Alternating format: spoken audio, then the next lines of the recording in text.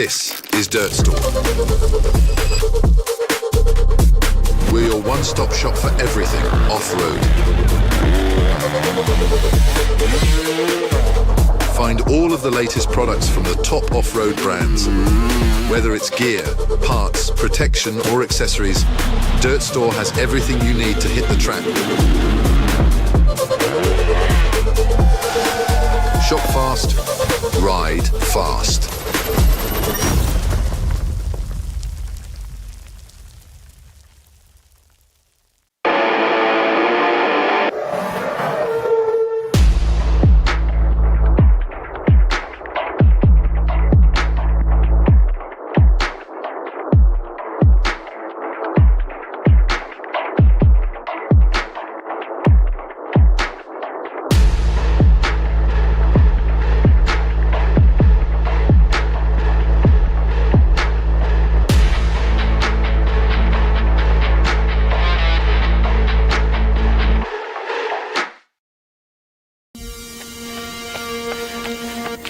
This is madness.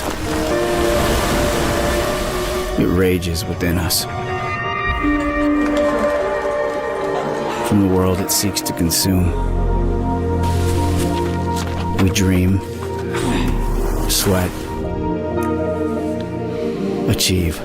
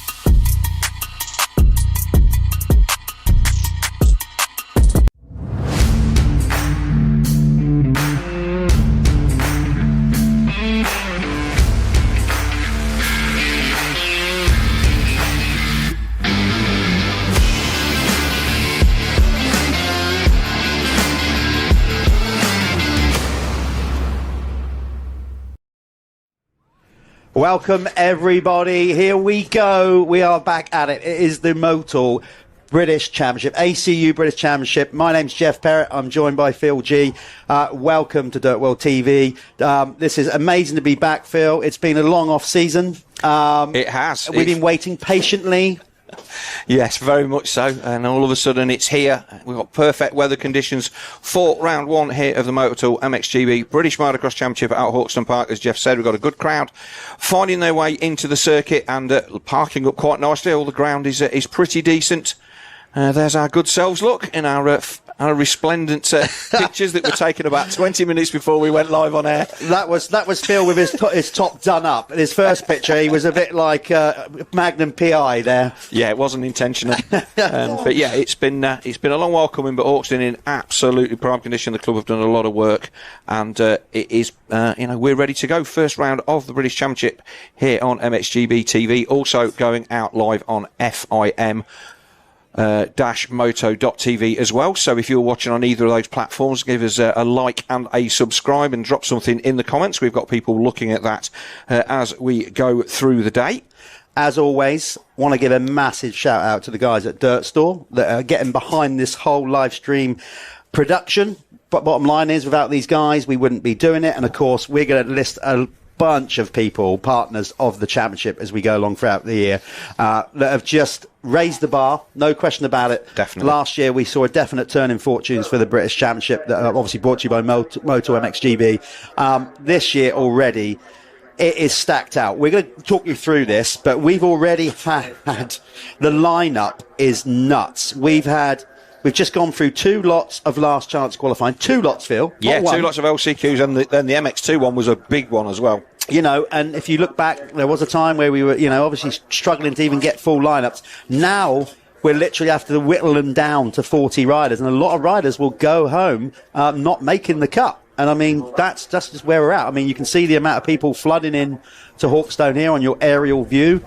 They've done a good job with the parking there, all neat and tidy. Yeah, I mean, going back to, obviously, we lost the International due to bad weather. Yeah. That was such a fantastic call, because even coming in yesterday, there were still a few patches in the car park that were going to be a bit soft. So what that would have been with all that wet. And because of that, we now have a perfect track and a perfect set of car parking. Here is our race schedule for the day. Then our RFX 125s will kick off at 12:25, 20 minutes plus 2 laps, and it's MX2 at 13:10 and our Apico MX1 at 2 o'clock. And then the second race is MX125 at 10 to 3, MX2 at 25 to 4, and our final race of the day, the second Apico MX1 race, will go off the line at 25 past 4. All of those are scheduled times, but obviously that can change depending on what happens during the day, but we will do our best to stick to that. Yeah, and we have obviously selling this around the world, as Phil has already mentioned. We all know now technology has changed the world. It's now a much smaller place. We want to engage with you. Don't be shy. Leave the comments. Me and Phil very rarely get the chance to read them because we're busy, but we have got people checking your comments. Yes. And if you are watching from wherever you are on planet Earth, far and wide, let us know, because we've got some team here that will say we've got people viewing in from so-and-so, and we might even give you a shout out on where we are. We've got people watching from Australia. We've had loads of people tuning in from Canada last year. Even more reason to tune in this year. We'll get on to about that later on. So we're going global with it. As you already know, if you're watching it, you know, it's free to view, no subscription. That's where we're trying to get it out there and put a real spotlight on British motocross, and in particular, obviously, the Motul MXGB ACU British Championship.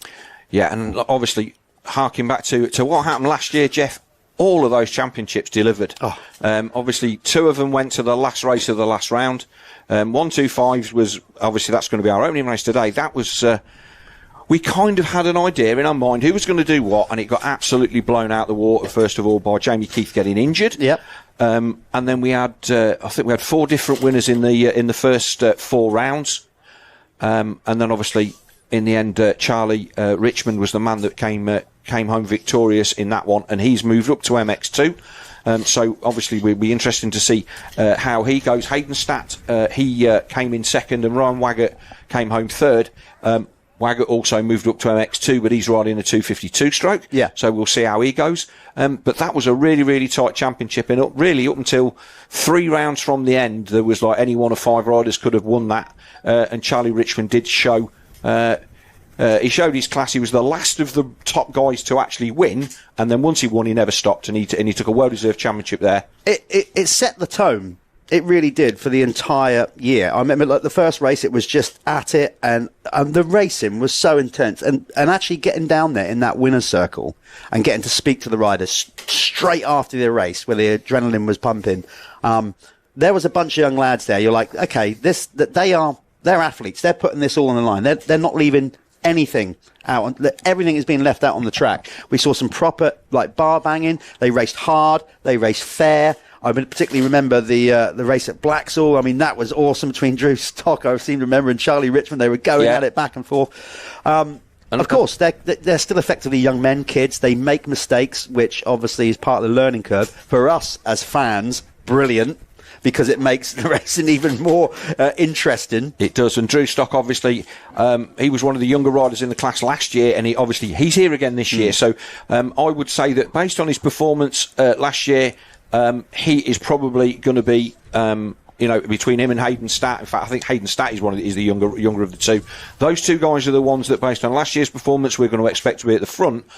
But all the other guys that came through, the first-year guys, are a year older, a year wiser, a year taller. That makes exactly a big difference. You're right, Phil. You got them, and then again we got a fresh batch of 125 riders in, the likes of Joel Winstanley Dawson stepping up from the 85. We've got a bunch of the 85 riders stepping up. In fact, grandfather Ken, I think, is tuning in from Australia. Yeah, Ken's on holiday in Australia. He's out there on a cruise, or he's staying with family or something. I talked to Ken on Facebook, and he said he's going to be watching. So at tip to Ken Winstanley, the man that used to run the Wolf Sport British Masters back in the day, and I'm sure you must have. You probably did a few of them. I commented on a load of them.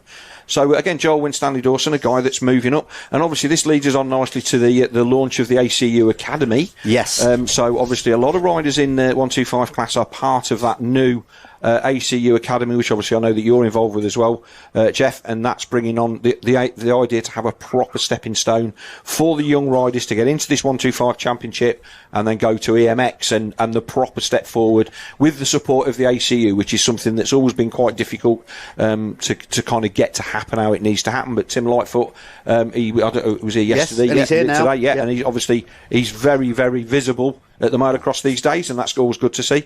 And obviously that's going to be a good thing. It is, yeah. So just to talk more about that. So what's happening with that, we run a programme here at all the British Championship rounds for the 125, well, basically the under-21 riders. They don't have to necessarily be 125 riders. Under-21 riders, where on a Saturday evening, Justin Morris and Yanis from Olympus Pro, we've got this thing going where we try and educate the riders, do a track walk with them. But now, since last year, the ACU have announced this High Performance Academy, which is effectively going to be a small number of riders where they're going to get support from the ACU with genuine help and coaching from Stephen Sword and Tommy Searle to go to the EMX rounds. So they're going to be at the EMX rounds helping them out. So it's only a few numbers right now, but obviously what we're trying to do is all those kids that come and race this championship, we want to try and get more of them racing the EMX because we need to do that. You know, it's an alarming fact. Tim will front this up. You know, currently we all know we need more British riders in MX2 and MXGP because we don't have any, effectively, full-time riders. So the first step forward is to get more young kids doing EMX. Hopefully that will lead them on into, obviously, MX2 and ultimately MXGP. So that's the plan with it. I'm excited for it. Sordy obviously knows his thing, being a championship contender. Tommy didn't quite get it over the line, but came close on too many times. He came close to one of the generational talents of the sport. So, Tommy involved. So that's a great thing, and the fact that it creates a visible pathway for those guys is definitely a good thing. So great to see that.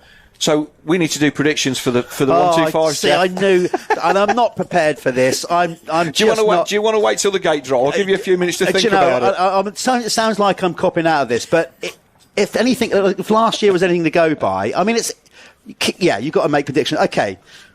I'm going to go, an obvious one is Drew Stock, just because where he finished last year, you know, he had a great season. He's now riding for JK. You know, he won the Blue Crew Masterclass. He did really well with that. Yep, got selection to be supported by JK Racing, an official EMX 125 team from Italy.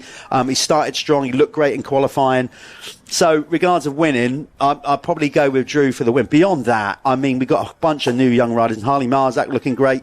Elfie Getters Green. You got Lucas Moncrief in his second year. I mean, I don't know. I mean, it's going to be tight, but I'd say, you know, I hate making predictions because obviously we got a good relationship with all these guys. Yes, and they're like, well, why have you chosen? And there's already been a little bit of that that I've heard. To which I go, well, because Phil put me on the spot. Yeah, and so that's it. I'll take full responsibility. So I blame him. But yeah, I think Drew, just because his age, he's in almost his last year, 125. He's physically strong. He's a young man now. Yes, and I think he's got a year advantage over Hayden. And obviously Hayden, he's changed teams. Well, he's now on a proper team. He's on with Tim Chambers' Chambers KTM team, and that will be a great thing for him because obviously his dad Craig, him and also Drew Stock, Mickey. Both sets of parents run ragged for the last 2 years trying to get their kids into where they need to be. Yeah. And obviously, Drew getting the ride with JK and Hayden in there with Chambers KTM, it's exactly what they need when they need it. And I think I'm going to say that I think that Drew has to be favourite. He will be pushed very hard by Hayden. And my tip for third, after watching him race last year and be strong in the second half of the series, I'm going to go with Chris Brindley. I thought he rode really well at the tail end of last year. He's another year older, a little bit bigger And he's my kind of wild card for third in the 125s. There's so many. Another rider I want to mention. Obviously, I didn't mention Hayden there. He's an obvious candidate for top three. I also looking at down the list there. You got Finley Pickering. It's nice to see because Finley basically missed a year. He was injured, with wasn't injury. He? Yeah. Had a great thing going on the 85. Missed a lot of last year. I think now he's grown a bit more. He'll be another contender. As I said, I've already mentioned Joel Winstanley Dawson. I mean, there's just loads. I'm looking down the list now, like, wow, that's a stat class. So looking forward to that. Yeah, so that's our 125 stuff. And obviously, Hawkstone Park, we're back here again for God knows how many years we've been coming here, but this there's videos of this circuit from way back in the day. Obviously, my racing here probably predates you being born.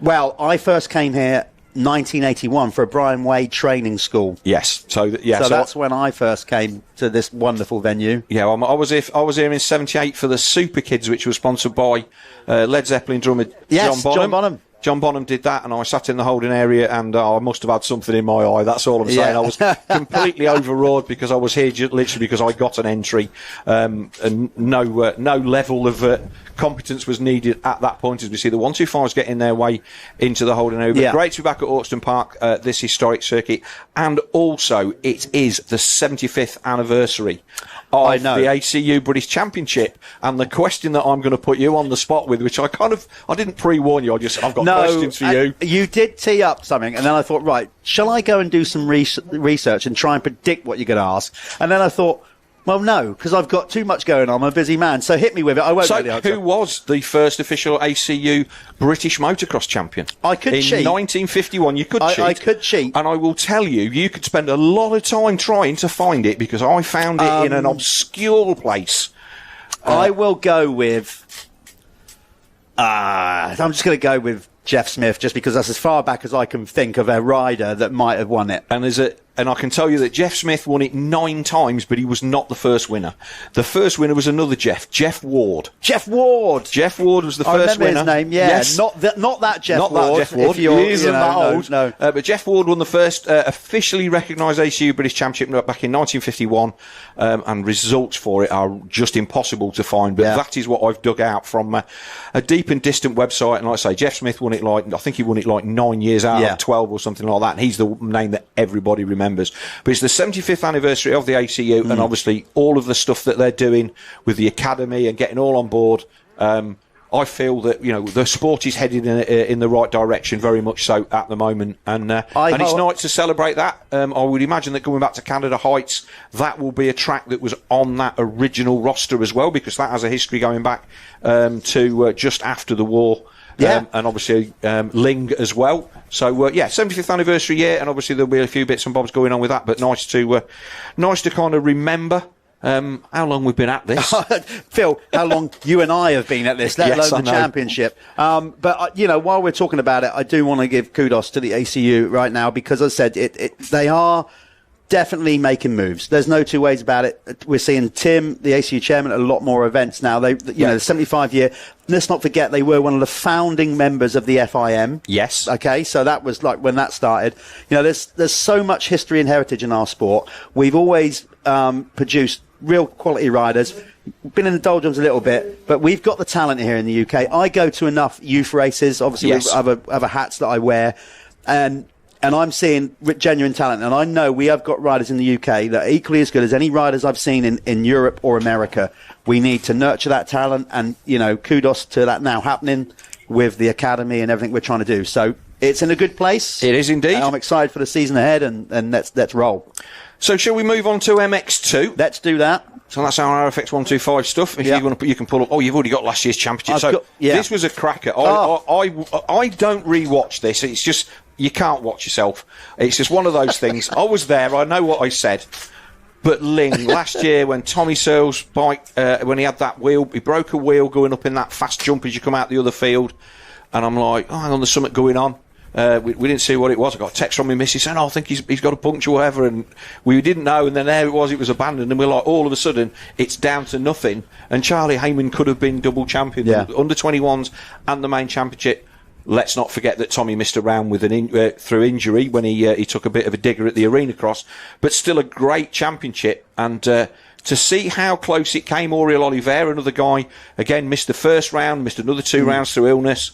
Ben Musto found form, got hurt. It was just brilliant. We had first-time winners. Yes. They were scattered with that. Obviously, you've just mentioned Ben Musto was one. Callum Mitchell was another. I mean, Callum at that last round was phenomenal. Joe Brooks, coming back from, missing the first part of the season. His performance at Duns was exceptional. That's what I really liked about it. I liked the fact that it wasn't David and Goliath. It was more the professor against the student. Tommy, at the tail end of his career, going again for another year. All that experience, obviously worldly experience, many times runner-up in the World Championship, raced in America, and he's trying to stem the flow of this next generational thing, and he's out there, and he's still a wily old dog, still got the move, still plays the mind. It's a bit like the Alex Ferguson thing. He's starting to play mind games with them, get in their brain. Do you remember Blacksall, where he nipped Askew on the line by half a wheel? What a move that was. So, there's Archie Stapley on the Briggs Yamaha. All said and done, if we quick recap on last year, Tommy Self did get it done. He won it by 7 points. He's coming into it. Red plate holder, championship winner. Heyman looks good. And as we said, Musto and all those guys, Callum Mitchell, Coleman. It's just Askew. It goes on. It's another class that's just going to be unreal. Predictions then? Who do you think? Oh, wow. My heart, in many ways, to side with the oldies, and I can call him that now, and I think he'll accept it, was for Tommy to... I'm assuming he won't do another year. Who knows? To do just one more year and just go out on top would be quite nice. But I just think Charlie Heyman is going to be pretty strong, as is Dunson and all those guys. I mean, obviously what Sean's doing with that team as well.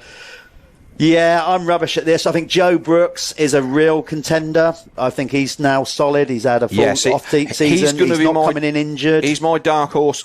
He's the guy that I would say, if he can finish third, that would be a good result for him, and I don't think that's beyond what we've seen. But that could be any one of half a dozen guys. But here's the thing, Phil, and it's like, obviously you've got to learn to win at some point and get a championship over the line. But getting that first one is, not that I've ever done it, but I've won regional championships. It's not an easy task. And as fast as they are, all of these lads, like when we get to the sharp end, getting it over the line, and that's where Tommy's experience counts. So I still think Searle's a contender. I think you'd be daft to bet against him, but obviously we've got Gien Dunson on the Gabriel SS24 KTM, who didn't have they had a mare here last year. They lost Maxi Werner to injury, and Dunson had a mare for the first couple of rounds, and then obviously they drafted Oriol Oliveira in later on in the season. But I fancy then that obviously Dunson will be a force to be reckoned with. We've also got Kai Karsmakers. Of course, we've got him. On the DRT Kawasaki. That's going to be something to see. And like I say, I think Joe Brooks, Callum Mitchell, any one of half a dozen of those guys. Billy Askew, again, he's had a decent winter. He's coming in fit and well. Again, the first few races we will see, but it is certainly too close to call. But I think that, like you, I think it's going to be Tommy and Dunson. And I'm just looking at the timing actually for the MX2. And just on that point, I missed it as well. There was a lot going on today, this morning, with first race of the year, catching up with a lot of people and a lot. Askew as well. Let's not underestimate that because we all know his potential. Last year, didn't go how he wanted it to go. I wouldn't say he needs an immediate bounce back or anything like that because we know his talent. Yeah. But he does need a strong season. He does, and obviously my take on it being Karsmakers, he's not here. He's not on either list. I missed the first qualifying session this morning, and I assumed he was in that one, but he's not. So, and obviously we've got Jamie Keith. He's coming back from injury from an RFX season that he rode one round and won. Yeah, and spent the rest of the year on crutches. Again, he's there as well. Joel Rizzi dropping from MX2, from MX1 back to MX2. A good chance for him as well. Basically, I've sat on the fence completely. You've sat on the fence. Let us know in the comments on either on MXGB-TV on YouTube or on FIM-Moto.TV. Like and subscribe to those. Follow us on Facebook at MXGB-TV and Instagram the same, MXGB MXGB-TV, and our website is mxgb.co.uk. So the fence sitting for MX2. Yeah, well, if you think MX2's difficult, MX1. Well, let's bring up. I'm going to go to last year's MX1 Championship. Now, yeah, again with this, favourite. I mean, just because he's done it for the last couple of years, I am going to go with Conrad on trying to win this championship again. But again, the others are stepping in, and the big factor, of course, is we have now got the talent that is Ben Watson joining the party. That will definitely mix it up, no doubt about it. Sterry really wants it, and last year on a few occasions I thought he pushed. He really did push him. He looked like he was going to be the man here in the first race. He had an absolutely massive lead, and Conrad looked a little bit out of sorts, didn't he? But my God, did he turn it around? Well, I can remember. It's my worst moment of the season, saying to the button to the guys on the live stream, the leader's got 8 seconds. Let's have a look at something else. And when we came back, Conrad had passed him, and I was like head in my hands. I'm like, well, we missed that. But yeah, look, you're going to have to bet against Conrad Muse. On home soil, he is a difficult man to beat. Adam Sterry's had a good winter. He's again stayed with the Chambers KTM team, are a good unit. It's a good fit for him. Ben Watson on the Dirt Store Triumph now.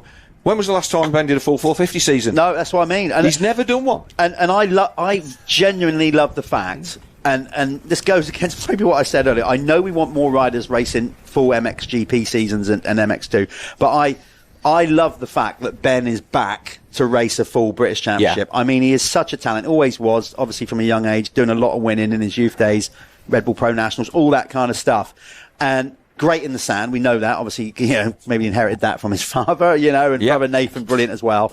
So, he's going to be an obvious contender. Great for Dirt Store and Triumph. They're really making a push on the 450. So that's fantastic. And then added to that, like I said, we've got riders that have got a turn of speed that can be there. Taylor Hamill being one of them. Let's definitely not rule out Josh Gilbert. Taylor Hamill is my dark horse. He was really good last year. And Josh Gilbert, as you say. Yeah, for me, like Josh, when he's comfortable and, he's an Alexa team, sticking with Honda machinery. Yeah, I thought he had a pretty good year last year with the Apico Honda guys, but now still on Honda, so that's good. Yeah. And maybe, just in a position. And if he gets his head right, we know how good he is. Yeah, and that Apico MX1 class, as we look at the circuit, there's a few spots of rain and a few umbrellas up, so the weather is just changing. It's been a glorious morning so far.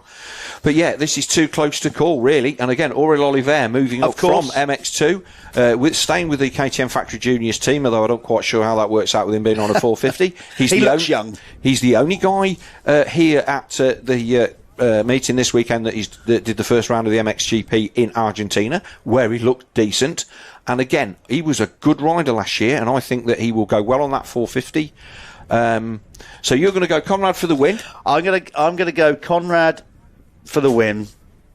I haven't really wigged this much for, but I'm going with it now. So I'm going Conrad for the win. I think Watson will come in potentially second, and it's going to be so close down. I'll go Sterry for third.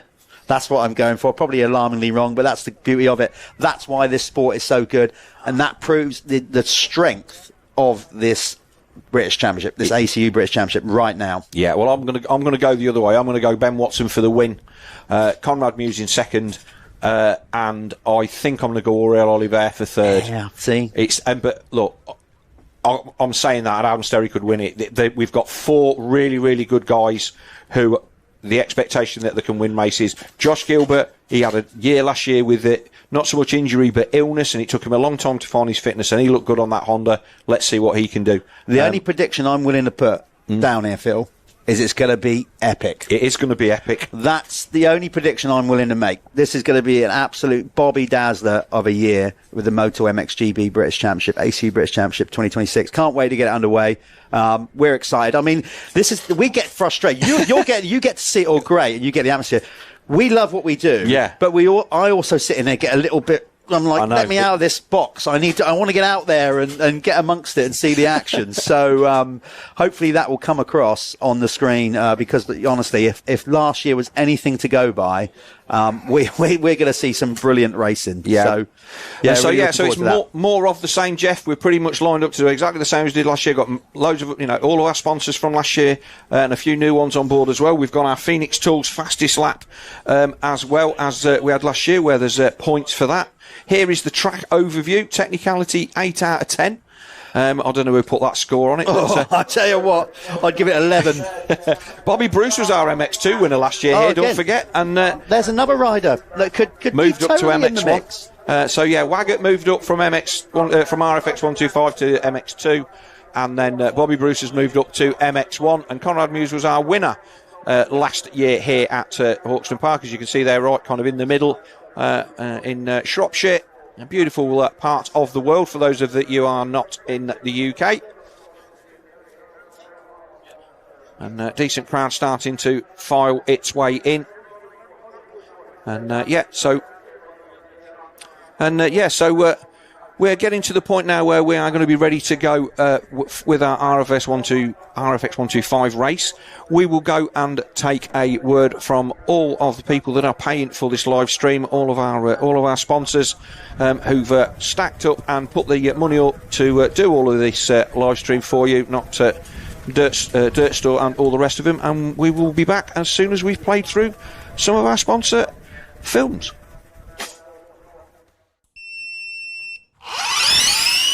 I'm still a kid, but I'm tougher than you think.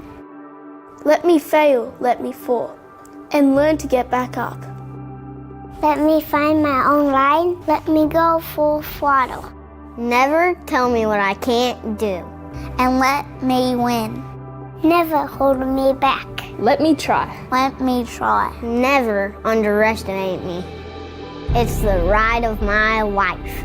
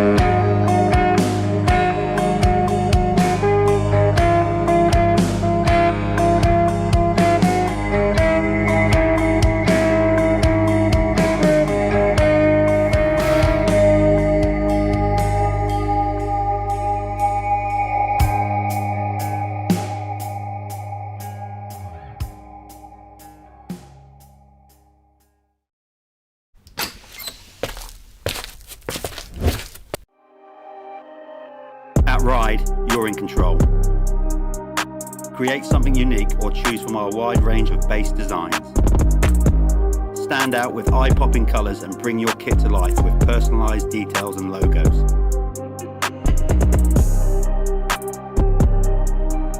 With our advanced materials and proven durability, our kits are built to perform. Head to our website and start designing today. Look good, feel good, ride good.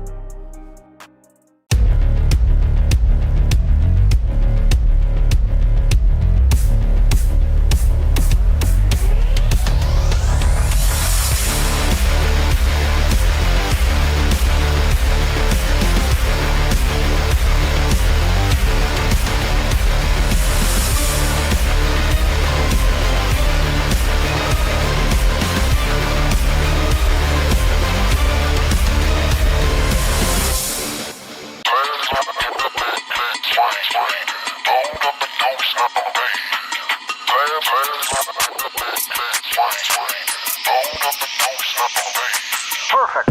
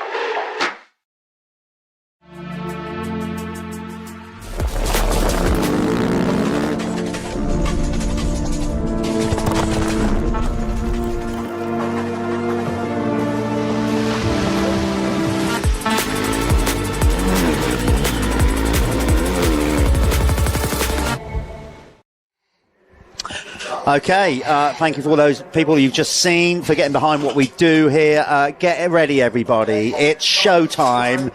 We are ready to get this underway. The Motul MXGB ACU British Championship. It's been a long off-season, we've said in many ways. They seem to get longer and at the same time shorter. It's been busy for lots of teams.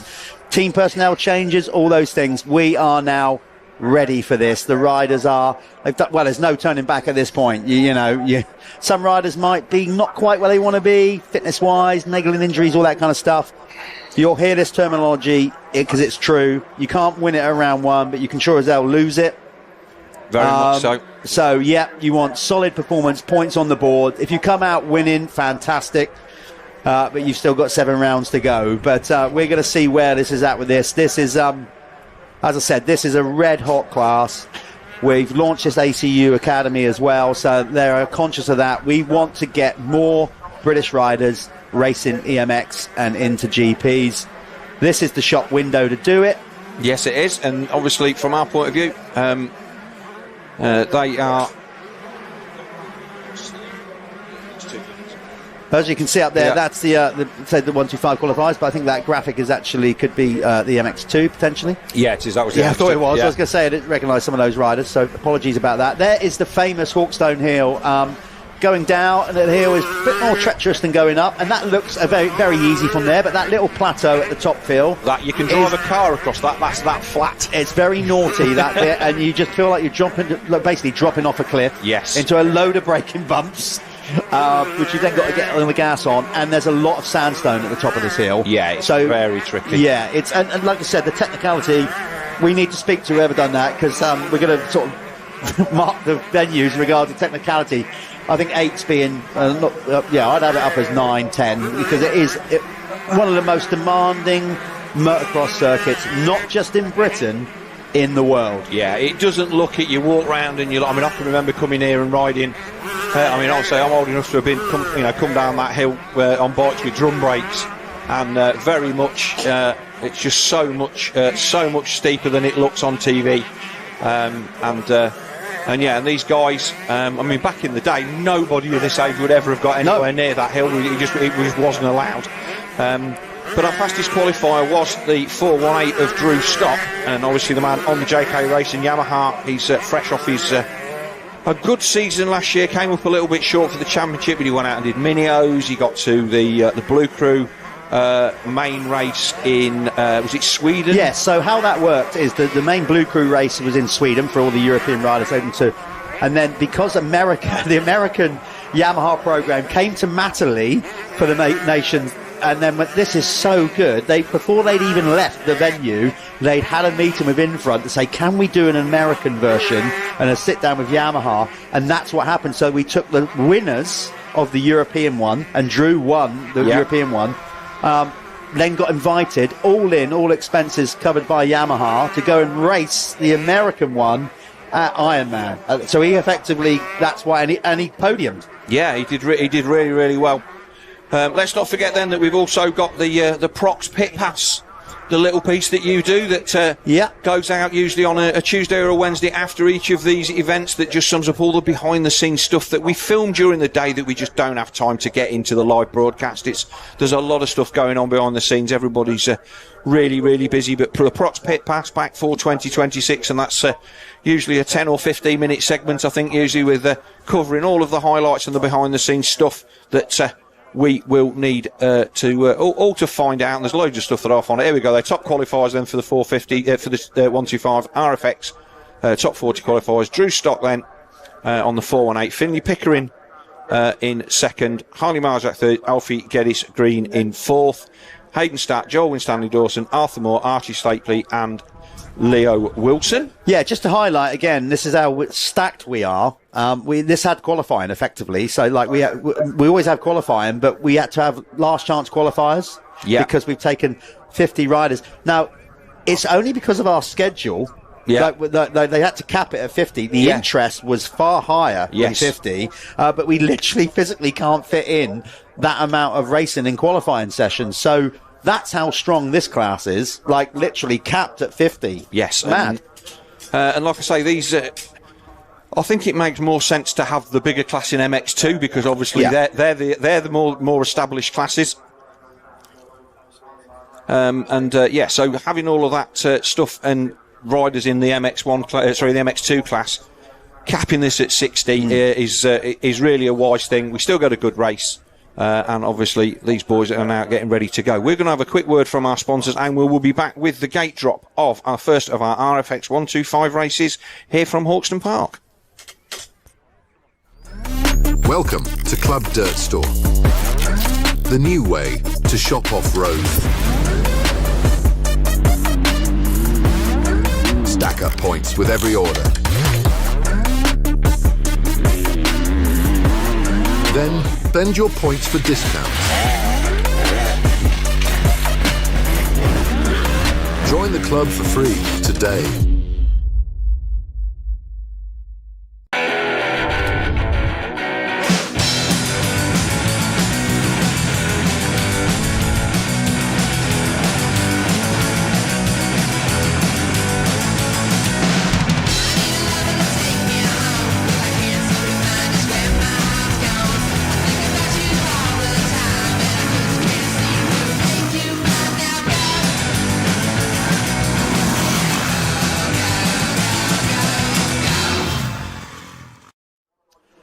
Welcome back. Again, big shout out to everybody getting involved with what we do here. All those names that you're going to see throughout the weekend on your live stream. Without those people, we wouldn't have the championship to the magnitude that we now have it. So thank you to them. This is it, Phil. We're going to get this championship underway, and what a class to start it with. The youthful exuberance and no holds barred of the RFX 125 class. Yeah, I mean, these are kind of the axe murderers of the sport. In this, look, they're in their formative years. We've got guys that are coming fresh off big wheel 85s, and we've got guys that are in their second year in the class, like Drew Stock, and Hayden Snatt. So both ends of the spectrum, and like I say, 13 to 18 this class. And that's a big 5 years. There's guys, some of the guys are up on 125 simply because they're really just too big for an 85 at 13. And if you're going to come and have a go at something, have a go at this. And they are out there as well. I have got some of the rider ages, but like 15, 16, 14. Well, yeah, I mean, looking at some of them, how much they've grown as well. There's Arthur Moore, 467. Now, Arthur was always a tiny little rider. Yes, I remember. He rode obviously, 60 rather. You know, for my team on the YZ 85, he has shot up loads. Still small, but he's kind of like he's gone up early, effectively. Yes, which is great, you know. And he's another rider that is chasing that European dream. So that's good. We've got him on a 125, maybe a year ahead of schedule. What most people would have thought. He's had a bit of a growth spurt. Looked good in qualifying. I've got to say, he was right at the sharp end straight away. Also, a shout out, youngest rider in the field as far as my note's concerned is the 13-year-old Harley Marzak. Yeah, he's there in second, and he can rip. There's Drew Stock. You know, he can definitely turn it on. Again, being part of that Junior World program, and he's European experience, and he's ready. He's a big enough lad to jump onto the 125. Speed in qualifying suggests that he's got the minerals. Obviously, race distance when you're a bit younger. Yeah. Your body is still developing that physical strength. But speed-wise and talent, Marzak is right at the sharp end. Watching as the riders come to the line then. Drew Stock, our fastest qualifier, went in next to the doghouse. Jeff, we had this conversation up in the comms booth before we came on air about where the hot place on the start gate was going to be. And as the ground dries out, the cool place to be moves from the far left of the start, or the right hand side as we look at it from the front, moves over to the centre, and then this end of the grid tends to be a little bit wetter and therefore a little bit more boggy. But then there is a point at which it then becomes too dry on the outside, and that little bit of dampness in the sand will help out as the last few riders come. The start area, although it looks relatively flat, it has got a gradient on it from left to right as you're looking up it. Left is slightly higher, so obviously when we get a lot of rain, the water tends to run to the right-hand side of the start gate these riders are more in the kind of deeper, sloppier stuff coming out of the gate. So Ruben True there, number 12, he was the last of the qualifiers through from the LCQ, along with Ollie McClurg. I think they were 7th and 8th as we get ready for the gate drop then, Jeff. First one of the year. We'll get the revs to rise and we'll be underway with the first of our RFX 125 races of the year. Everybody then, this is what they've been waiting for what's in Trevor. 5-second board is up. Here we go. Away they go. A good even break. Let's see who gets the run. It's going to come, I think, from the left or the middle there, you can say, but somebody in the middle, look really good there. Let's see as they get them round the first corner. It looks like Drew Stock is taking the early. That is Drew, I can tell by his race kit. But look at Arthur Moore. Well, I thought that because Arthur's so light and he's on the TM, and that's great. Right, I thought that was the 407. Oh, it could be Pickering, was it? It looked like a 407 on the back of the shirt. Okay, I may be wrong. But we'll have to wait and see. But he is a dot of a rider, whoever he is, and if that is... It looks like the TM It is the TM of Arthur Moore, I think. I think it is. Stock that leads. 20 minutes then, plus 2 laps for this first of our RFX 125 races. And Stock has a long look over his shoulder there as he's in the air. Makes his way down the back through that. What used to be the wave section, Jeff, there's only got one and a bit down there. It's a little bit flat. And back into what used to be the Honda Hole all those years ago, but now affectionately known as the Sandpit. I'd love to see those whoops come back, Phil. Yeah, Thought he wouldn't, look at that, but... straight in from Stock then, so he leads he's on a level. 1. His confidence is high. I mean, he finished last year so well. Getting to ride at the Motocross of Nations at Ironman, then went and raced the Mini-O's, did himself sort of proud there as well. He's just got this confidence high. I'm sure that's just looking at it. I think we're going to see when they cross the line in a minute. We'll get the live timing. So it is Stock that leads then on the JK Racing Yamaha. Already spending a lot of time looking over his shoulder and seeing where the next one is coming from. Then Arthur Moore, Archie Stapley doing good stuff as well for the Briggs team there in third. Then it's Elkie Getter's Grid. Fabian Morrison making a great start. Yeah, he's a good starter. Yeah. Here we've got the fantastic drone shot at the top of the hill. This is just a static drone. And you can see as they come to the top of the hill, so more second, then it's Stapley, Alfie Getty's Stream, Fabian Junish and Morrison, and then Alfie Heron, another TM rider on the number 10. So 2 of the Italian machines in the top 10 as they came across the line for the first time. Wilson 7th, Marjak 8th, Joel Stanley Dawson 9th, and Jensen 7 in 10th. Yeah, so looking at some of the other ones just outside the top 10, Lucas Moncrief, who had an gearbox issue in practice, which I don't think they could resolve. So he's, I think he's out there on his spare bike. Have to work hard on that one. And then who else was back down there? So a couple of the bigger names outside the top 10, but Arthur Moore with a ripper. You can tell, as I said, he is one of the youngest and smallest riders out there, stepping up to the class relatively early. Looking good at the moment. Yeah, conditions look great, Jeff. I know that they gave these jumps a little bit of work before the drop of the gate there, but the track looking really, really nice. Not deep, really good for these 125s. You can see this is a wave section. It's changed a little bit. Nice bit of doubling through there. That was a really, really dodgy tabletop on a corner that people used to drag the footrest for.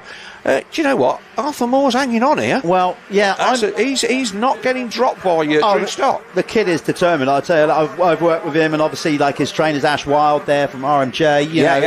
The kid is focused. There's no two ways about it. Now, I'm looking further down the leaderboard because I was looking for Mr. H Stat, Hayden Stat, and as you can see right there, showing currently in 40th. So has he DNF'd already? Well, I'm trying to see him. He's not showing on our screen as yet as moving up. Has he even done a lap or didn't? I don't know. I don't think he maybe did. I'm not sure. Did he get... If he did get injured or anything in qualifying, we've had nobody's informed us. We haven't had a chance to go out there and find out. So apologies for that. But that is not where Hayden Statt wants to start his championship. Instantly on the back foot. So the battle then for second. This is what we want to see then. This is Arthur Moore and Archie Stapley. Fastest lap then for Archie Stapley, 2:27.6. And again, he's another youngster, Stapley. Yeah, again, brilliant. Stepped into the 125 class towards the tail end of last year. Yeah, 15 years old, Stapley, on the Yamaha. So that's so he's one of the guys. So he's effectively taken the ride of Charlie Richmond, because he's in there in the S Briggs Yamaha Youth Development Squad, as these riders making their way at the top hill. But this is then the battle for second, third and fourth, and it is still Arthur Moore from Archie Stapley with Alfie Geddes Green on the 111. He's another rider that's it's his second year in the class. Alfie Geddes Green then the ripe old age of 16, so he's almost a veteran of this class, and he is closing in on this battle for second and third. Yeah. It's gonna tighten up, as we said. New names, Alfie Geddes Green was doing the championship last year. Stapley stepped in, I think, in the last 2 rounds. I seem to remember him having a good ride at the final round at Ling. He was really good with that.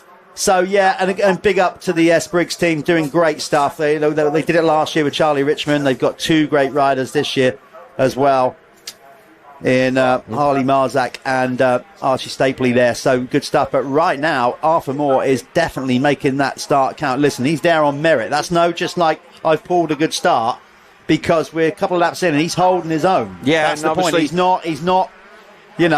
Drew Stock, we kind of predicted his physical strength and where he's at, starting to break away. But look at this battle shaping it up for second. Yeah, the TM UK entered by then. Michael Woodsworth down there at TM UK, a great guy, and it's nice to see him getting involved again. And when you saw the pictures at the press launch, and Moore is a dot of a guy, and you're just like thinking, he's going to take. I was like, if they got the right rider for the right bike. Yeah, he should be an 85, but look, he's here and he's holding second. Yeah. Stapley, Geddes Green and Marjak on the move, so this is going to be a 4-rider battle, because there's Marjak in the background. None of them getting over that, as here they come.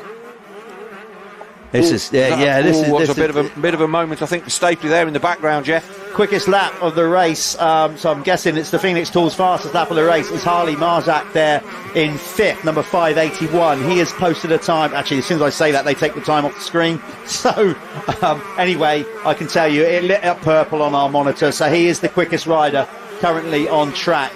But Drew Stock has just retaliated and gone quicker, so he's the quickest rider on track with a time of 2:24.984. There you go. So that's what's happening now as they charge up the hill. You can see a few drops of rain, and you can see our cameraman cleaning, said rain. So it is looking like it's getting a little bit wet out there. Is that a change at the top of the hill? Now, what was the gap across the line? So it was still... We've got to a change a bit further down. Where's Joel Winstanley Dawson? We'll give him a shout. Let Ken Winstanley know where his grandson is. So... we definitely need apologies. We haven't been informed on the Hayden Statt incident, but he hasn't even registered a lap. No, so I'm assuming something's gone wrong in qualifying, and he didn't even go to the line. Yeah, so, I think maybe an injury. Maybe he just tried to put a lap in and got a lap in qualifying, and that was it. We will no doubt find. If you know, drop in the comments. We'll have a look. Probably know more than us, because we've been pinned in our Tupperware box all morning. We have. So Stock then from Moore. He's actually starting to gap out Archie Stapley a little bit. We've got a faller there, the 144 on our other screen. He's up and running. John Winstanley Dawson, then, he's currently there in 6th. Picker in 7th. Wilson 8th. Fabian Junior Morrison 9th. And Lucas Moncrief in 10th. And the Stock making a good, very, very good run on it here. So he is the Phoenix Tools fastest lap of the race, your race leader. I think he's not managing the situation well. I do believe that Drew's got plenty in the tank. I don't think he's going to go out and do this whole I want to wax everybody here, do enough think in championship mode, he doesn't need to do anything other than win. No. Always nice to make a statement and win by a minute if you get, but not necessary. So I think he's got plenty in reserve. It's a long championship. Another racing to come. That was nice. Yeah. So Arthur Moore getting into so that's where his gap on Stapley's coming. Yeah. The youngster then on the TM UK. TM is he's just getting himself a little bit of breathing room on Archie Stapley on the S Briggs Yamaha. And you can see there the TM just starting to disappear in the distance. Alfie Geddes screen then. And again, with the track conditions as they are, Jeff, sometimes it's better just to, do you know what, I'm just going to sit back a little bit and not get filled in for the next 10 minutes plus 2 laps. 100%. And as long as I can see the guys in front of me, keep my powder dry or as damp as it is now, and have a go. It doesn't, certainly can't hear the rain on the roof here in MXGB Towers. There's some real talented riders out there, but coupled with this as well, I've been there, you know, I used to be small and I had a bit of an advantage, and in some cases, although he's not obviously physically strong, what Arthur's got going for him, great technique, but he's also got that genuine power to weight ratio. Yes. You know, let's be honest, the size of him, he's probably not more than a couple of bags of sugar. He's the Lucas Coonan. Yes. He's the Sasha Coonan of RFX 125 as it stands at the moment. But Stockland and he's on a good bike. And he is, and those TMs are fast. Look, I've raced 300 TMs for a long time, and they are an absolute ripper of a bike. And out of the crate, they are a very, very good machine. I'm surprised we don't see more of them. Where was the other one that was in that was up there? Well, was the I think the number 10 of Alfie Heron. He got a good start. He's dropped down the order as it stands at the moment. But through the trees, then the 467 Arthur Moore on the TM UK, TM 125, and Stapley closing in. Little look over the shoulder, and Geddes Green getting racy as well. So Geddes Green looking like he's going to make a move for third down the inside as they come into this bank turn. He squeezes up the inside of the S Briggs Racing Yamaha of Stapley, and that's I think this will be the best position that we've seen Alfie Geddes Green in on the RFX 125 Championship. Yeah, I think he's got obviously the talent to put a really good season together. He had some good performances last year. There was a little level of inconsistency at a few, you know, if he can polish up on that. He's a year older. Alfie I'm talking about. Yeah. Because, you know, I think that's what cost him a bit last year. A few inconsistencies. He did ride a round of his local centre championship and missed a round as well because he wrapped that up. But that RAS Yamaha, he's going well and he is closing in. And let's see if Moore gets it. Yeah, Moore gets over into that. That's it. And with who else is it? Is that Joel Winstanley Dawson closing in the background? Well, I think you might be right. Yeah, he's there. He's there. Yeah, he is. They're all similar lap times. This last lap around, variations on best lap times. Obviously, quickest rider out in front is the rider out in front, Drew Stott. So he's got a little bit more over these guys, which is why he's opened up that gap. So it is all tightening up then. At the front, Geddes Green moving through to third position. Marzak closing in on Stapley for fourth, and Joel Winstanley Dawson has moved up to fifth, so he's put the pass on Marzak and that Winstanley Motocross gas. Neither of those bikes are fresh. They're bikes from last year that they've had freshen up over the winter. The stuff that they were running from mid-season, and obviously there he is up the inside, Joel Winstanley Dawson. He's had a growth spurt over the winter. Yeah, he was a kid that was too big for an 85, really. He was too big for an 85 for quite a while, but they persevered with it and then did a few races on the 125. But he's kind of up into this a year early as well, and he is on the move. So we'll see what the man from Wigan can do. And of course, he is the nephew of former 125 GP racer Matt Winstanley, and his dad and Montdale and here at the circuit.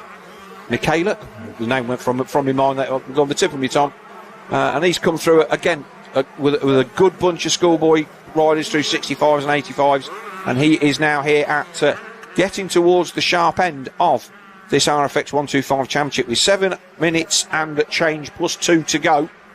Is Geddes Green going to put the pressure on Arthur Moore? Now I think Geddes Green is going to be a little bit fitter than Arthur Moore, just simply because he's that little bit older and a little bit more sinewy, maybe. But certainly a great ride from TM. Yeah, you could argue 100%. Yeah, riding really well. Just tuck the front end a bit there, and of course they've got maybe just that extra year of experience on the 125. Well, not I think they have. That's fact. So yeah, just but like, you know what, one thing I found working with Arthur, you know, and I'm sure his coach Ash Wild tells him this as well, he focuses on the job of hand. He was never one for like worrying about what was looking behind him and worried like what was going on behind him. So he's just head down. You know, I haven't seen him look behind him once. It doesn't look like he's panicked. You know, he's still getting nicely over that. That's his ace up his sleeve at the minute. It is, isn't it? So there was actually a change of a position there, because I think Geddes Green actually passed him. But he passed him back. And he's passed him back. There was a back marker in there as well, I think. But that looked like there was a change there, and Geddes Green got up to second very, very briefly. But the youngster on the TM125 managed to find his way back into the lead by jumping down. I do like this new rework bit of section. There is the Winstanley Motocross gas of Joel Winstanley Dawson. And there is the 5.81 of Harley Marjak. He is now down to 6. What's the gap back to 7th, Jeff, with Leo Wilson? Yeah, they kind of gap those a little bit of a... I'm just trying to work out here. It's probably... what's that, about 7 or 8 seconds or more. Screen change just as we looked at that. Yeah, top of the hill now, and Geddes Green all over the back of Moore. And it's Stapley, then it's Joel Winstanley Dawson, another second and a half back. But I get the feeling that these boys are closing up at the end. Move down the inside, maybe. Oh, yes, he has. So Geddes Green dives down the inside to take second. There's Drew Stockland just holding, I think, like a 4 or 5 second lead at the front. Yeah, he doesn't look too fast. Like I said, I think Drew is just, you know, knocking out the laps, keeping an eye on things, I'm sure. If they start getting close, I'm sure he'll be able to amp it up back up again. There's the race leader. Sorry, there's a second place battle still, and it is still more that he's second. Just talking to... Did he fend him off? I thought. Oh no, he's dropped back to third. He has. You're right. That's what threw me. I'm like, no. So he's had him back. So he's passed him down that section. Or is that Marzak? I think that's Marzak, isn't it? Now, maybe. Let's have a look. Yes, he's already gone by. Yeah. So maybe Arthur. Just look at the size of him. He stood up, and it's like he's barely off the saddle. Bless him. Yeah. He is giving it a damn good go though. Here, it's brilliant to see him step up to this class and perform like he is. Yeah, there's a back marker in there which took my eye a little bit. But yeah, just talking to Mickey Stock, Drew's dad, last night in the pits. We had a cold one down there with one of their sponsors, Andy Reefing from Reefers Transport, just chatting about stuff. And Drew does a lot of his own work on his bikes. He's out of school, and his dad says, well, he's all got to get done, and I'm busy earning the money to pay for it. He works on all his own stuff. That's, you know, so it gives him a real good grounding, and he also says he does quite a bit with the SC Sport Owns guys as well. Yeah. So good to see that Drew is working his way right on cue. There he is. He's across the line already. Yeah, he's ripping. We just saw on screen before that, briefly, we actually saw that was Pickering and Lucas Moncrief battling there for 8th and 9th. As I said, not the start they wanted. I went to see Lucas after qualifying and then realised, actually, I don't think I want to see him. He was pretty annoyed that his gearbox had gone. Which does happen. Tried to reassure him, like, you know, so he's not where he wants to be, regards to the bike that he wants to be out there racing on in a minute. But it's damage limitation. You know, he's a rider that's been announced as on the ACU High Performance Academy. Yeah. Along with Drew Stock and Hayden Stapp. So we've got the leader then coming down over this tabletop. We start to get a few back markers in there. There's the race leader. So Alfie Geddes Green now second by 2 seconds from Arthur Moore. Moore dropped to third, and then it's Archie Stapley, and then 2 seconds further back in 5th place is the 2:36 gas of Joel Winstanley Dawson. And 2 and a bit minutes plus 2 laps to go. Was it 2 laps? Was it 1 lap? That's a good question. It's normally it's 2 laps, 20 plus 2 for the 125s. Indeed it is. Obviously the other 2. No, it isn't. It's hang on. So plus 2 laps. I'm just scrolling my way down the thing stuck on the wall that's far too far away. Yeah, you can see that Drew Stock is just being very, very economical, and nice technique through there, and just not. Again, these are the kind of things where it's really easy just to get caught in a bit of soft stuff and tweak a knee. Just trying to keep his concentration levels up. Now, if you get his screen then on the RAS Yamaha, he is in second. Yeah, and you're right, Phil. I mean, you know, we don't know what's going on at Drew's helmet, how hard he's trying to get that. But, you know, if he is in a position where he's got some in reserve, it is tempting to go, right, first round, I'm going to show these lot I'm unstoppable and whatever. Yeah. and ride beyond your means and throw it all away. And these just to try and prove a point that I won by 30 seconds a minute. He's won the race. His sponsors will be happy that he's won, and he'll be happy that he's won, and then he's keeping his powder dry for the rest of the season, because obviously they've got like a big run now, because they're away to Spain for the first round of EMX next weekend. For the first round of the EMX 125 next weekend. So they want to get out of here healthy, and they've got a big run of stuff to go at. Yeah. If we can just catch and see if we can see how the battle for second and third is going. Looks like Alfie Geddes Green is still 2 seconds ahead of Moore and Stapley. Yeah, power sapping up that hill. It doesn't look much, but honestly, I mean, there's enough people watching that have been Hawkstone and know what I'm talking about. There's also a bunch of you watching going, that doesn't look that bad. What's all the big fuss about Hawkstone Hill? Tell me, like when you get it, it looks nothing. You start walking up, you get like a third of the way up, and you're going, I'm no athlete anymore. I'm like, oh dear, this is it definitely gets steep up there. Yeah, so I have to see who is up there. The lighting not doing us any favours. Let's have a look. You can see how they come in on an angle across that. You don't see it here, but that's a lot of sandstone there. It wants to take your front wheel away from you as you drop off. We saw Geddes Green earlier on nearly lose the front end and go off stage. That's right, yeah. Or right, the way he was going. Well, we can hear Ben, the event commentator, going nuts out there. So he's seeing something that we're not. Yeah. So it looks like this is why we're suddenly getting confused, because all of a sudden Harley Marjak is up to third and we have lost Joel Winstanley Dawson. He's gone down to 10th. So that's why we're having trouble picking the riders up. So the guys that we're trying to find on circuit have suddenly dropped 10 places.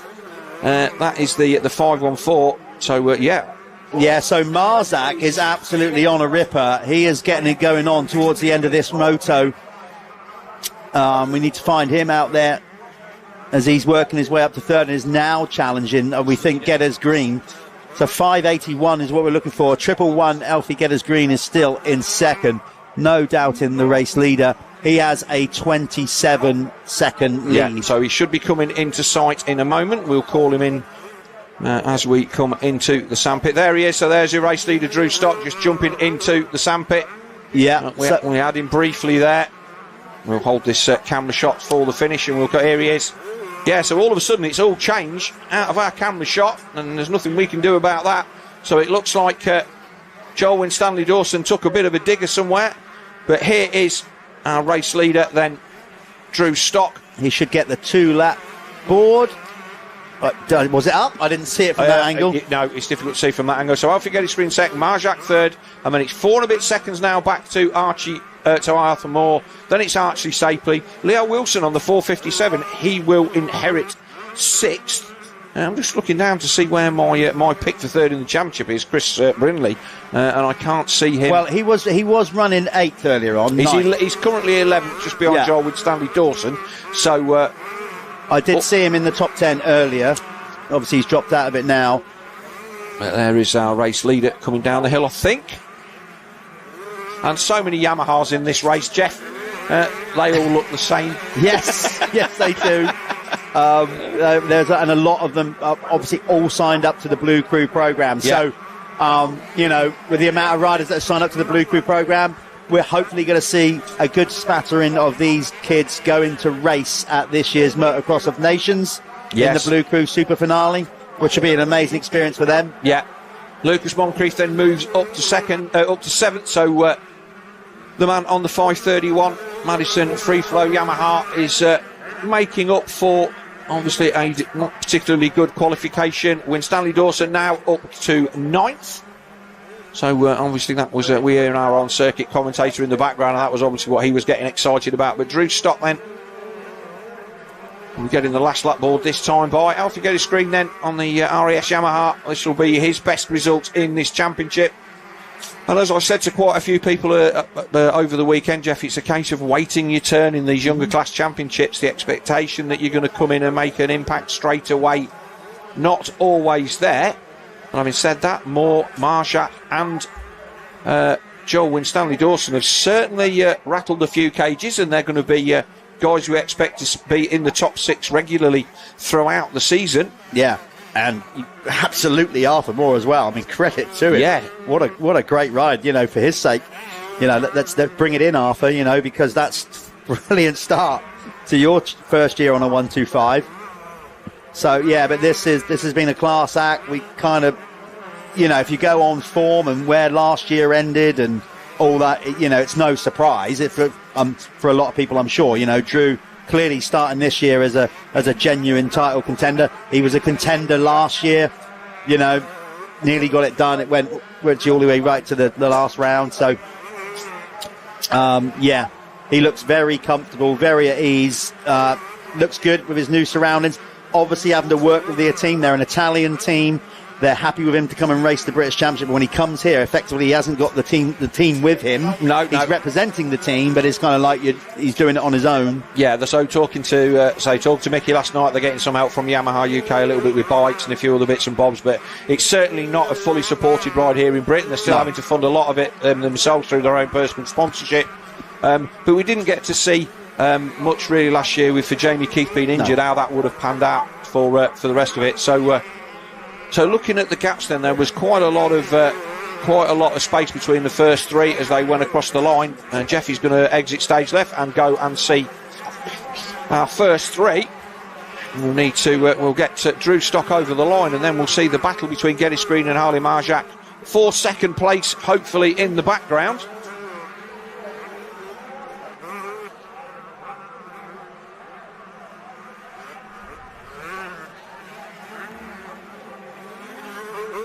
So there's a long look over the shoulder from Drew Stock on the JK Racing Yamaha. And like I say, Alfie Geddes Green, a good ride from him on the 111, the RAS Yamaha. That will be his highest finish, I think, in the RFX 125 Championship. I'm trying to have a look and see where he finished last year. I don't have that easily to hand. Through this nice wave section, this has stayed a lot better. Obviously, we can't see the ruts through there, but it looks a lot nicer than I expected it to ride when I walked around the track yesterday. Nice, decent crowd in here at Hawkstone as well. It's people all the way round the circuit, and with the trees being a little bit barer than they normally are, there's some good places that you can get a good view of the circuit and still see through the trees. So Stock deciding not to leap into the sandpit on the final lap and ride in what has been a fairly comfortable win. Like I say, we will try and get the lowdown on what happened to Hayden Stat. I'm hoping that it's an issue on the warm-up lap or something of that nature that isn't going to keep him out of the rest of the meeting, because that's going to take the sting out of this championship literally at the beginning. So it is a win then for the JK Racing Yamaha of Drew Stock. Let's wait for the battle for second and third to come across the line. They are a long way back. I think they're about 30 seconds or so. They'll be coming into sight any second now with a bit of luck. And it was Geddes Green on the 111 that we were expecting to be the next rider through. Is this him coming up the step now? This is a lovely addition to the circuit, and I think this is going to be the 111 of Alfie Geddes Green. He comes across the line to take second. Marjak is going to take third. He comes across the time. A brilliant fourth for Leo Wilson. If he hangs on, we'll wait for him to come across the line on the 4:57. So Leo Wilson on the Manchester Extreme Yamaha, the 14-year-old. That's a great day's work for him as he managed to come by. Obviously, we've got a lot. Screen was picked over. So Wilson comes across the line. He's pipped Arthur Moore. Moore comes across the line fifth then on the TM UK. TM Stapley 6. It's going to be Lucas Moncrief is the next rider on the 531 Madison Free Throw Yamaha, and there he is. He comes across the line in 7th. Joel Windham, Stanley Dawson in 8th. It's Chris Brindley in 9th, and Ollie Waters in 10th. So the weather then just starting to get a little bit of moisture. We're going to take a quick break and have a word from our sponsors, and then we will be back with the top 3 finishes in the first of our RFX 125 races.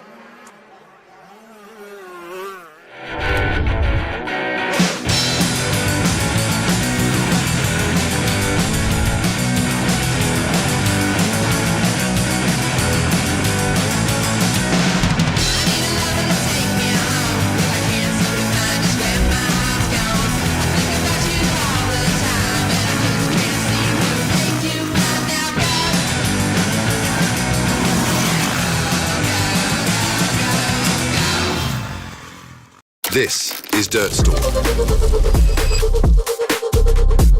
We're your one-stop shop for everything off-road. Find all of the latest products from the top off-road brands. Whether it's gear, parts, protection or accessories, Dirt Store has everything you need to hit the track. Shop fast, ride fast.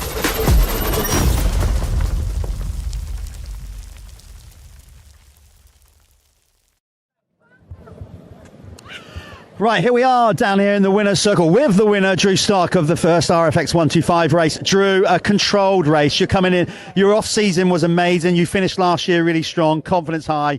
That was a pretty dominant performance. But to me, it looked like there was still plenty left in the tank. Yeah, that was a really good race. A good start and had a really big gap, so I weren't pushing 100%. It's all I needed to do. I done all I needed to do. Had a few close calls with the back markers on the back jump. I don't know if the TV got it, but it was pretty close. That kind of tamed me down a little bit, but I still brought it through to get the win. You've done enough experience races now. You know you are experienced even at a young age, and you know coming into this first round that you can't necessarily win it at the first round, but at the same time you want to start solid. So you must be still another race to go, of course, but that was a really good opener. Yeah, happy to get the win and hopefully come back in the second one to do exactly the same. I'm sure you will. Well, good luck. You go and get yourself ready. Let's bring in second place rider, Elfie Getters Green. Elfie's coming on. He's washed his face. He's covered with dirt and whatever. But Elfie, we said last year, you actually put together a pretty good season last year. You missed a couple of rounds with other commitments and inconsistencies, but full championship quest this year. Another year in the 125 looking strong. Are you happy with that? Yeah, very happy with that. Yeah, I'm really happy with how that went. And yeah, we was there from the start. You know, we got a good start, and then yeah. You like Hawkstone because you're from the East Anglia, a lot of sand tracks. You like a bit of this terrain, don't you? Yeah, I do like a bit of Hawkstone. Yeah, it's a good track, real good.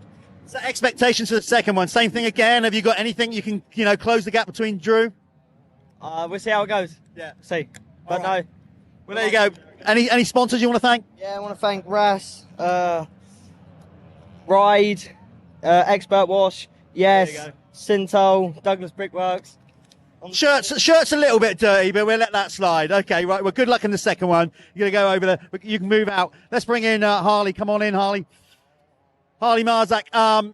Listen, another first year on a 125 rider. Strong 85 performance. You're already a big old lad, taller than me already, but that's not hard. That was solid. You worked your way up to the third there. Are you happy with that as an opener for your debut ride for the team? Yeah, I was expecting more, but we'll have to carry on in the second race, see what happens. I like that. But you've jumped on the 125. You look at home, to me, is it nice to have that extra power coming off an 85? And of course, you were getting quite big towards the tail end of an 85. So it must be nice to have more movement around the bike. Yeah, it feels good. I've actually got more room this time, and there's a lot more power.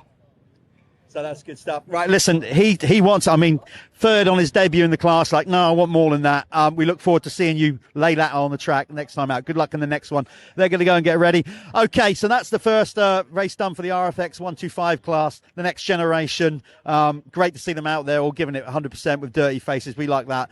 Don't go too far away, of course, because we are just starting out this championship. We've got the MX2 class coming up next. And again, who wants to call that? Some real talent out there. So don't go too far away. MX2 action coming up next. This is madness. It rages within us. From the world it seeks to consume. We dream, sweat, achieve.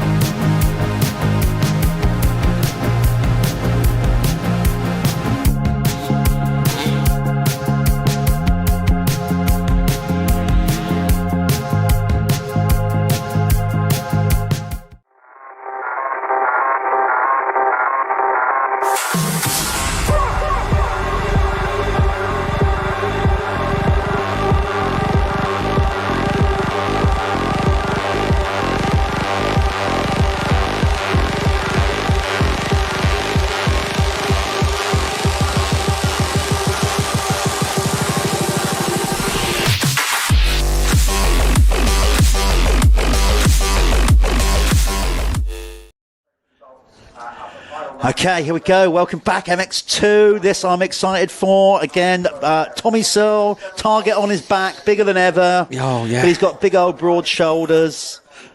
He's ready for it. One more year, the never-ending retirement. I know. Been there myself many times, probably about 30 years now. But big thanks then to Dirt Store, obviously Tommy's team, for sponsoring this live stream and all of the other partners that we've got making this free live stream available to you on MXGB-TV on YouTube and FIM-Moto.tv on that there internet. Don't forget to like and subscribe on Facebook and Instagram at MXGB-TV. And if our wonderful crew can put the camera on us, look at our FXR sponsorship stuff. We've got all of our nice clothing. As we're looking at the guys in there. And that's our holding area. Waiting for our MX2 race. There we are. Oh, look at that. We're beautiful. There you go. There's FXR, that. Dirt Store, things doing that. Motul, So all these people that make it count. I mean, you know, we're not really catalogue models. No, that's not definitely a about face for radio. I am going to get so much stick for my for my photograph, and I'm sure the first one that we got taken will find light of day at some point. I particularly enjoyed that. Phil just had a little catwalk moment earlier on. Yeah, it was a bit of an embarrassment. Qualification now. 2 groups of MX2. Because we had a massive entry, and let's have a look and see what we've got. I don't know whether that is actually correct. No, so that was the LCQ result. Sonny Rooney, George Cork, Harrison McCann and Harvey Cashmore came through from the LCQ. There's something not quite right with that graphic. No, that's definitely not. They've been put to the front of the pile, even though they were the last to qualify. So, they're not the top qualifiers. You could see the other big names a bit further down. Yeah, so we're trying to do a lot of stuff automated these days, and we're trying to get everything a new level of, I won't say sophistication, but we're just trying to get everything auto-populated, because we've got 4 different systems that all need to put this stuff on our screen instantly, and we are working our way through that. So everybody doing the best that they can with that. We'll go through what we got in time training then. So it was in Group 1, which were the fastest time in Group 1, went to Charlie Heyman, and then he was fastest in Group 1 from Tommy Searle and Jamie Keith. And then in Group 2, it was Joe Brooks, Gian Doonson and Joel Rizzi. We'll just have a quick word from our sponsors, and we'll be back with the gate drop of our first MX2 race of the day.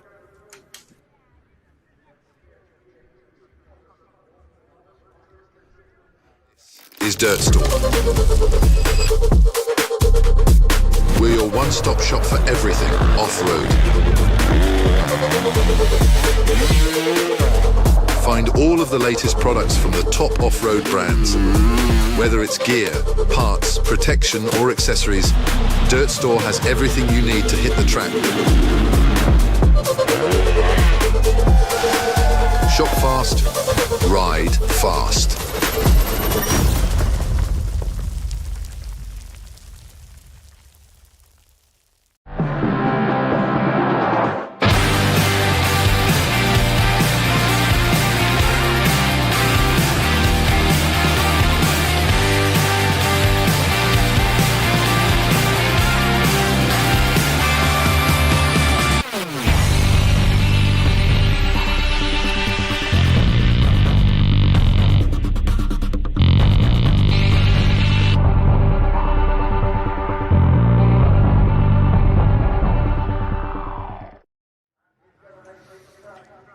Excited, Phil? You got a deep breath in there. Yeah, getting there. So, Look at Nev Bradshaw. There he is, 107 years old. Yeah, he's the man that I watch on YouTube and think, I could still do this. He is out. Let's see where Nev qualified and what group he was in. So Nev was 16th in Group 1. Well, that's not right. A 272. Real men wear pink. Yes. Nev's still rocking it. And let's not forget, it was it was an absolute barn burner for qualifications. So the top 16 from the 2 groups went through. And Jude Morris Foundation, they are the sponsors of the Under-21 Championship. So the riders that came through from the LCQ were George Cork, Harvey Cashmore, Sonny Rooney and Harrison McCann, who managed to edge out Logan Wilcox by half a tyre. But our fastest qualifier in Group 1 then with a 2:11.1 was Charlie Heyman, our runner-up in the championship. Yeah, and just to remind you, if you're wondering why Heyman's running a blue plate with yellow numbers, that signifies he's the under-21 championship leader champion stroke thing. That's what we're doing now. The Jude Morris under-21 championship is incorporated into this race, don't forget. Yeah, so here we go then, getting ready. 5-second board is up. Lower away, clean start. Let's see who's going to get the drop from the centre. Oh, somebody swept through right from the outside, swept in there. It is Keith. It's Jamie Keith. And he qualified well. He was third in Group 1, so it's Keith. Ollie Colmer there in second on the 456 Chambers KTM. Who's that? Well, I can't quite tell, but some of the mid-pack riders gone down there on the exit of that corner. Keith with a clean track. Now, speaking to his dad earlier on today, he was a bit like, this is now a bit big leads. He's gone up every time with the expectation of being the man. A little bit more intimidating in this class, but my God, he's made a flyer. And with the track conditions getting worse, the rain's coming down. Yeah, the Phoenix Tools Fantics guys making a good start. That looks like the number 2 of John Adamson there in third, and it also looked like his teammate, the 479 of Josh Vale. So the 2 Phoenix Tools Fantic boys are there as we can see the rain falling. I love this sport, Phil. I'm going to say it a million times throughout the year. I like watching it on telly, sat in a nice warm TV. Yeah, here they come. Okay, this is going to be a good one. Because we have got some big names and we're not seeing them. Well, we can't identify them just yet. We get them over the line, but I'm not. Some big names that I'm not identifying in the top 10 just yet. So they got some work to do. Yeah. Okay, so it's Keith Colmer. That's your top 2. So there's Charlie Heyman going through with Doomson there, and on the 574 Gabriel SS24 KTM chasing. So Doomson 6, Josh Vale in there, Glenn McCormick 9th, Tommy Searle 9th, Rizzy 10th, Harrison Green off in oh no, he's there 31. So Richmond, Charlie Richmond 11th. Yeah, Richmond. Brooks down in about 13th. He's got some work to do. Yeah, like I say, these guys they're a good start away from a win or a 15th, but Jamie Keith comes across the line 2.8 seconds to the good. We haven't seen Askew come across the line. We haven't seen Gav Stevenson come across the line. Are they the guys that went down in that first turn or second turn crash, Jeff? Well, it's showing Askew down in 39th on our screen. It shows 38th on yours. Did he complete a lap? He's just crossed the line. Right. Okay. So I think that might have been him on, first corner, that second corner on the deck. So it looks like him and George Hopkins and Gav Stevenson were the riders that went down. But here we are then, lap 1, as we look at the 422. I think of Charlie Heyman then in the background with the blue and yellow plate on. But our race leader, Jamie Keith, 2.8 was his lead across the line the first time by. And there is the Phoenix Tools Fantic. Oh, that was a big moment. I don't know whether that was deliberate or not. There's Heyman closing in. So that is... that one is definitely... That is Adamson, I think. That is John, number 2. Yeah, so it's Keith from Colmer from Adamson. Well, Jamie Keith, I'll tell you, he's going to be more than 2.8 seconds in the lead at the end of this lap because he is going for it. Can he sustain it? This is what we're going to find out. Heyman running it a little bit wide there. Some of these riders, of course, have had a good little shakedown at the Scottish Championship last week, which, by the way, that's not an injustice to the Scottish Championship, which is brilliant. It is a good championship. And they've got some amazing tracks up there. So a lot of them went up there, Tame, sand track to get prepared also for this. And Heyman looking like he's getting a bit like, I need to get past this dude quicker. Don't want to sit there too long, getting all filled in. Colmer keeping Jamie Keith in sight as well. So pleased with Jamie Keith. He spent far too much time in this booth last year for my liking with his foot in plaster. So great to see him where he should be. And John Adamson dropping then out of the MX1 class down to a 2-stroke 250cc Fantic. Oh, Heyman is working it. He's trying inside, outside. He's doing everything right. He's not following. But I can't seem to find John riding, obviously, the faster line at the minute. But Heyman is working it. As I said, Keith is on a charge. That gap has almost doubled at the front. Over that Colmer. was a change at the top. So Heyman makes the pass at the top of the hill. So Heyman then up to third. Doomson, Adamson back to fourth. And it's Doomson, Josh Vale, Liam Knight on the Garland Power Sports KTM. He's there in 7th. Tommy Searle on the Dirt Store Triumph is 8th. 9th place Joel Rizzi on the 722 Kawasaki, and 10th place number 30 of Charlie Richmond on the Crendon True 7 Honda, the man who came up as our championship winner from RFX 125 last year. This is going to be a war of attrition, because you can see we did predict, or the weather predicted, it was going to turn around this time of the day, and bang on cue, it has happened. You saw the rain coming down pretty much on a 45-degree angle there, because it's quite when it's gone cold out there. Obviously, vision's going to play a part now. Hopefully, the rain will blow through and not affect this track too much. But what it will affect, obviously, is their race vision. Yeah. Are we getting any Billy Askew sightings yet? Is he making his way up through the field? He's still circulating. He's just crossed the line again. He is way down, but he is in 39th position, but he is circulating. Right, okay. Well, lap times, way off currently. Right. So I don't know if he's got an issue. Jamie Keefe setting a Phoenix Tour's fastest lap of the race with a 2:20.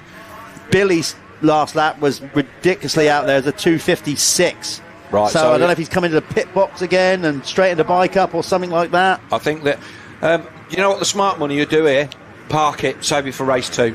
I don't think he's going to... He's so far down. Yeah, he may as well do it. Race leader then jumps into the sandpit for the third time. There is Coleman coming through and the rest of the field, and it looks like... Adamson's goggles off. Adamson's thrown his goggles, or he's not thrown them. He's a Scotsman, they're around his arm. So I could never get my head around throwing a £150 pair of goggles at the scenery. He's going to have that around his arm, and they'll live to fight. Yeah, they're off, aren't they? Yeah, definitely. And Josh Vale, is that Doomson in behind? That doesn't look like the KTM. Oh, it is. Is it the KTM? No, that's Josh Vale. Josh Vale on a charge. So Josh, he's not gesturing at his team there. If anybody wondered what that was, pulling a roll off. All right, so Doomson has gone through in front of John Adamson. Okay, so that's how that is. Yeah. But this is a good showing from the Phoenix Tools team, and obviously they've got Carlton Husband to go in MX1 as well, but they've got 2 riders inside the top 6 in the first of these Motul MXGB-TV MX2 races.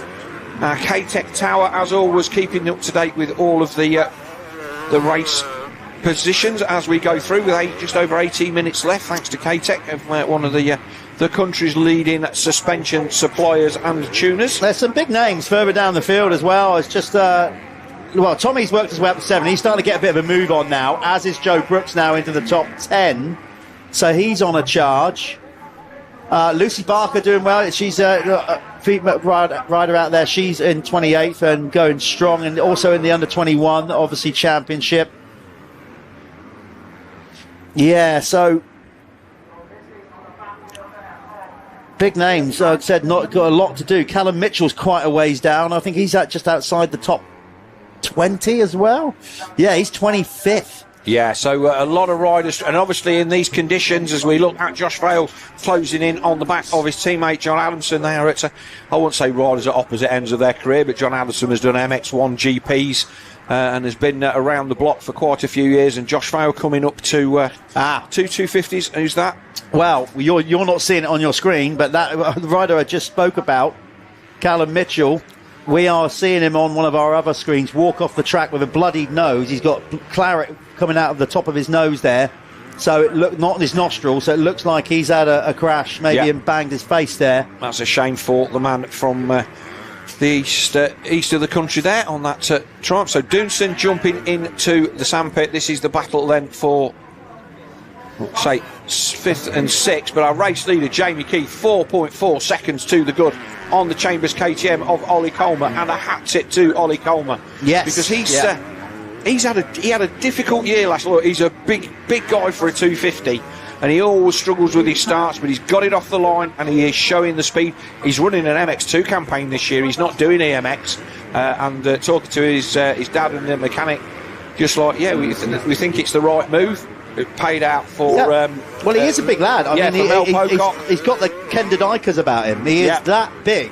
You know? Well, I thought that they'd be looking at moving to 450 as soon as they could, but he said, no, we're here for the long haul on the 250, and we want to get the experience on the bike before we go into the big class. And Ollie Coleman then on that 456 Chambers KTM, holding a good second place from our M21 champion of 2025, Charlie Heyman, on the SC Sport Homes Husky, and it's Cian Doonson on the Gabriel SS24 KTM, John Adamson in 5th and Josh Vale in 6th on the pair of Phoenix Tools Fantics. And then the first of the Dirt Store triumphs is Tommy Searle who is currently in second. Joel Rizzi 8th. Joel Brooks up to 9th. And 10th place, Liam 9 on the Garden Motorsports KTM. Who I'm sure won't mind me calling him a veteran as well. Yeah, no, I'm sure not. We're going to keep an eye very much on those big three there in 7th, 8th and 9th to see how they progress. Because obviously, Vel's riding strong. Keith is doing brilliant here at the minute. I think Heyman is starting to really get into the groove of this race now. I'd expect him to start maybe chipping away if he can. Ollie Colmer. But he's like basically 5 seconds behind. The gap at the front has now gone out to over 6 seconds. Jamie Keith is riding an absolute ripper here. Yeah, the man on the Goswell Honda has definitely hit the ground running. You can say without any doubt that his long injury woes last year are very much in the rearview mirror. He's managed to get himself through a good winter of training, and he's come to the first round of this Motul ACU British Championship with a turn of speed. Being good comes with pressure, and he's had a lot of it because he come absolutely swinging that year where he come out, dominated everybody in the 125, and of course we can't help ourselves in the UK. We're like, this is the dude, he's going to go on and do great things and whatever, so we've all waxed lyrical about him, and then he had that really, last year it must have been tough for him, and having to regain that expectation, that confidence, and I tell you, you're right, Phil, he is basically picking up where he left off almost over a year ago. Yeah, and he, like I say, the last time we saw him on track, he went 1-1 at insert round 4. Yeah. Did he win both races at Canada Heights? I think he did come through in the end, didn't he? He won both races at Canada Heights. But there he is coming down the hill through the murk, and like I say, the weather has changed here for the worse, unfortunately. But this is motocross. We race in all weathers, and like I say, you're a good start and a good set of goggle prep away from a podium result. But here is Keith in the lead. What is the gap out the front at the moment? Well, Jeff? it's 6 seconds, 6.5, 6.4. So, and he's actually. Yeah, I mean, and Colmer simultaneously has started to gap Heyman a little bit, so the top three starting to spread out. I mean, listen, Jamie, this is different league. He has been a dominant 125 rider. He was very good, obviously, in his last year at 85s. This is the big leagues now. 125 is still brilliant, don't get me wrong, but when you step into MX2, you're with riders of real experience, grown men that have been there and done it, and he was really nervous. His dad was telling me this morning, it's like, this is a different kettle of fish. Yes. Like, he is apprehensive. He's like, worrying about it. He's probably overthinking it, but he's done the best thing he could possibly do by getting a start and getting a clear track. As this race ticks down, still 12 minutes to go. That's a long time when you're under that crash helmet and you're leading, and you might win your first pro race. Those laps are going to get longer and longer. Well, let's not build him up too much. He's still got 12 minutes and a bit plus 2 to go, but certainly the Goswell Honda team, and again, it's a privateer effort as well. They're not, I don't think they've got any kind of official backing as such. They're a nice, tight-knit little team that's built up round this rider for this season, and they've been working hard with him, and obviously keeping his confidence levels where they need to be coming into this season. And he is now, I love the way this part of the track is now, Jeff. Getting rid of the jumps, letting it open it out, giving the track people places to go. Well, it wasn't even that, Phil. I think it became a little bit of a blind spot for incident as well. You came round that corner and people were crashing in that little sort of dip there, that little mini sand hole, and you couldn't see them. No. As a rider, and then you're committed to it. So for safety reasons as well, it's made the track much better. I mean, I'm a big fan of no jumps, but let's have stuff that doesn't turn the track into a bit of a one-line affair, and taking those out has certainly helped. But it is then Jamie Keith on the Goswell Honda that leads, from Ollie Coleman on the Chambers KTM, Charlie Heyman on the SC Sport Homes Husqvarna. He is there in third, our under-21 championship leader, but obviously I think Ollie Coleman is still an under-21 rider, so he will be taking the top points in that championship. Then it's 2.5 seconds back to Gian Doomson. Adamson still holding on to fifth. Tommy Searle up to sixth now, so Searle has found his way past Josh Vale on the Dirt Store Triumph, with the Phoenix Tools Fantic Man dropping back to 7th. Rizzi on the 772 Kawasaki, he's there in 8th on his return to MX2. Joe Brooks in 9th on the Triumph, and Liam Knight on the Gala Motorsports KTM is in 10th. Yeah, Charlie Richmond making his debut for the True 7 Brendan team. He is now up there in 11th as well, so obviously joining that team. That's decent. Yep, very deep. Remember, he was last year's RFX 125 champion. Obviously aged out of the 125 class anyway to a degree, but debuting his on MX2 on a 4-stroke. Yes. I've heard him say already, like, yeah, lovely bike to ride. I'm still getting used to the weight of it a bit more compared with the 125, but that's a solid performance from Charlie on his debut. And obviously hearing him talk, the original plan was to obviously run that Honda out of the under the S Briggs logo. Who've looked after him for a couple of years, as kind of on the side of the official Honda team. But I know that he's quite involved with Jake Nichols helping out there, and I think they just went, look, instead of having you lot parked out the side with a look what you could have won, they've got him under the official Honda tent. He's got all of that attention on him, and he's kind of in a situation where he's got everything at his hands, and he is kind of having a bit of a carrot dangled. You're there, relax yourself into it. It's going to take him a couple of years to find his feet in MX2, but certainly just outside the top 10 in these conditions is not too bad at all. But they're talented. I mean, we say that, and normally that is the case. But look at this. Let's not forget, this is Jamie Keefe's debut MX2 ride in professional pro racing. It is. Right? And he's made a clean start, which obviously makes a difference, but you've still got to let it obviously turn brilliant laps to stay out front at this level. Not only has he stayed out front, he is checked out. He's still keeping it at 6.5. Yeah, that's healthy with like 9 minutes to go plus 2. He's in a strong place here. Yeah, he's 15 seconds adrift of what we were doing in qualifying. Just also looking on the timing, people that we expected to see and haven't is... Well, no, one of them was Ryan Waggett. He's there in 26, so he's not having a great ride. So I don't know whether he was one of the guys that went down in the first turn. Maybe. Brooks has just gone up another spot, by the way. Yep. He's following Tommy Searle through, so... Yeah, but the other rider was Ben Musto, the 163 on the AC United Gas. He's currently showed in 20th, and I think there was more than 3 riders down in that tumble that we saw at the start of the race, Jeff, so maybe he got tucked up in that as well. No, he was a first-time race winner last year, and again, I expect him to be a full top 10 guy week in, week out. Well, just to give you news on Billy Askew, he didn't take your advice. He has soldiered on. He is now up to 28th position. Still a long way out of the points. A long way out of the points, but let's have a look. While you concentrate on what Jamie's doing there, I'll look at the lap charts here and see where he's at. So 28.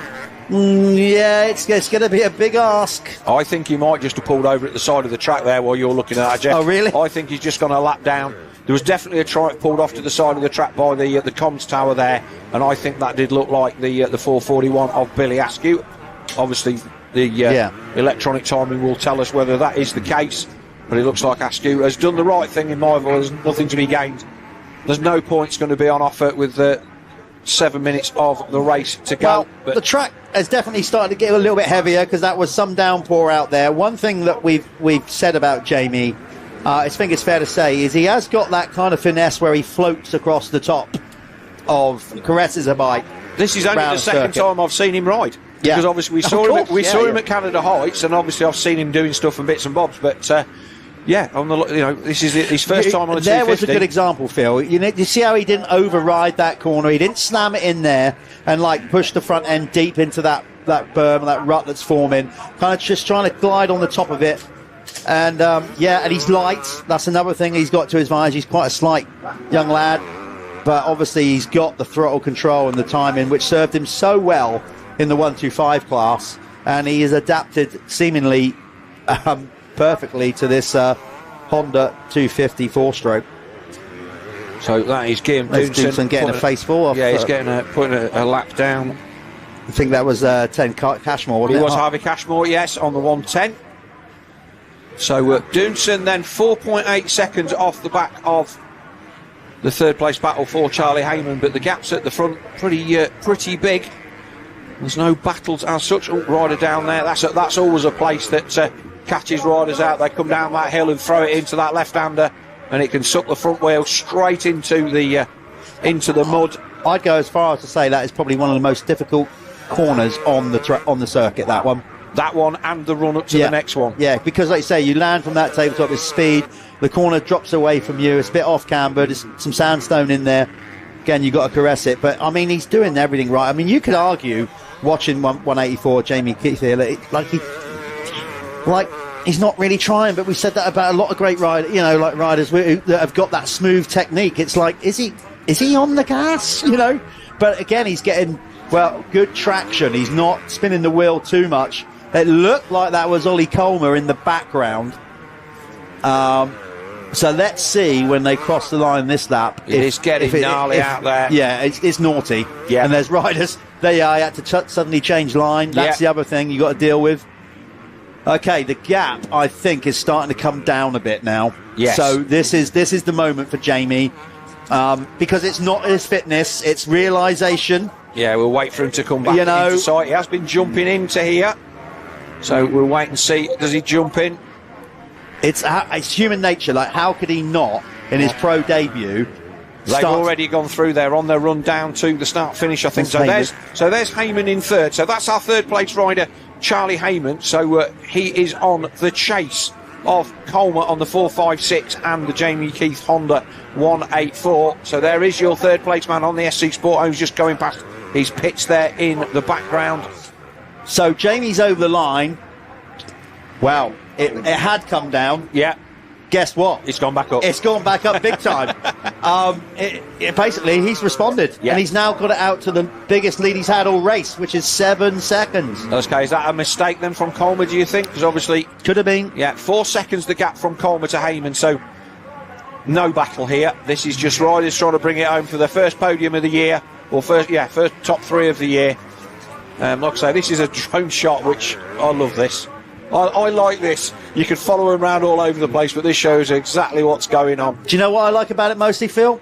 I don't have to walk up there to see that part of the track. That's what I like about it. Ever again. So Joe Brooks puts a pass on Joel Rizzi, so he's closed in on Tommy Searle. So the battle to be top triumph then between Joe Brooks and Tommy Searle in 6th and 7th place. It does look pretty grotty out there, I have to say. But Keith from Colmer, from Heyman, Doonson, Adamson, Tommy Searle, we have lost the second of the Phoenix Tools Fantics out of our top 10.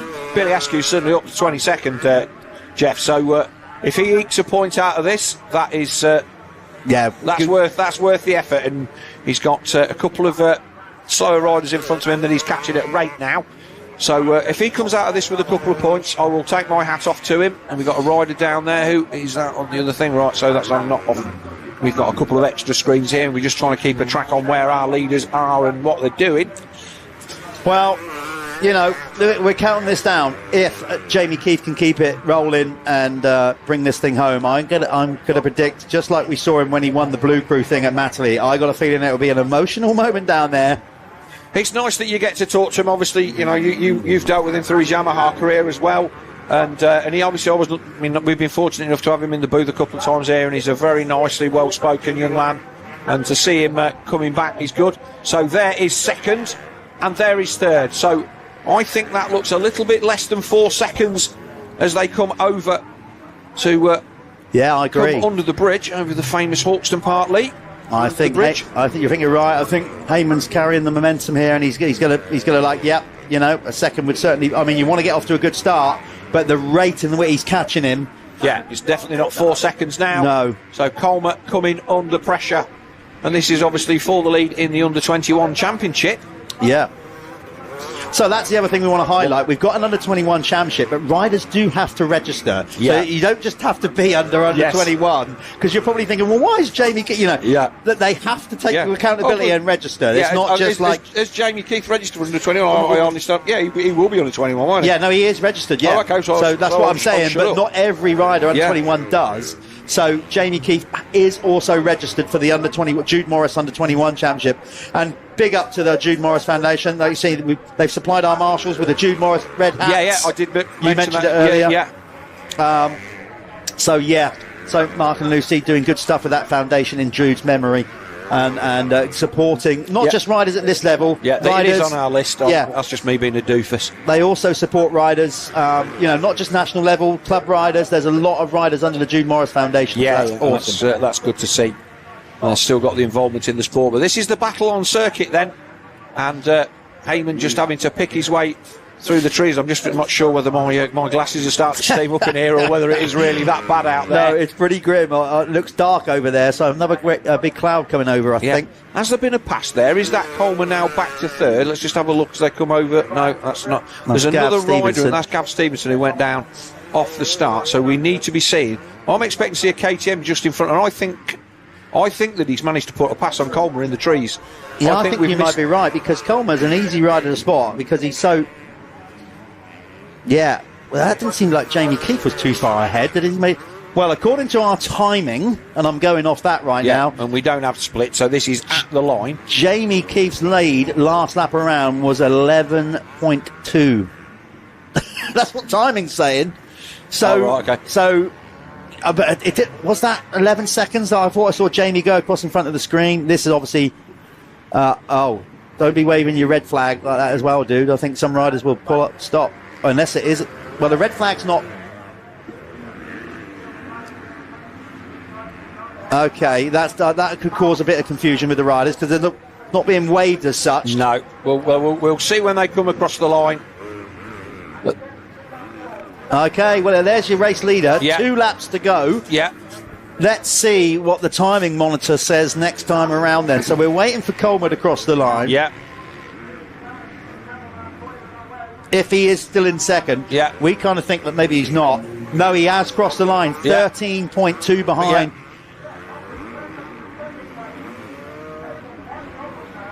Yeah, so we think Coleman's lost his goggles. He's in second, but he's under pressure from Heyman. So that's pretty much where we're at. 2 to go. Yeah. So Keith from Coleman, from Heyman, Doomson, Adamson. He's ridden the whole of this moto with no goggles on. The thing with John Adamson is, look, take a difficult sport, and make it harder. Anything he can do, I call him swashbuckling because he's just, he's almost like, throw sand in my face deliberately. Yeah, he is a bit of a bruiser, and Surly in 8th, 1.2 seconds ahead of Joe Brooks on the Triumph. Rizzy 8th, Liam Knight, a good run for Liam Knight on the Garland Power Sports KTM, and 10th place now, Charlie Richmond. So George Hopkins, Callum Mitchell shown as DNFs on the K-Tech Tower. But our race leader then, so had the 2-lap board. It is looking really dark out there, Jeff, isn't it? This sport is absolutely brutal. I just had a little relapse there. I just went back to the many laps I've done around Hawkstone, Phil, and I give myself a little moment while you was talking there and thinking, I actually said to myself, do I miss it? And the answer was no. Because when I see it like that, that's hard work. This is a tough old sport, and they are having to really dig deep here in the first moto. Let's hope we don't get too much more rain. Yeah, right, is that... So this is Heyman coming through, closing down. So like we said, we're hearing that Coleman's got no goggles. Yeah. But then neither's Adamson. Yeah, so that's no big deal, is it? Okay. So there's our race leader then. He's coming around for 1 lap to go. Derry let himself dream at this point with the 1 lap boy. He's got to concentrate so much here. He cannot let his guard down at all. I mean, there are people that say, that the best day of your life is the day before you race your first race at Hawkstone, and then the next best day is when you never have to ride here again. But look, it is a fantastic... It's just motocross. It's brutal. It's hard work. It's a physical challenge of man and machine without worrying about the other riders, and that is the reason why so many guys want to come here and have a go. Like I say, Jeffrey Hurley's came here last year, year before, and sacked up for it and really enjoyed it. And all of those riders want to come to Hawkstone because it is a legendary circuit. So race leader then on his final circuit and this first of our MX2 races. He will lead both championships, as I've now got myself sorted out with who's an under 21 and who isn't. And all of the top 4 riders are currently under 21. John Adamson isn't. Neither is Tommy Searle or Joe Brooks. Rizzy has suddenly jumped to 5th, and I am not sure what's going on there. No, I think that was a timing. No, hang on. No, it isn't. So something's all changed, yeah, because Brooks has now gone past Searle. Obviously, we were talking about other stuff here. Adamson made a mistake, yeah. So he's dropped down. Yes. And obviously that will cycle its way through results. We've got to realise that these guys are almost a minute down now. Yeah. Crazy. It is crazy. So halfway around the final lap then of his debut pro ride for the Goswell Honda team, it is Jamie Keith, a man whose season was blighted last year by multiple injuries in GPs. He did one round of the RFX 125 Championship where he comfortably went 1-1 and set himself up for what was hopefully going to be a recovery for the rest of the season, and then broke a foot or an ankle. Yeah. And that was him done. I want to watch him go over the line, but I've got to leave. Damn. So I'll try and see it with real time. So I'm going to get out there for the winner's circle where, well, let's see what happens. Not over yet. But no, but he's a quarter of a lap away. And he is not been headed at all in this first of our 250 MX2 races. The man on the Goswell Honda, like I say, he's had a long wait for this, and this is his first official pro race, as Jeff pointed out earlier on.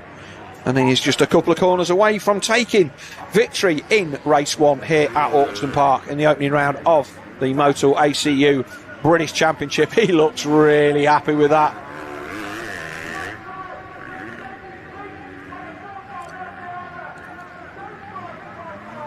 We wait for Ollie Colmer in second place, and a good ride from Colmer as well. Let's not underestimate the man on the Chambers KTM. He's he's across the line. He closed that gap down at the end quite considerably, but I think that was just a case of Jamie Keith doing all he needed to do and no more on that final circuit to take victory. So the margin was 15 seconds, with Charlie Heyman coming a further 7 seconds adrift in third. So the SC Sport Homes Husqvarna rider comes home in third. Fourth place then, we're going to wait and see who comes across the line, because this is getting really tight. So we'll wait for the timing. It does say that it's going to be Gian Doonson across the line, but we've got to see the flag. So it's Doonson. Rizzy comes across the line in an excellent 5th. Joe Brooks across the line in 6th. So both of those guys moving up on the final lap. Tommy Searle, the 2025 champion, he comes across the line in 7th. John Adamson was the man that went missing.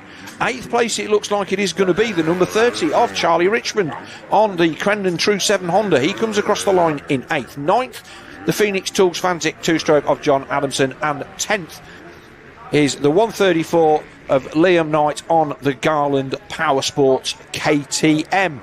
Well, a fantastic win then for Jamie Keith.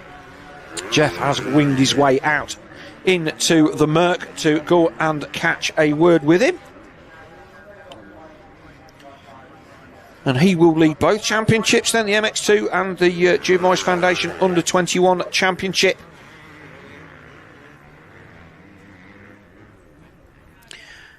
Well, I think we're going to take a quick word from our sponsors, and we will be back with Jeff in the winner's circle.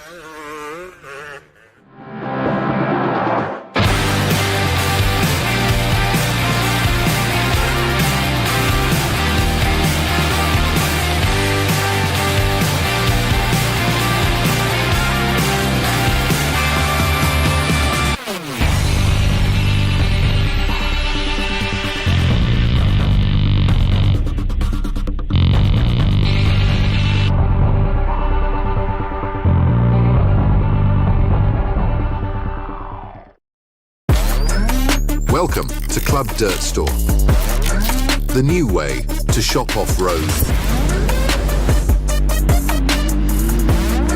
Stack up points with every order.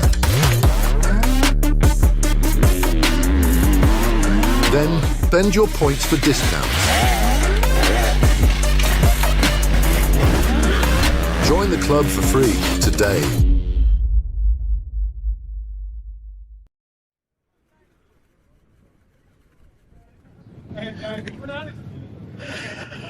Okay, here we are, winner's circle, and let's just reiterate that winner's circle. I did not expect that.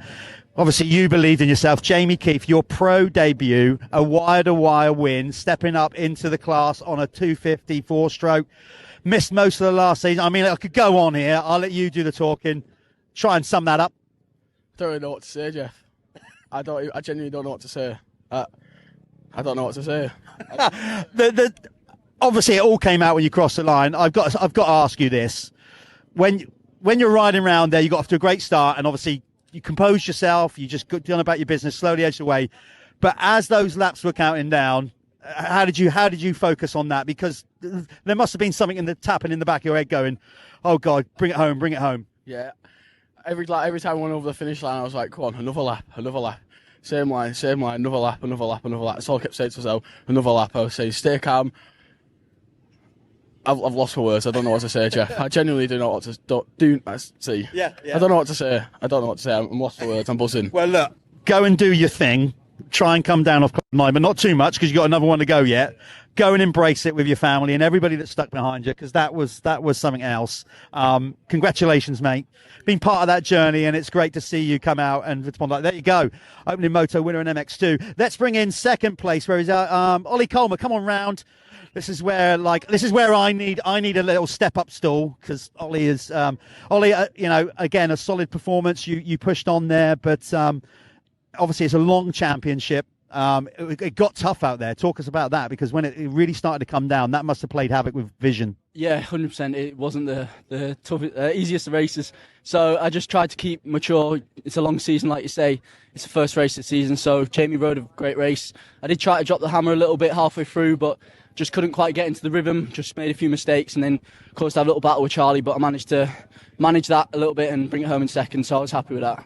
Yeah, and that's what it's about. As I said, first round, you want to get off to a good start, but you've got a long season as well, because you're going to be jumping into a lot of MX2 races. So how are you feeling about that? Yeah, 100%. Like, I was really motivated coming to this race. You know, my name wasn't mentioned once in the interviews or anything in the mix, you know, so I got a lot to prove this year, to prove everybody wrong. So that's all I'm going to do. Well, you've got off to a good start with that. Well done, mate. We hopefully see you up here second moto. So if you want to go and get cleaned up the best you can, there you go on the Chambers KTM. Let's bring in Charlie Heyman.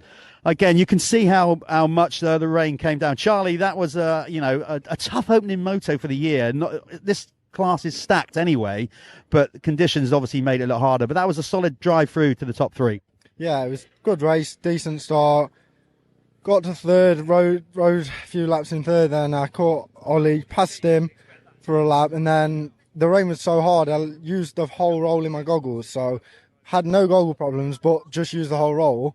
So I took them off, and then someone went up the inside. It might have been Ollie, but I just went for the inside again, ran into him, crashed, but got up, got going, and felt so fit on the bike as well. So yeah, I can't really grumble. So that's a good sign, because like we say, you can't say you win this championship in round one, but you can put yourself in a real bad position. So after all said and done, with all the weather and the start that you got and how you come through, you got to be relatively happy with that opening moto. Yeah, it's a good moto. I mean, you can't win a championship in one race, but you can lose one, I guess. So third was solid, yeah.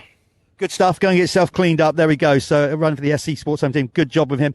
Well, it's all kicking off here already, isn't it? We're only stuck like 2 races in, and we're getting all kinds of drama. I mean, as good as obviously Jamie is, I think fair play. Not many people would have predicted that he would have gone wire to wire. So this championship is clearly going to deliver a load of excitement this year. Again, don't go too far away, because we're doing it all again now with MX1 in an equally stacked class. So we'll join you in a bit. Back to Phil in the booth. We're probably going to run a few adverts, and we'll see you soon for MX1. I never take a day off, work around the clock, my engineer getting paid off. Rock like Ace up, like the weed and take off. So high, cannot see Adolf. Now I got these rappers all breaking up a sweat, cause every time I get up on the mic I come correct, and I learned it from the best. Always dressing something fresh, looking for a little dime, big button, nice chest. Yes, they heard I used to rock guests, but now I'm rocking clothes that ain't in the stores yet. Travel back in time, I'm in a vortex, trying to make it work out, think I need more reps. Used to take a bus, now the boy.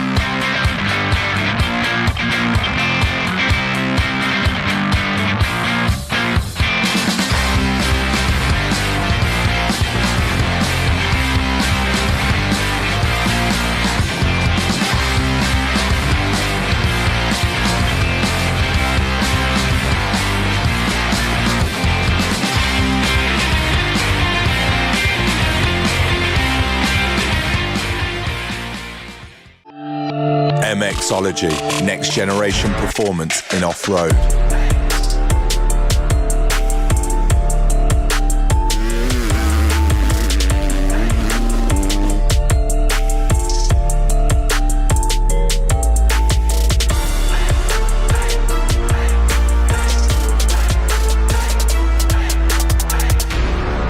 Find us at www.mxology.co.uk.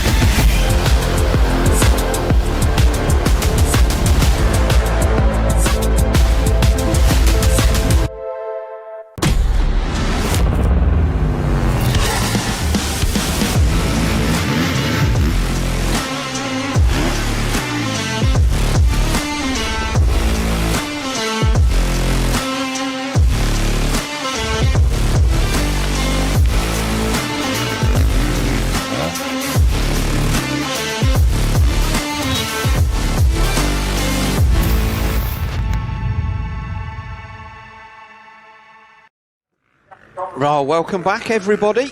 It is a damp Hawkstone Park here for the first of our Pico MX1 races. Obviously, that MX2 race, whilst not the most thrilling of encounters from a racing point of view, to see Jamie Keith take his first pro victory. No. Definitely one for the record book. So great to see him coming through after a tough season. But you were saying it looks like the rain's eased up a little bit. It has. But that was a tough race. Speaking to them on a winner's circle there, you could tell, they obviously, a lot of them had their goggles off. They were really dripping wet. But I would have never predicted that, And Jamie is an articulate kid when you start talking to him. He's a young man, and he was genuinely I literally said it 4 or 5 times. I don't know what to tell you. No. I'm literally I've had him in the booth a couple of times, Jeff, and he's been... So even that must have surpassed his... I mean, deep down you dream it. Yeah. But reality doesn't often... And so, if you batched up in race 2, that'd be great, but nobody can take away from the fact you've won your first British Championship race in difficult conditions against a full field. Nobody's missing. No. They were all there. Okay, I know Billy Askew went down at the start, but racing's racing. It could happen to him in the next moto. It was a genuine good win. But anyway, we move on. MX1, then the Pico MX1 class, the premier class of the Motul ACU British Championship. The weather then starting to just improve a little bit for these guys. I don't think it's going to have made a massive difference to the track, but more just the surface water and visibility issues that they will have to put up with. It's definitely vision, Phil. Speaking to the few riders that I did just then, because I managed to speak to just a few other than the top 3. So vision was definitely an issue. Obviously, as they got into lap traffic a little bit as well, with some fallen riders, etc. But it got if it stops raining again, it's starting to brighten up again now. They did actually sort of predict that we had this band of rain going across. I think that was the worst of it. If we're going on what all the weather apps say. But we live in the UK, and yet again we're talking about the weather. It's a guess at best. Yeah. But it is motocross. It is what it is. The key thing here, and I'm sure you're with me with this one, Phil. Obviously, when we get on social media and events get cancelled and we get people going, well, it's motocross. What is the problem? Listen, the problem when we get like that is the actual infrastructure of getting people in and out. And that's all changed. The sport has changed. Health and safety and all that. These riders will deal with anything that track is thrown at them. That's not the problem. It's obviously getting people in and out of the fields.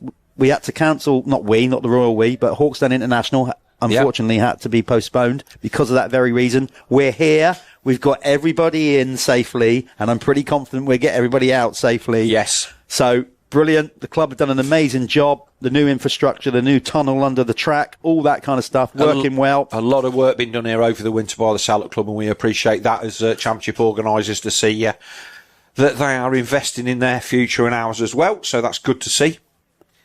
Also, attack up to K-Tech, who do our timing tower. Again, our suspension partner for the championship, and they're just local to me there in Leicestershire.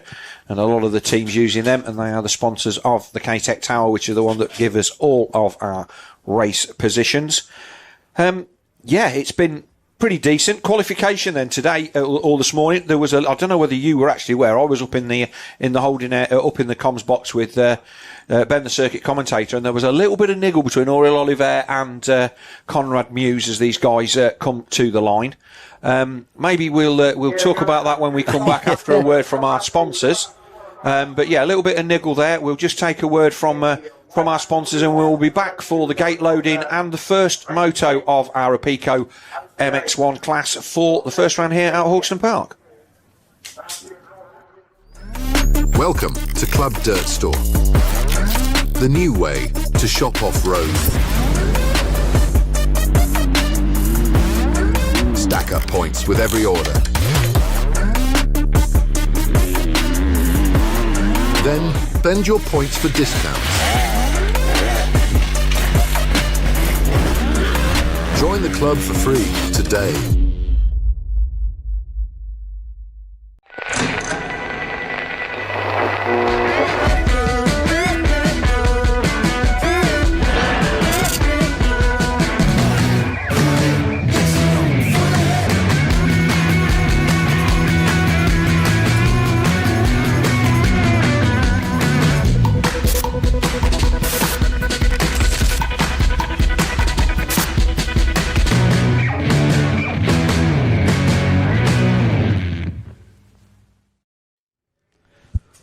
Well, before racing going, we've been watching a different race altogether. We've been watching this young kid you'll now seeing on screen. He has been, he's loving his day. Yeah. He has been down on, basically rolling around in the sand. If we zoom down, there you go. Look at the state of his knees. He's got a lovely little track that he's just on there. Yeah. Dad's dragging him over to watch the start. He's got his little CRF 450. Look at the state of his hands. Like, come on, Dad. Like, look, that's enough of that. Let's go and watch the real stuff now. That was brilliant, wasn't it? He was so into that. Look, we've all done that. I'm not going to admit how long it's been since I've stopped doing that. But our MX1 riders then coming to the gate. So what we were saying about Oriel Oliver in the opening race, that what's happened? In practice, it looked like Conrad Muse was wanting to get onto a quick lap, and at the point when he was teeing himself up to that, Oriel Oliver was finishing his quick lap, and he cut right underneath him coming in as they came across the line, and he basically screwed Conrad Muse straight away on the opening lap, and Muse wagged his finger as he rode past the signalling area, and Ben and I both went, ooh, that's a bit... it wasn't tough a one, bad, isn't it? No, look, it was. There was nothing in it, but it was just like Oriel Oliver saying, "Hang on a minute, mate. I need to finish my lap," and it was definitely a bit of niggle. That's a tough one, though. But what is the protocol for something like that? I mean, Oriel's not going to give like he's done. He's just coming in to finish his hot lap, and he's not going to give it up right on the line. No, so they are all stacked up. How many spaces we've got? So 34, we've got a few more guys coming in. So we have almost got a full grid of this one. Can't see where our pole sitters have gone, and where Conrad Muse is on the line there from that drone shot. But look, this will be a lovely shot from the top. I like drones to a point, but this is absolutely the kind of shot that gives you a real good view of this classic start at Hawkstone Park. There 37 riders lining up for the first Pico Factory Racing MX1 race. We think that Muse is about 7 in from the left-hand side of the screen as the 5-second board goes up, and we're ready to go with the gate drop. Away they go. Now look at KTM in the centre as they go up to turn 1. Rider sweeping in from the outside. Kawasaki in there as well. It's Sterry that's leading. That's definitely the 811 of Adam Sterry on the Chambers KTM that leads off. We've got a couple of riders down in turn 1. Well, he was leading last year for a good part of the race, but literally the last 10 minutes in both motos last year in particular, from nowhere, Conrad Muse just went into like the stratosphere, a different level. Let's see what he's got here. But Sterry this is effectively one of his hometown races. Yeah, he's a local man. To the point where his dad went home last night because it's only just up the road. Who's that in second? It looks like a KTM in second. We'll wait for them to come round. through the sandpit for the first time, and we'll be able to call these guys that a rocket ship start then from Adam Sterry. He will take the whole shot in our first Pico. I think that might be. Was it? No, I thought that might be Olivier, but it's not. That's that. No. That's Hamill. I'm pretty sure for third. Yes. Clearly, because he's a big and that kit, FXR kit, and that green bike easy to spot. Is that Oriel in second, maybe? That does look like it might be the. I think it might be Shoulders because he. Yeah, that's Oriel Oliver there in second. On the tell by is he's got like bottleneck shoulders. So yeah, there we go. So the next thing is then, where are the big hitters? Hamill there in third on the 772 Kawasaki. Again, good performer last year. They come across the line. So Hamill, Husband, another good start for the Phoenix Tugsman. Watson 5th, Edwards 6th, Todd 7th, Eddie Wade 8th, Todd Grunshaw 9th, Conrad Muse then 10th position at the moment. Another rider that I've been super impressed with. Look at this drone shot, Jeff. Now you can see how that tightens. He nearly went down in instalments then. That was a move from a man that doesn't ride here often. Somebody down. That's Jack Benniston, the man from Colville. So he's gone down at the bottom of the hill by the looks of it. He's got an issue with his front brake there. Yeah. Looked like there was something hanging in. No, maybe not. Yeah. So Sterry then makes a mistake, and Oriel Oliver, who I said was my dark horse, Jeff, let's not forget. I've got him down for possible third in the championship, and he's already all over the back of Adam Sterry. But Adam knows his way around here. And like I say, Oriel will think he's, I've got this guy covered, but these boys know their way around this circuit. Adam Sterry has led a lot of laps here. He led a lot of laps here last year. And the man...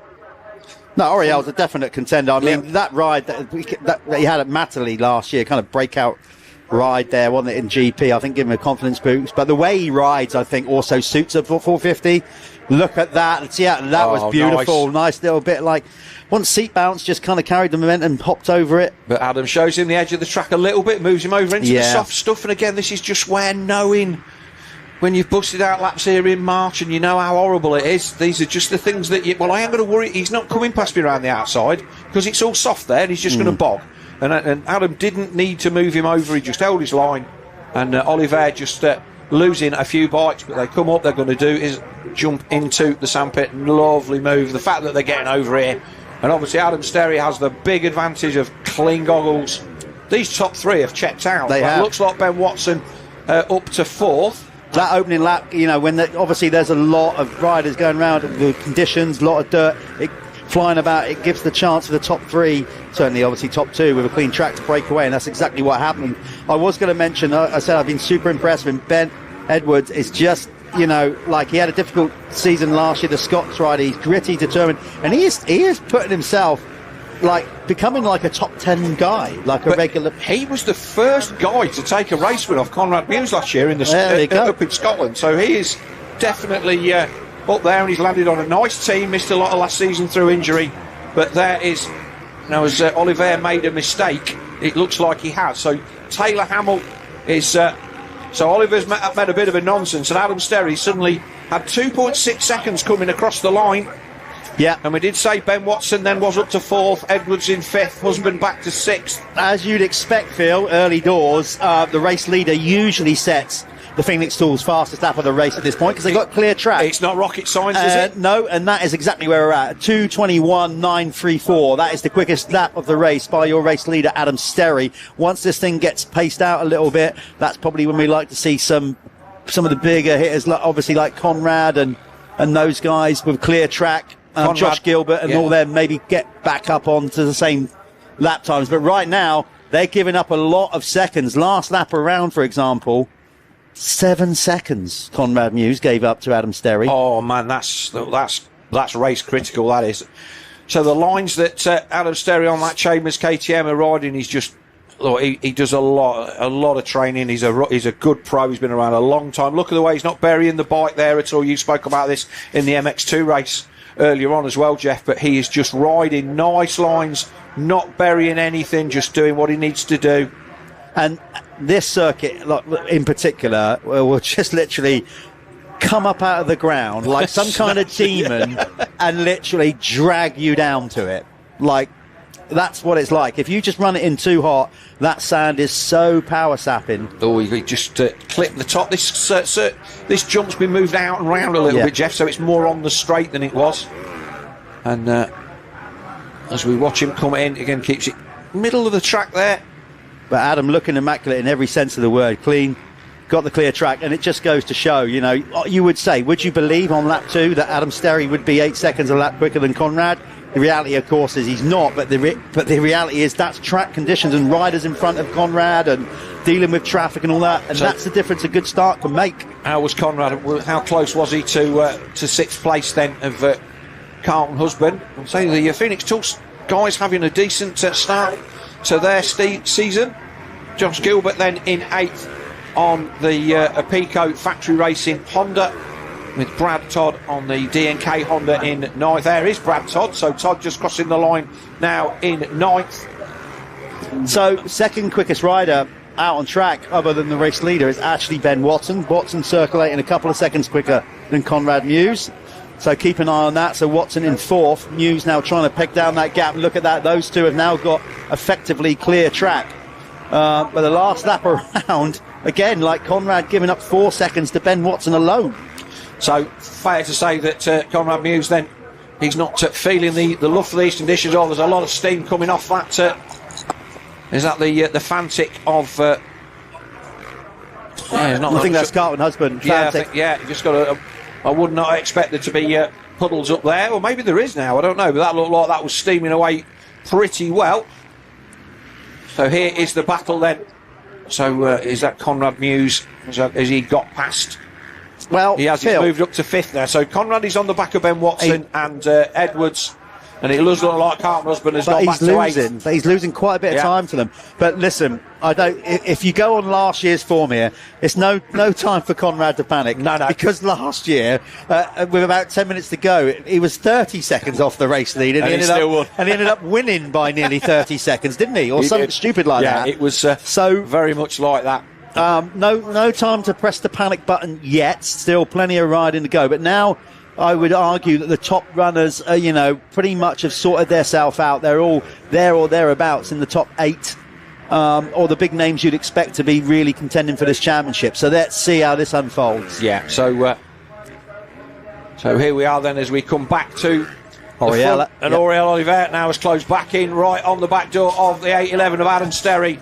This is a mission critical kind of pass for the Gabriel SS24 rider. He was 2.5 seconds last time by, and Oliver has got himself right on the back wheel of Adam Sterry.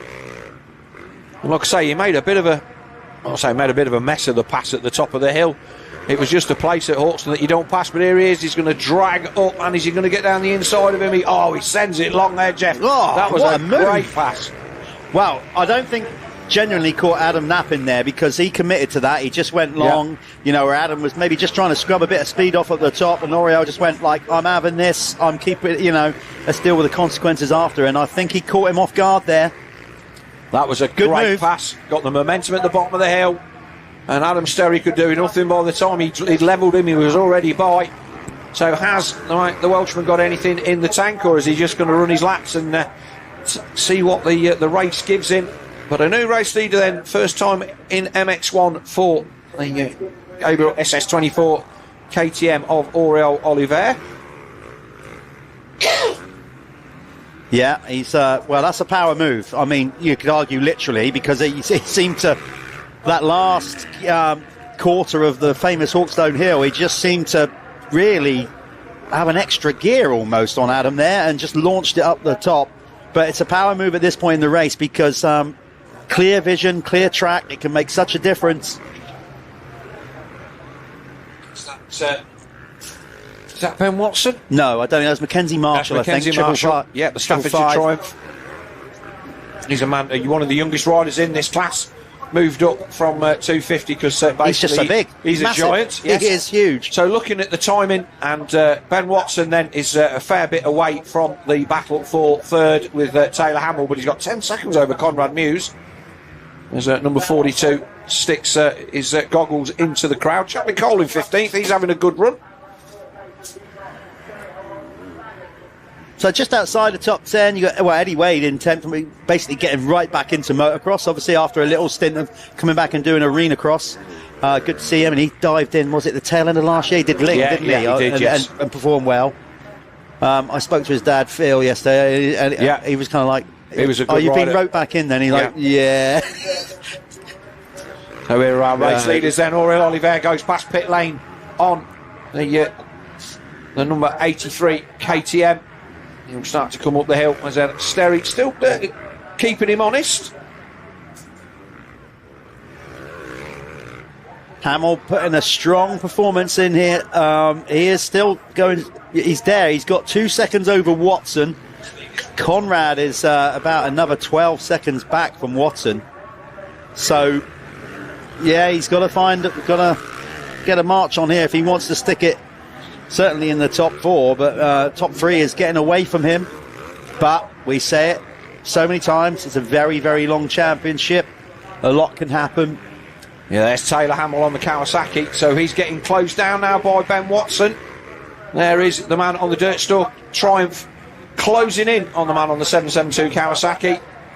And like I say, Ben Watson is 450 full championship debut. He rode for obviously the factory Yamaha team on a 450 for a season and gave Jeffrey Erlings a run for his money at the opening round of the Ling back in the day, but has never actually been on a 450 team that did any of the British Championship, going through obviously factory Yamaha, factory Kawasaki and factory Beta. He's always contested Belgian and Italian and all sorts of other championships, but here he is then homing in on the back of the 23 of Taylor Hamill, who's he's a good pro now, Taylor Hamill. He's a solid rider. He's there in 3rd position. He's coming under a little bit of pressure from Ben Watson. And, Taylor, I mean, there's a lot of nice blokes and lads in this paddock, but Taylor's genuinely one of them, just maybe that needs to start to believe how good he is that little bit more, but he is just such a nice lad to talk to and whatever, and I think he is starting to believe that he belongs here. Obviously, I mean, his performance suggests that. And the way he rides a bike, he's always been smooth, and the 450 definitely suits him, I think. So Watson just eased his way past there, Jeff, as we saw in that nice hairpin, and he will now move up to 3rd position here with 11 or just under 12 minutes to go. I was just going to say, Phil, that corner that leads from what used to be the whoops to the sandpit probably is the never-ending corner. As a rider, it's awful. You're like, is this thing ever going to straighten up? It goes on forever, doesn't it? But it gets so whooped out round there. Right, so there's Adam Sterry and there is Ben Watson. So we've got 11 and a half minutes to go. Let's have a look and see what the gap is between our race leader, Auriel Oliver, and this man here, the 919 of the Dirt Store Triumph of Ben Watson. So the gap at the minute is 9 seconds. That's come down about 4 seconds in the last couple of laps. So we're all a little bit of splashy water spray rather from the Triumph, just making sure that that's there's nothing wrong with that. But you can see the loop that we used to use there where it goes round. Yeah. So that's so the rider that's going really fast in that group of 4, that is Ben Watson. The next rider on track in the green Kawasaki, that is Taylor Hamill, and they're coming down the hill. And Watson is he's catching Adam Sterry at a rate of knots. I think Auriel Oliver is. I think that's Auriel Oliver there. Yes, Auriel is in that there's blue Sterry kit. and there is Ben Watson. So Watson on the Dirt Store Triumph, I'd say his debut 450 full-time championship ride.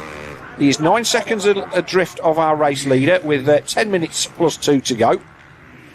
And he looks like he is on a bit of a wriggle. He was the fastest man last time he by was. 4 seconds.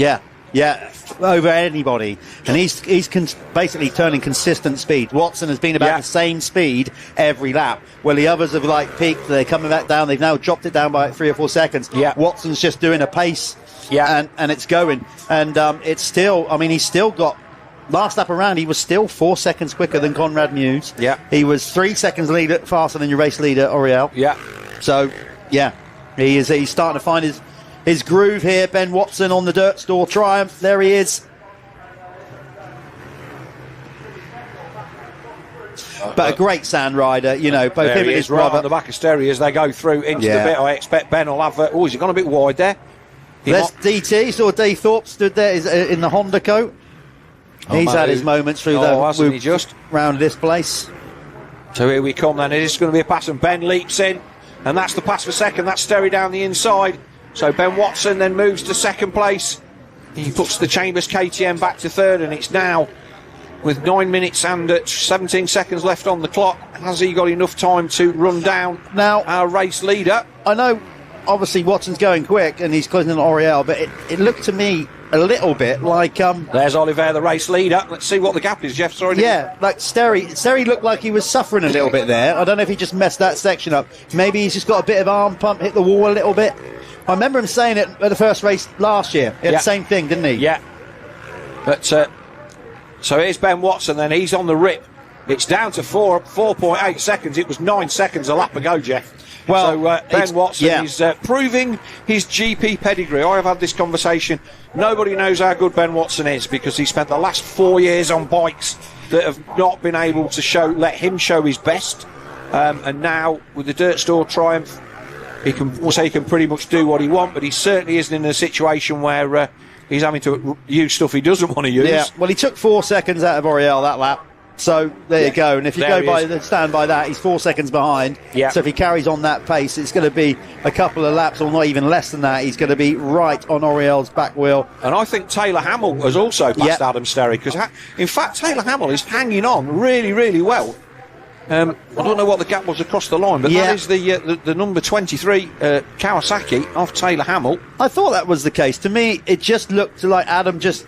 He bounced into the Honda hole. He kind of like pulled it up a little bit. It looked like arm pump to me. Yeah. It could be other things going on, but it's just like he's just having a reset. Yeah. So there's Oliver then, and there's Watson. So it is closing in.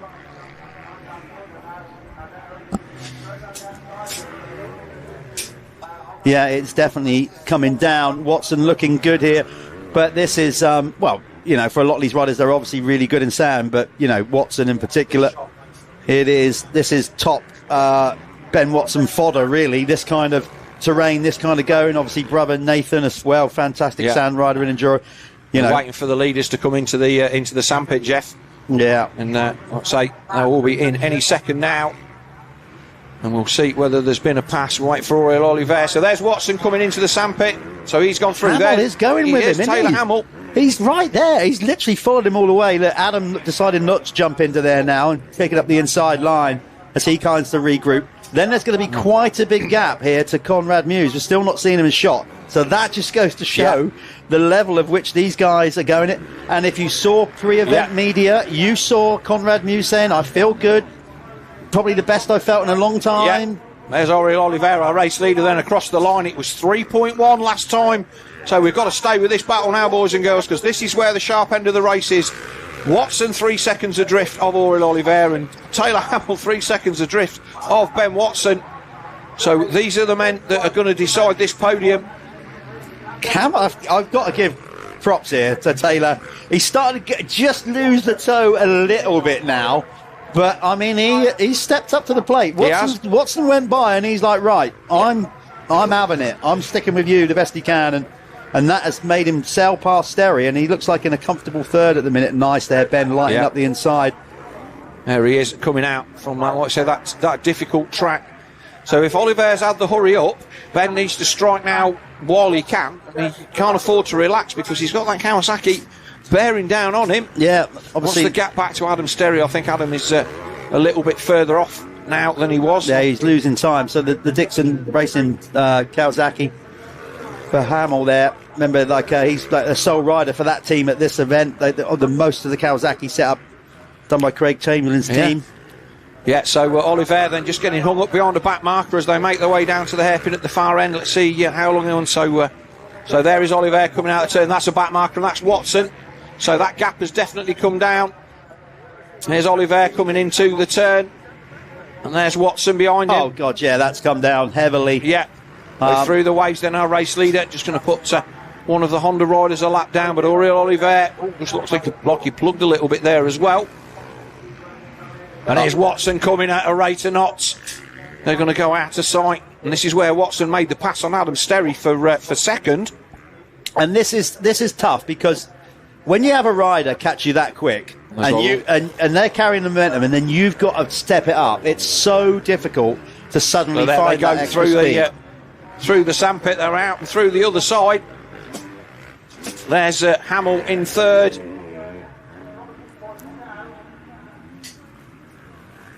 So this is winding it down. Yeah, here. there's Adam Sterry in fourth.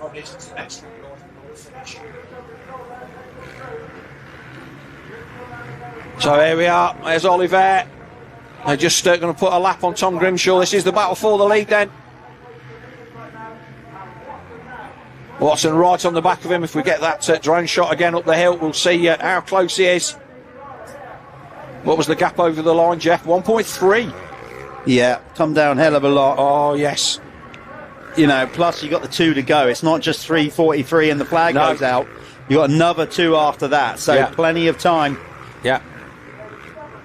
Conrad is the top 5, as you can see on your screen, but here they are coming down the hill then. The only obvious change I can see here is going to be at the front, you know, like I think everything else is probably kind of they're settled. already down round the hill. They're going to come over this jump now. This is where this is the front of the race. There they are, and it's still Oliver at the front. It's really murky out there, Jeff. Our camera crew doing everything they can, looking through the trees to try and pick these guys out. It's not easy. Like I said, the weather does look like it's picked up a bit. 1.3 seconds, the battle for the lead. Well, it doesn't help the fact that the actual dirt is so dark, and then the riders get like roosted. See, we can identify them from the back, but from the front, it's way harder for our camera crew. Yeah, but they're doing a great job out there in what is challenging conditions. It's easy for us sitting here in a nice warm broadcast booth. So that gap's still coming down, and Ben has to feel that he needs to make the pass this lap. 2 minutes 37 plus 2 laps left on the clock in this opening Apico MX1 race. Apico Factory Racing, the sponsor of the main championship, and the first blood for this championship at the moment is going to the Gabriel SS24 KTM of Aurel Oliver, but Ben Watson is doing everything that he can do to close them down. Well, I think Oriel's got the minerals to step it up. He can certainly let it hang out. We've seen that. Yeah. And he's going to have to do that, basically, because the speed at which Ben's got him, he's going to have to drop the hammer. He's going to have to treat these next 2 laps all in like a qualifying lap. If he's gonna break Ben's momentum, that's the point. Yeah, he is, and I think that Oriel just pulled out a little bit of an advantage there. It did not look as close. It was 1.3 over the lap last time, and here he is coming across. So we're going to get 3 laps. It will be 2 laps next time. Yeah. So it was 1.3, and I think that Ben Watson is going to have dropped at least another second on this lap. 1.4, so it's gone out to 2.7. Yeah, 2.7, yeah. Gone back. So Oriel responding. He would have had that lap board last lap around going, right, he's coming. If you want to win this thing, you've got to step it up. Yeah, he's doubled his lead there, so whether Ben had a bit of a moment or Oriel stepped it up, does the lap time reflect that? Yeah, I think that's exactly what's happened, because the last time around he took a half a second or more out of Watson. So there you go. Hamill is still doing well there. He's consolidating that 3rd spot over Sterry. As I said, I think the top 5 is pretty much set, as in they are. It's just who's going to win this thing. I think 3rd, 4th and 5th. Yeah, so can't see much change in there. Ben does look like he's still giving it a go. There he is in the background, and he's closing back in.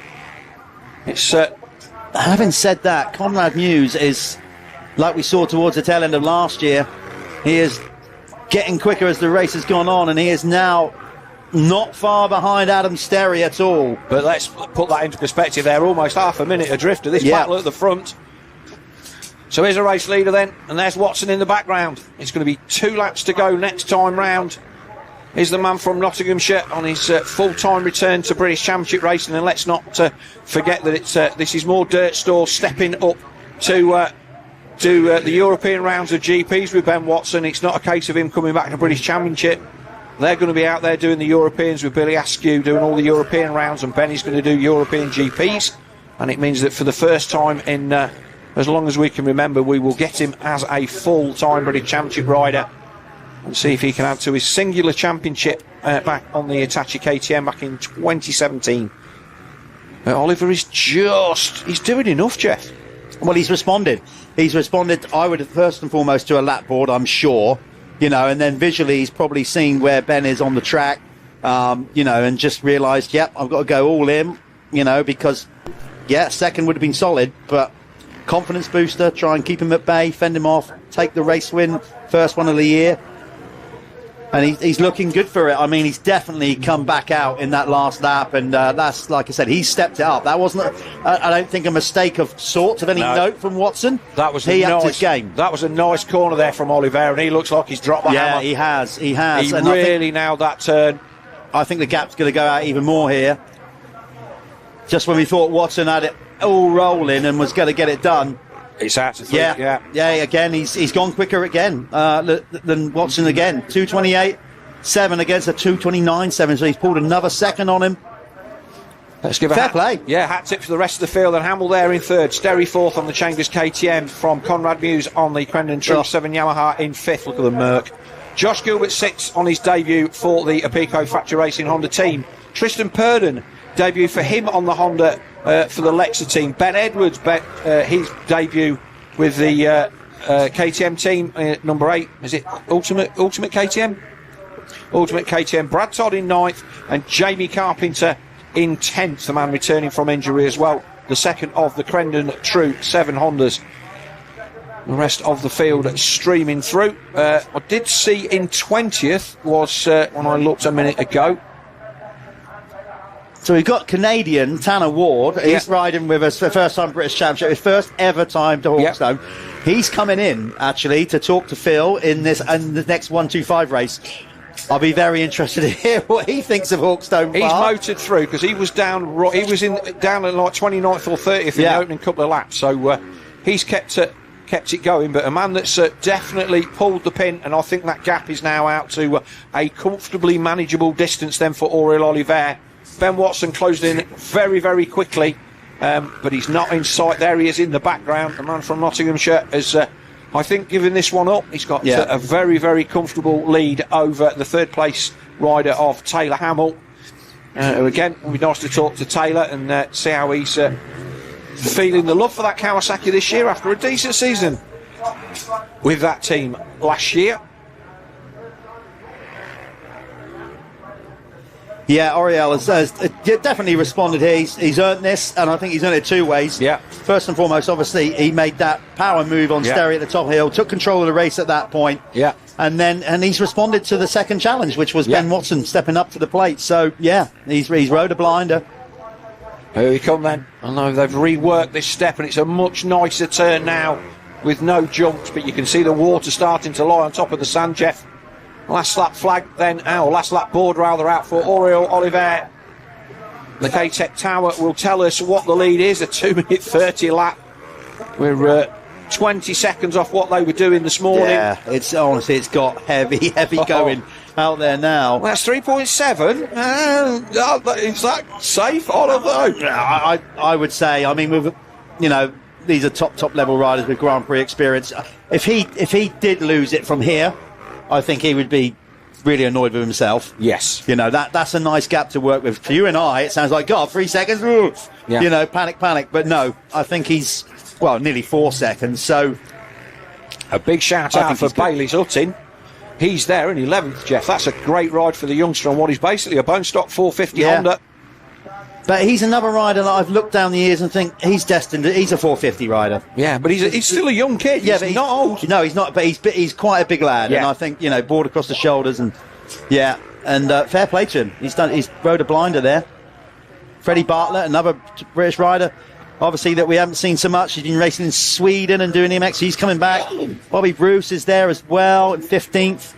Okay, well, I'm gonna step out to go to the winner's circle to speak to these riders and get wet, Phil. Yes. Take one for the team, and I'm gonna make way for Motocross royalty.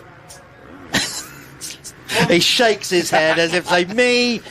Right, I'm not going to tell you who that is. Phil's going to introduce a guest we've just come in. I think he's got all the experience. He's thought, it's raining, I know what I'll do. I'll just go into the TV booth to get out of the rain. I know his tactics. Yeah, so here we are then, Auriel Oliver. He is going to be celebrating a win. Let's just see if Ben Watson is going to have a Hail Mary on this final lap of this first moto, the Apico Factory Racing MX1 Race 1 here at Hawkstone Park in the sun. Oh, there we got a nice picture-in-picture. We'll just get these guys over the line. There we are. We've got a nice guest beside us. Beside me is the man that is Mr. Honda these days. We'll turn him on. Welcome to the booth, Roger Harvey. Thank you very much. Thank you very much.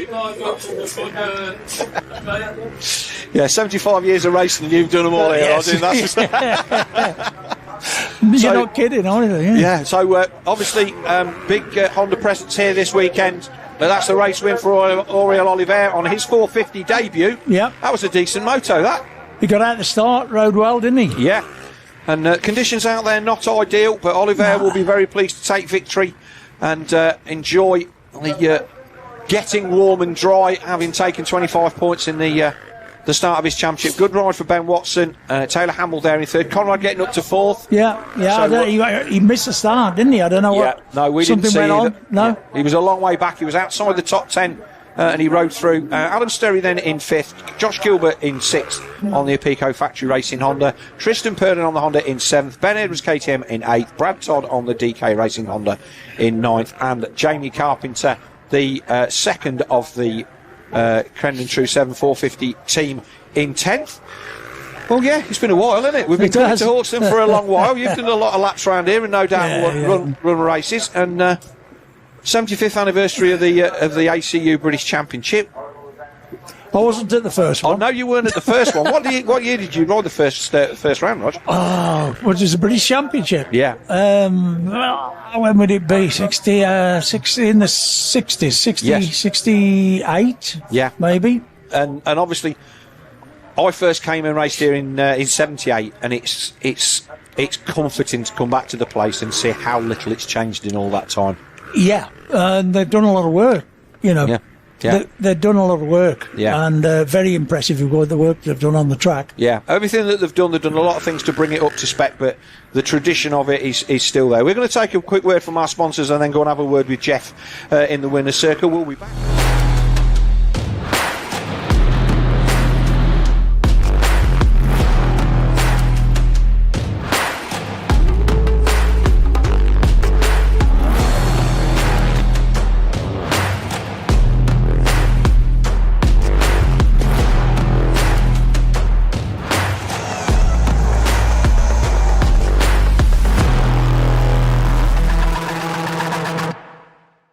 This is Dirt Store. We're your one-stop shop for everything off-road. Find all of the latest products from the top off-road brands. Whether it's gear, parts, protection or accessories, Dirt Store has everything you need to hit the track. Shop fast, ride fast.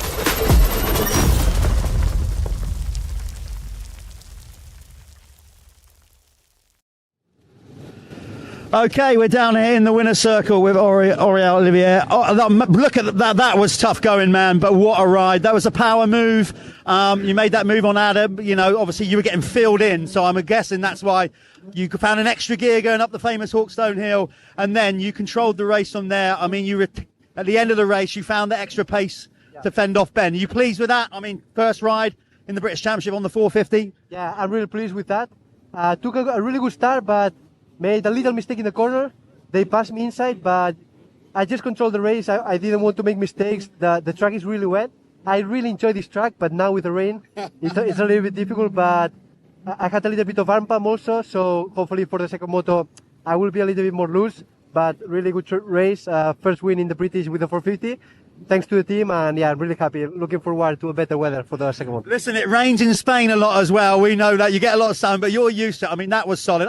And you can't quite see it, but his teeth are perfectly white. Hasn't got any grit in there. I mean, that was a great opening start for you. Yeah, because I was first. Otherwise, my teeth will be really dirty. But no, I guess I'm getting used to the rain now because I live in Lommel, so it's okay. Yeah, we get a lot in UK. Go and get yourself cleaned up. Hopefully we'll see you at the second one. Okay, so that's your race winner, Orioles. We're going to move out. Let's bring in Ben Watson.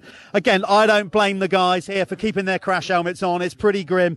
Ben, we can't see all your real men wear pink. That was solid start to the championship. We felt like you really pushed on, but then, like, you know, you had to do that extra little bit, and Oriol responded there at the end. A solid second. You happy with that? Yeah, I just messed my start up a little bit. I had my RPMs way too low, and like almost stopped it off the gate. So yeah, I was completely outside, so I managed to get a bit of a clear run around the first corner, and I think I was about 7th or 8th or something. But I put a good charge on the first few laps, and then yeah, when I got into to second, I had some good laps and got close to RL pretty fast, and then yeah, when the rain started coming, that was it. I just had a clear lens on with some armour vision on my Oakleys and just wiped as much as I could. But yeah, when it's raining and wet mud, it was one of them. I just was happy to come over the line behind him, so it was good. We love what we do, don't we, eh? So, the weather will get better, you know that. Well, that was a good solid start. Looking forward to, I'm sure you'll be up here in the second one. You go and get yourself cleaned up as well. There's Ben Watson bringing in second. Third, let's bring in Taylor Hamill. Taylor, come on in. Yeah, so solid ride. Taylor looks a little bit cleaner than the others, mainly because he was there for a little bit, but far enough behind to not get really roost.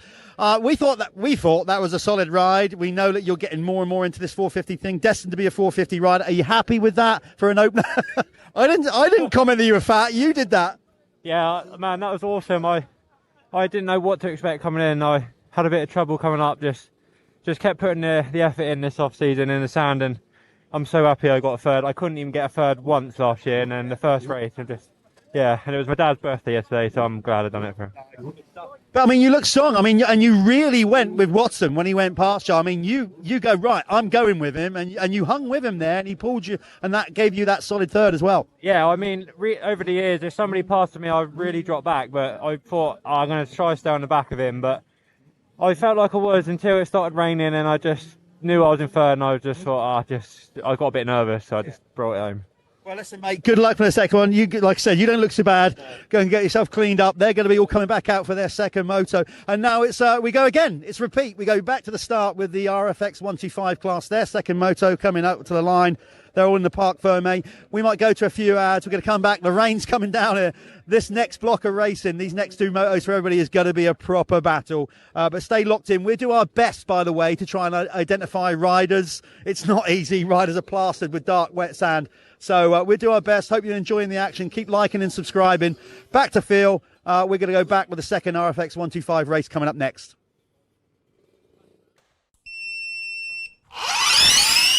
I'm still a kid, but I'm tougher than you think. Let me fail, let me fall, and learn to get back up. Let me find my own line. Let me go full throttle. Never tell me what I can't do. And let me win. Never hold me back. Let me try. Let me try. Never underestimate me. It's the ride of my life.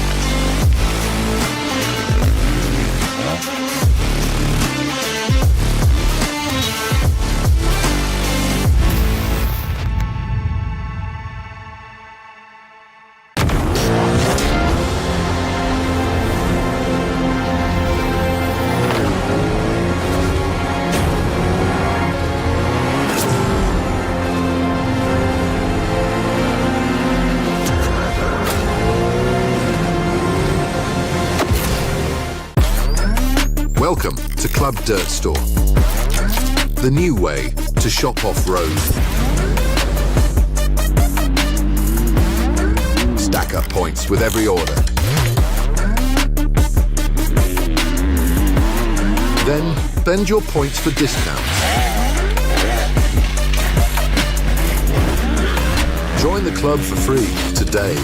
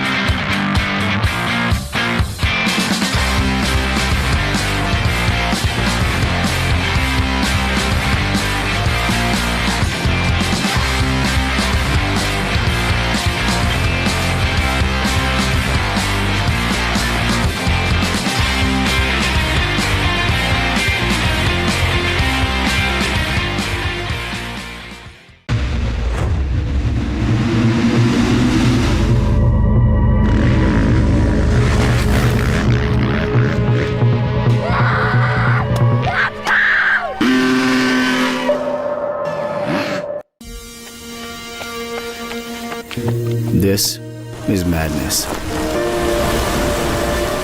It rages within us.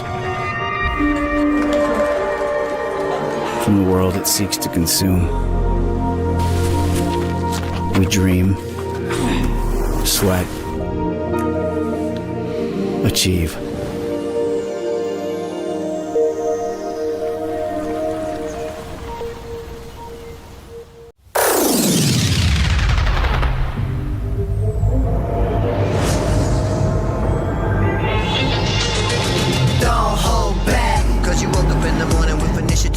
So I make it harder. Don't hold back. If you think about it, so many people do be cool and look smarter. Don't hold back. And you shouldn't even care about those noses in the air and the crooked stairs. Don't hold back. Cause there's a party over here, so you might as well be here with the people care. Don't hold back.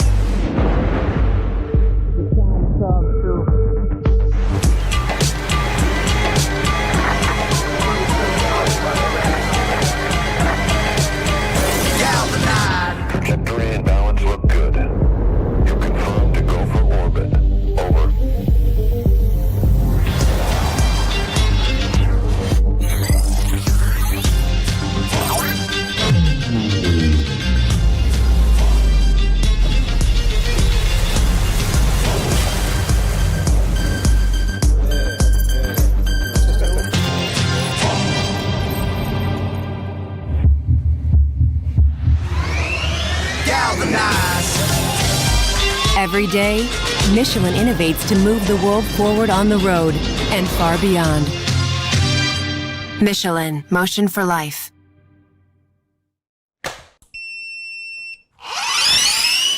I'm still a kid, but I'm tougher than you think.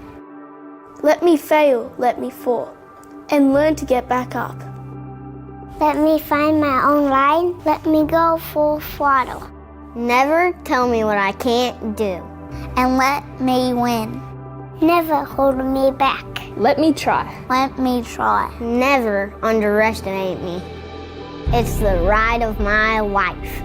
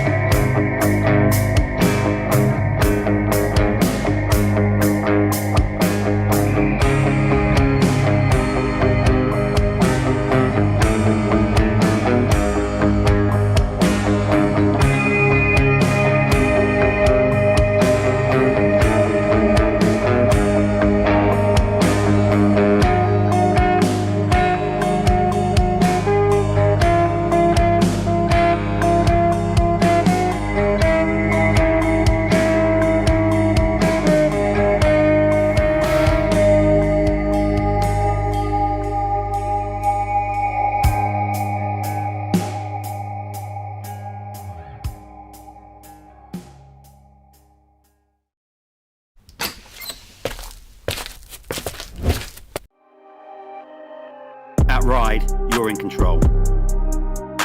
Create something unique or choose from our wide range of base designs.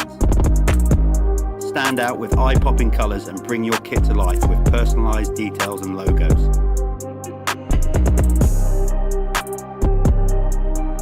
With our advanced materials and proven durability, our kits are built to perform. Head to our website and start designing today. Look good, feel good, ride good.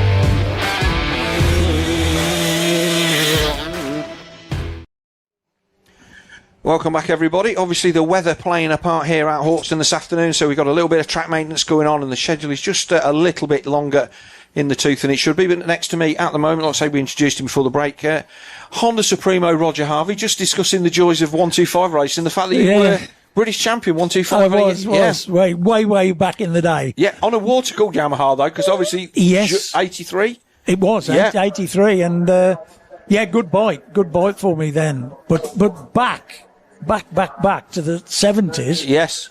That was me bike 125 in the Grand Prix. You know? Yes, because obviously that was a Husky actually. Yeah, and obviously 125 Grand Prix back then. It was a stacked field, and obviously you got like Gaston Ra here on the factory Suzukis and all those kind of guys. But it was a place where everybody went to cut their teeth, 125, 250s, and then eventually, if you were lucky enough, you would get yourself moved up to a 500. Yeah. In the UK, we used to race all three classes. Yes, which obviously nobody does that now. 500, no. But then, like, when you say Gaston, absolutely amazing rider and character, but like also Marty Smith, flying from the US. Yes. To do the Grand Prix, riding the US Championships. And exporting for both, really. It was a big shame for him, wasn't it? Because he was really in with the shout. But obviously you're here as a Honda man, although you told me in the break there that you're not working today. You're just here to you're here to enjoy the local race and have a look and see what's going on. It's my local track, Hawkstone, love it, hated it, loved it, you know.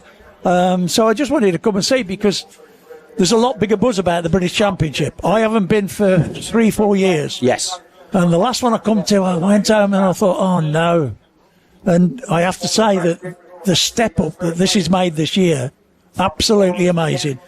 I mean, we made some good inroads into it last year. Obviously, Paul Irwin took it over at the start of 2025 and kind of changed the way that we've done things and changed the structure.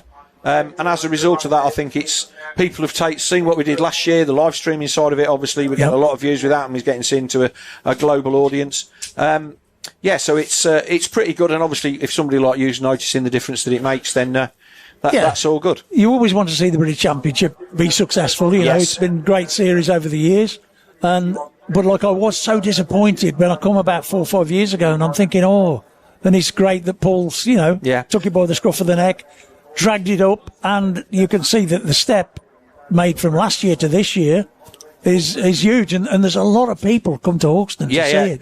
There's a big crowd out there today, and obviously a lot of riders in both classes. We've got an onboard camera here for this one. I'm not sure who that is on, but no doubt we'll find out. At least we're going to get to the start line and see what's happening. Look, I'm going to see if I can see what's on the front mudguard of that one.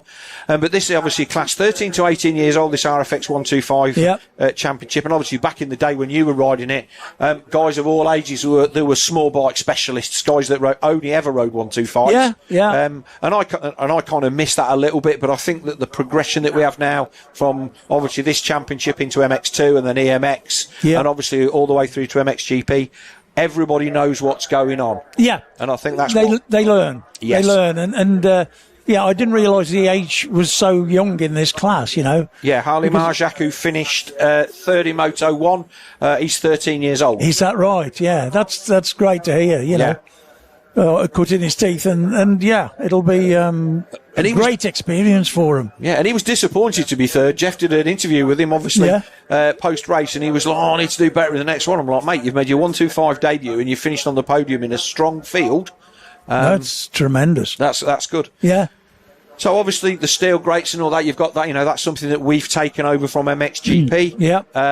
And, I can remember, obviously, here, pre-gate, there was a string and a bit of like an horse racing start and stuff and then like they that. had the concrete start, which was... that was awful.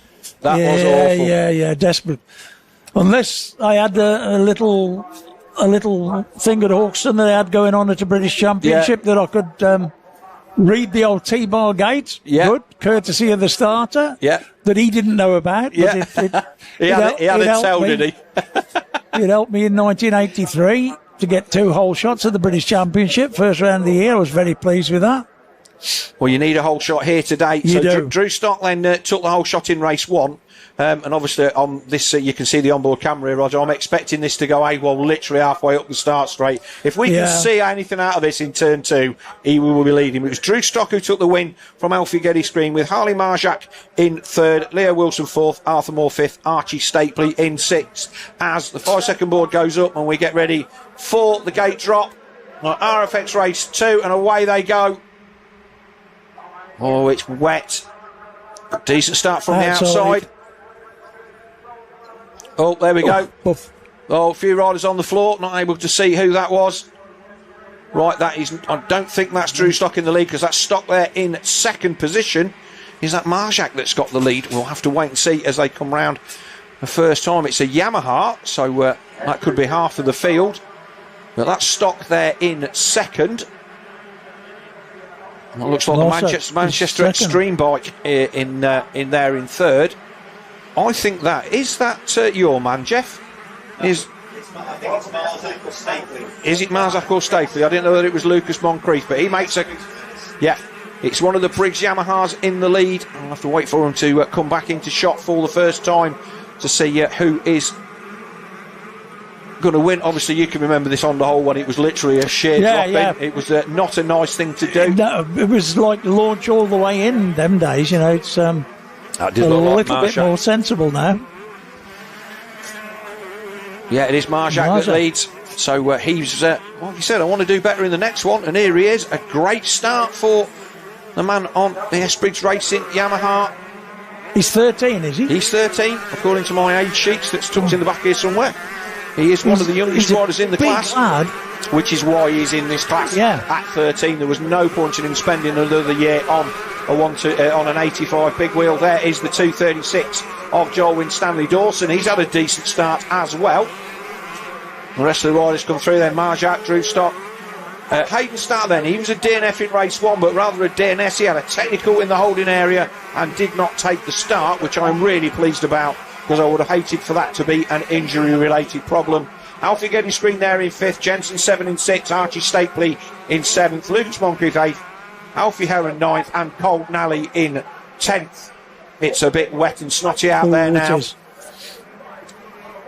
If the rain stops and this surface gets washed off in this next couple of races, the last moto might be decent. What if you need? Well, like I say, Roger, let's say it's racing here since the late 60s. It's the 75th anniversary of the ACU, and obviously what you were saying about the British Championship, one of the big things about that is the support that we're getting now for the structure from the ACU. I was talking to Tim Lightfoot, and he was just like filling me in. I knew it had come off. I know it had been announced, but it's good, the structure that they're doing to get riders up and ready for Grand Prix, and they need all the support they can get to make it happen. And obviously, Tim, we were kind of he's been around, and obviously he's been doing that job for a short time now, but he's made a big difference, certainly to the way that motocross is perceived within the ACU, certainly from us looking into the ACU. They're here. Absolutely. There's more people here, they're getting more into it, and this the thing with the academy and getting the riders recognised and getting them a proper training path through. We want to be feeding the top factory teams like under HRC, and obviously that's the way to start it. So this is Joel Winstanley Dawson. He's the nephew of Matt Winstanley. Is that the nephew of Matt? He's the nephew of Matt. So he is the son of Michaela, who's Matt's sister, and Del Dawson. And obviously Ken Winstanley is watching. He's watching on the live stream on holiday in Australia. So is he living over there? No, he's just on holiday. No, he's still a Wigan domicile man, but he's watching to see how he goes. And Joel crashed in the last one, got up to 5th, I think, and ended up 10th. Right. But it is a bit of a snotty one. Marjak, 4.5 seconds to the good on Drew Stock. We will see what Drew Stock decides he needs to do in this one, because he literally won that first one at a canter. Track's not bad. It's not, is it? It's amazing. Because it's so hard underneath, I think that... I know we had, obviously, you're local to here, as you said, Rog. With all the rain that we'd had on the run up to the International, it was just going to be bottomless everywhere. And just pulling the plug, whilst it was a pain in the backside at the time, definitely means that the track is in far better condition for this weekend. It is absolutely, and it's because that's a fair old storm we've just had. We just had a right good downpour, and it's standing up well. And obviously you're here in TV Towers here for MXGB-TV, all nice away from the rain. Yes, of course. Are those two things connected by any chance? That's what I was accused of by Jeff when I come in. Yeah. But Marjak then still almost 4 seconds away. Drew Stock then, I think he will sit and just stay and keep a bit of clear vision and see what the youngster has, because obviously it's a long race. 20 minutes plus 2 laps then for this second RFX 125 race. Jensen 7 then, he's having a decent run. He's a guy who's come up off Big Wheel 85 this year as well. And then Lucas Moncrief on the free throw, Madison Yamaha, he is there in 6th. The TM of Archie Heron in 7th, Stapley in 8th. The man who finished 2nd in the first moto, Alfie Geddes Green, he is down in 9th. And Arthur Moore, the man on the TM UK bike, he is in 10th. I would expect that he would struggle in these wet conditions. Maybe just didn't quite get off the start. It's critical, isn't it, these days?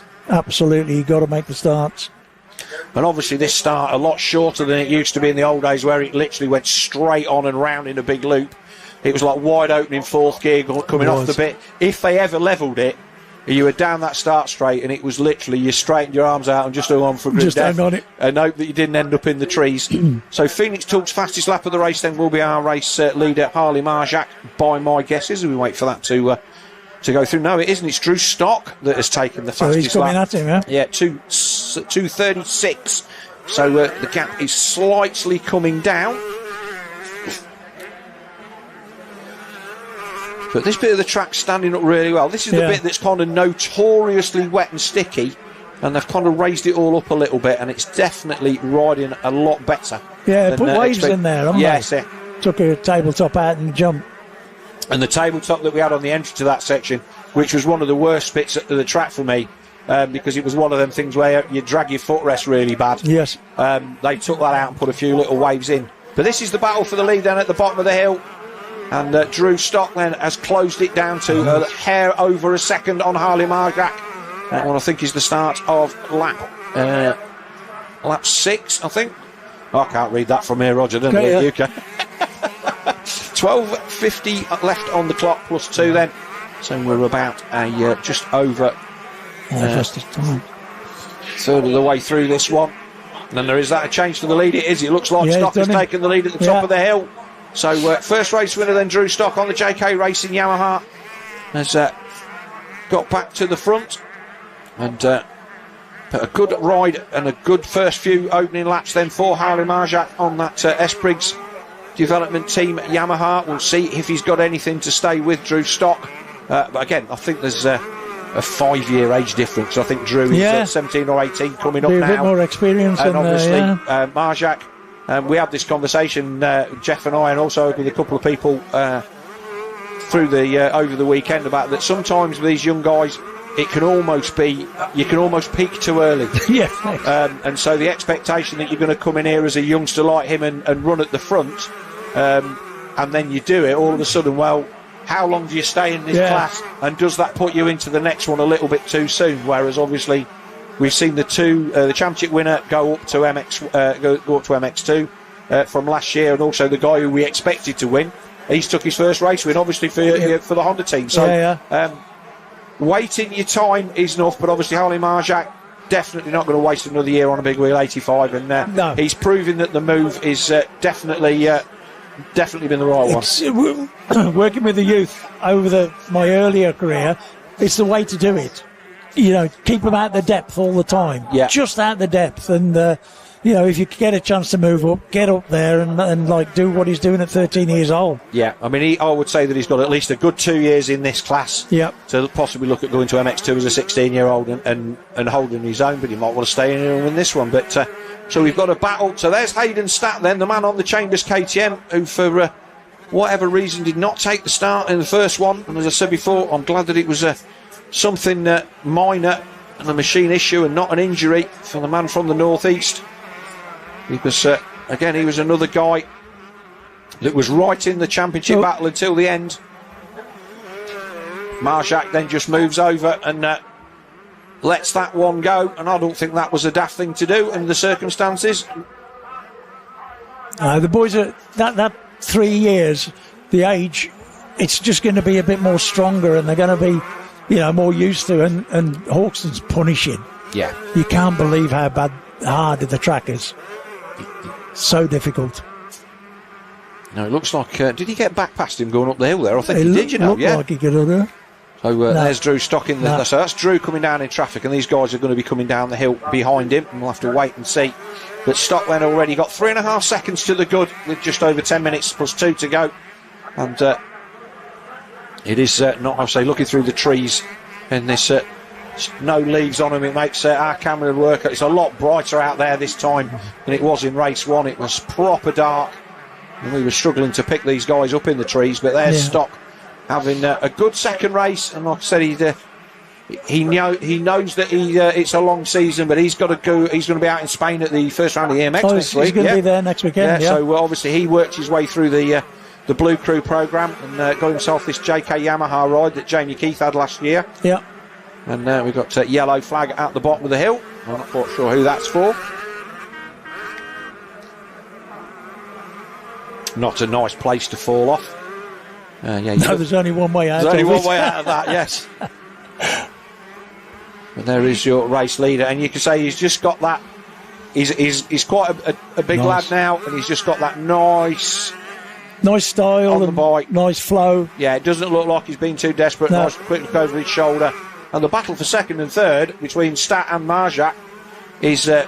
We need to be having a look at that as they come back through the Honda hole, as it used to be called back in the day.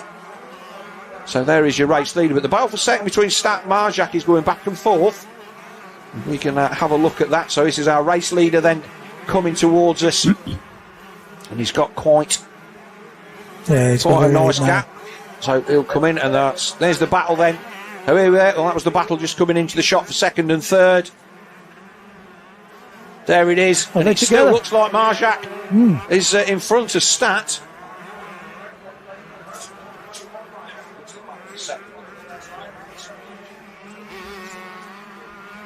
So there he is, Stock on the Yamaha. Yeah, it's confusing. You've got Stock and Stat. Yeah. So here they are. So here's the battle. So it's Marjak still at second. Good lad. And there is the 548. So Hayden Stat, he made a pass, and Marjak's come back at him. I will say I did not see that coming. I think he must have made a mistake, and he lost it all of a sudden. Yeah, so he's obviously had a bit of a nonsense somewhere. Is he going to be able to pull that back? He's 2.5 seconds down all of a sudden, and bearing in mind that there was a pass at the top of the hill. His legs off at the top there. Or somebody laid there in the track, or a bike's in the track anyway. Yeah, rider looks like he's up and okay. Yeah. So that's at least that's. That is towards the top of the hill. There's going to be no recovering that, but whoever that is, they are up and they're just waiting for an opportunity to get back to their bike. But so Hayden Stat third, Joel Winstanley Dawson up to fourth, Jensen 7 in fifth, Lucas Moncrief now on the Madison Free Throw Yamaha is sixth, Alfie Heron in 7th on the TM. That's a good ride from the Irishman, Archie Stapley, Arthur Moore, and in 10th it is the 121. Now, where was he in the first one? It was a long way down. Harvey Collins, yeah, he was 17th in the first one, so 10th for him. That's a decent recovery. Yeah, we could. In the first race, this was so dark and dingy through there. Right. It looks like there's a lot of umbrellas have been put away. So that bit of weather that we had blow through, you can see that the track is riding itself back in a little bit there, Rog. We didn't think it would. We thought it'd be downhill from now on, but it's stood up real well. No umbrellas there in the crowd. No. Yeah. That's a nice berm there. This was something that we noted earlier on with Marjak when he's riding. He's very, very precise where he puts the bike. Yeah, he doesn't make many mistakes, the kid doesn't. No. I started commentating on him when he was on I think he was on a 65, and he was very, very quick back then. Yeah. And another one in the sand hole, is it? No, that's coming up. Yeah, coming up. That's a lot steeper Obviously, there's a little bit of a pop on that to get you into there. I don't know whether you've been over that bit of the track. Yeah, I've been allowed to look. Yeah, but they've done a lot of work to kind of alter this and make the flow a little bit better, I feel. Yeah. And certainly this bit over the jump and under the bridge and round to the finish, way better than it was before. Yeah, and props to the club, because they've put a tunnel under here where they're going now. So, like, this, you can get from the paddock area straight out into the centre very easily. Yeah. Done a lot of work. Big new tunnel through. Yeah. So Marjak then now coming back under pressure because Stat has closed the gap down to, they'll be in the same shot as they go up the hill. We just go a little bit wider on this shot, and Hayden Stat on the Chambers KTM will be all over the back of Harley Marjak. Is he going to go up the other side of the hill? He was definitely there a minute ago. There he is, look. Close. You can see that bike there at the top of the hill. All the riders will know that that is there now.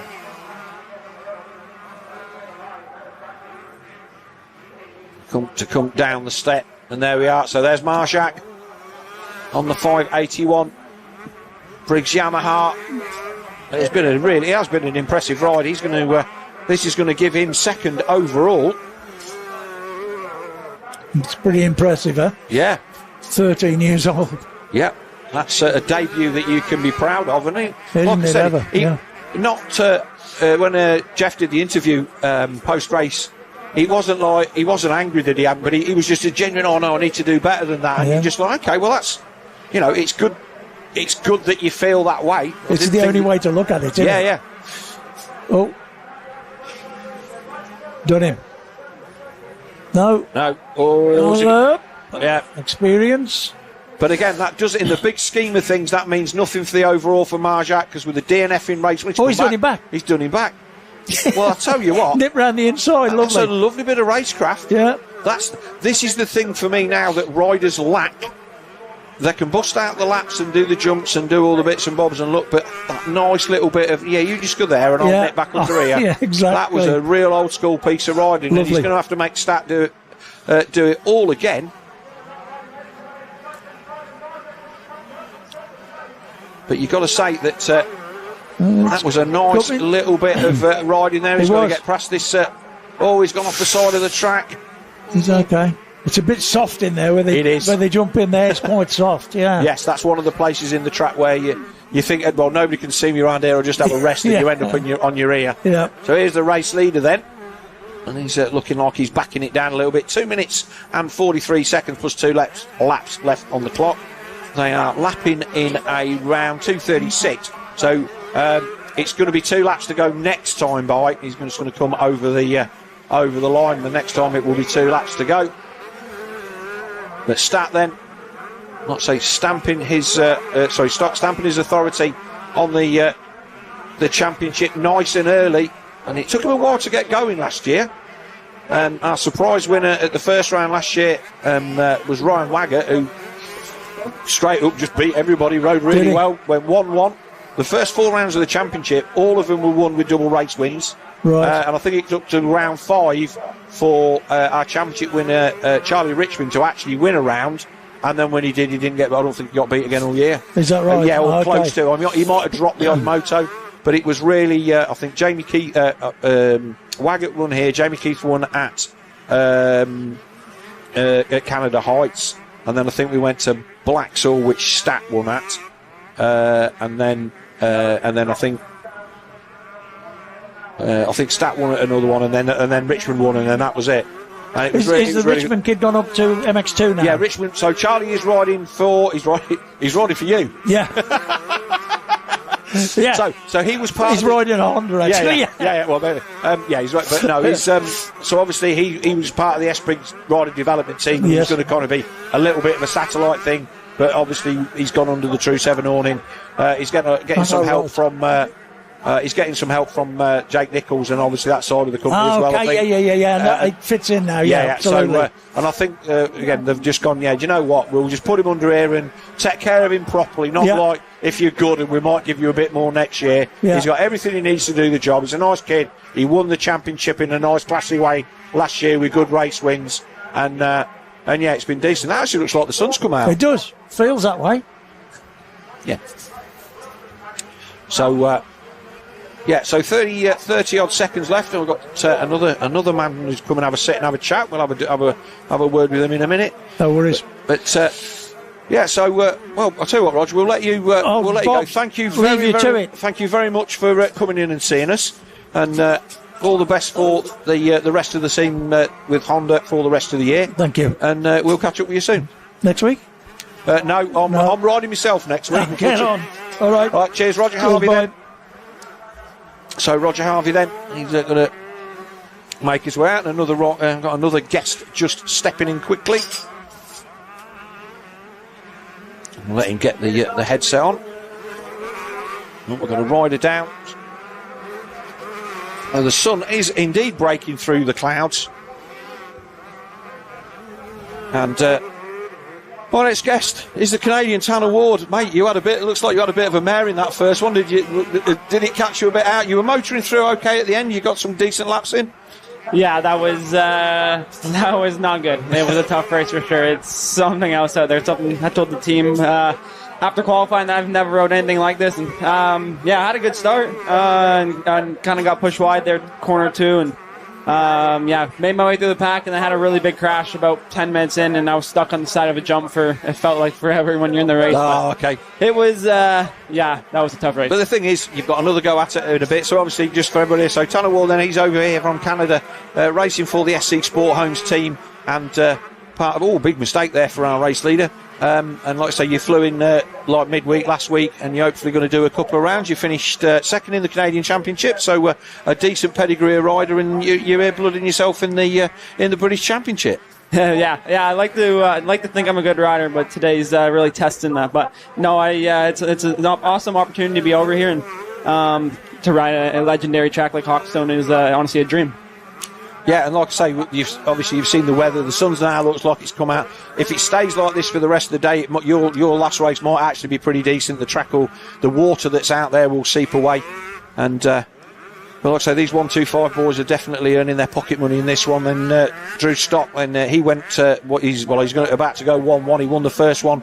Carly Marjak, the guy in second place, he's 13 years old. First race on a 125. He was second in race 1. Hayden Stack DNF'd in the first one, didn't start the first one, and Joel Winstanley Dawson, he's another youngster coming up first time into the class. So I think that the podium is going to be Stock, Marjak and Archie Stapley, who finished 6th in the first one, not seeing Leo Wilson in the top 10. But what did you enjoy riding the track? Yeah, it's enjoyable to struggle with. Yeah, this is one of the toughest tracks I think I've ever raced in my life. I've raced some deep sand up in Canada, but when you add the water and how much rain you guys get throughout your winters, it's a whole new ball game. So, I mean, it's a shame because the track this morning in practice and everything was as good as you would ever hope it to be. It's a hard base, like I said to you. When I spoke to you briefly this morning, it's not really that sandy, but once it gets wet, all of a sudden there's places where you just hit it and stop. Yeah, it's very deep. It's very deceiving how deep it is and how much water it holds. And I mean, I came through the pack from pretty far back, and everybody's struggling. I thought when you're out there, you think it's just you that's struggling, but then you're riding against everyone. Everyone's going left and right, and to keep her straight is a goal in itself. But yeah, one of the toughest tracks I think I've ever ridden. It's nothing like we have in Canada. And like I say, this is so the next round is at Preston Docks, which is kind of like river sand. It's an estuary part, so it's right next to a river. It's like a blacky sand, and it's a completely different kettle of fish. This we got the he might not be the world championship leader by the time next weekend comes round, but Jeffrey Hurlings is coming over to ride that one. He's raced here a few times as well, and he was the British champion in 2024. But yeah, I mean, obviously we've got a couple of our guys are going over and doing AMA. It's always difficult to judge how fast other guys, and obviously the only GP rider that we've got in the MX1 class regularly. Obviously, I think we've got Ben Watson and we've got Adam Sterry, who both are like top 10, top 15 guys in GPs, and obviously they run at the front here. But you don't know where any of the other guys are, and it's a stacked class this year. MX1. There's definitely some people stepped up. And obviously you found out the hard way that, I mean, like I say, but you're not going to judge it all on one race, no? No, for sure. I definitely the results today so far haven't shown what I'm capable of. I think if I could have executed that start, not went down in turn 2, it would have been a different story, and kind of got the pace of those front guys. I don't expect to be up with those front guys, but I definitely expect to be better than where I was in that moto. And obviously you have great starts over there in Canada on your start in the metal as well. So, but again, everything is new coming to a new championship. And like I say, but you're in with a good team. The SC Sport Home teams are a good bunch of people there. And like I say, if you can make yourself fit in there, that'll be nice and get a few rounds in. And so, like I say, are you flying back to Canada next week? I actually fly back to America. We do all our preseason in America. Just it's too cold at home right now. We got a lot of snow, so we do all our preseason up in America, and that's actually where I met the SC Sports team. Neil and Charlie Heyman were they're doing the little Winter Am series I was, and that's how we met. Yeah, and obviously taking these opportunities as they fall. Okay, if you've come here and you've ridden Hawkstone and that's all it's ever going to be, at least you've come and done it, and it was a cool thing to do. And if it leads to something better and more long term, then obviously taking that chance is something. So obviously Drew Stock, he's the guy. He didn't win the championship here last year, but he was the top Yamaha rider, and he won through. So he wasn't top Yamaha, but he won through the Blue Crew series, and he ended up going and racing the support at the Nation. So he was riding at Ironman on the 125 Yamaha series there. I think he finished second, and now he's ended up picking up a ride off the back of that, and he's going to be AMX. So he's going to take his first victory of the year. That's a really, really good weekend for Drew Stock. I will say that he is the championship favourite for my money. A brilliant second for Harley Marjak. He will take second overall, and I think that Archie Stapley will finish third overall with what will be a 6.5. Looking at that, because Joel Winstanley Dawson will have an 8.4. We'll let the maths sort out. So 6.5 is 31. 8.4 is that is also 31. And Joel Winstanley Dawson, I think, will get third overall with that, because he's tied on points and he beat him in the second moto. So that's a good debut podium for him.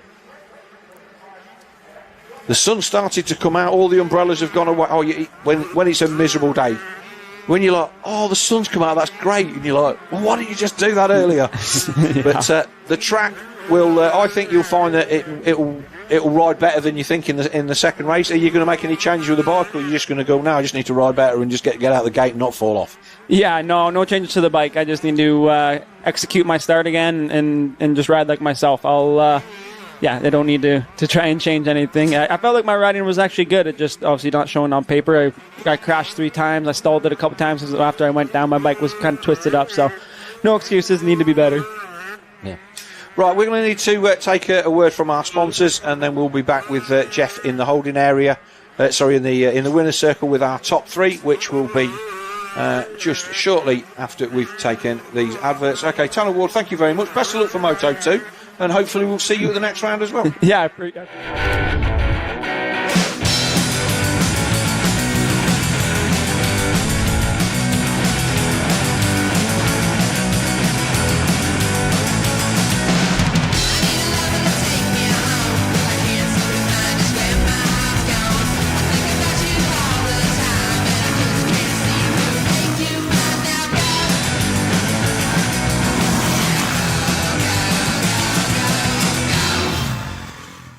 This is Dirt Store. We're your one-stop shop for everything off-road. Find all of the latest products from the top off-road brands. Whether it's gear, parts, protection or accessories, Dirt Store has everything you need to hit the track. Shop fast, ride fast.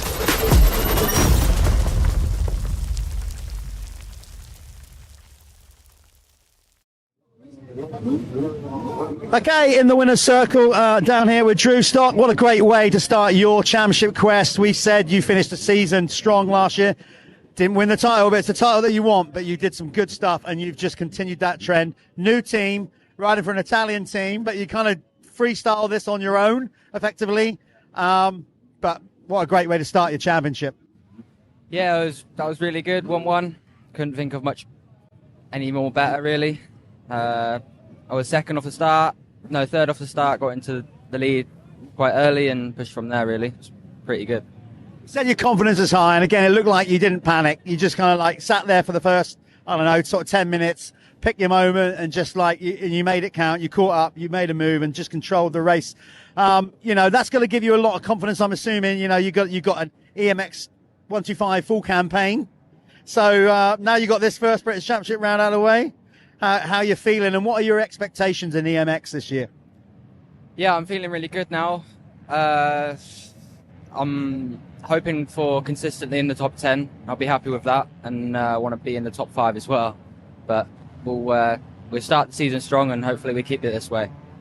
Very quickly, let's just talk about the new ACU Academy, High Performance Academy. You're on that.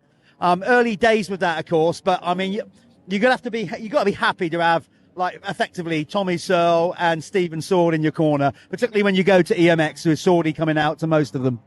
Yeah, that's going to be really good. They're big names. They've been around. They've done it before.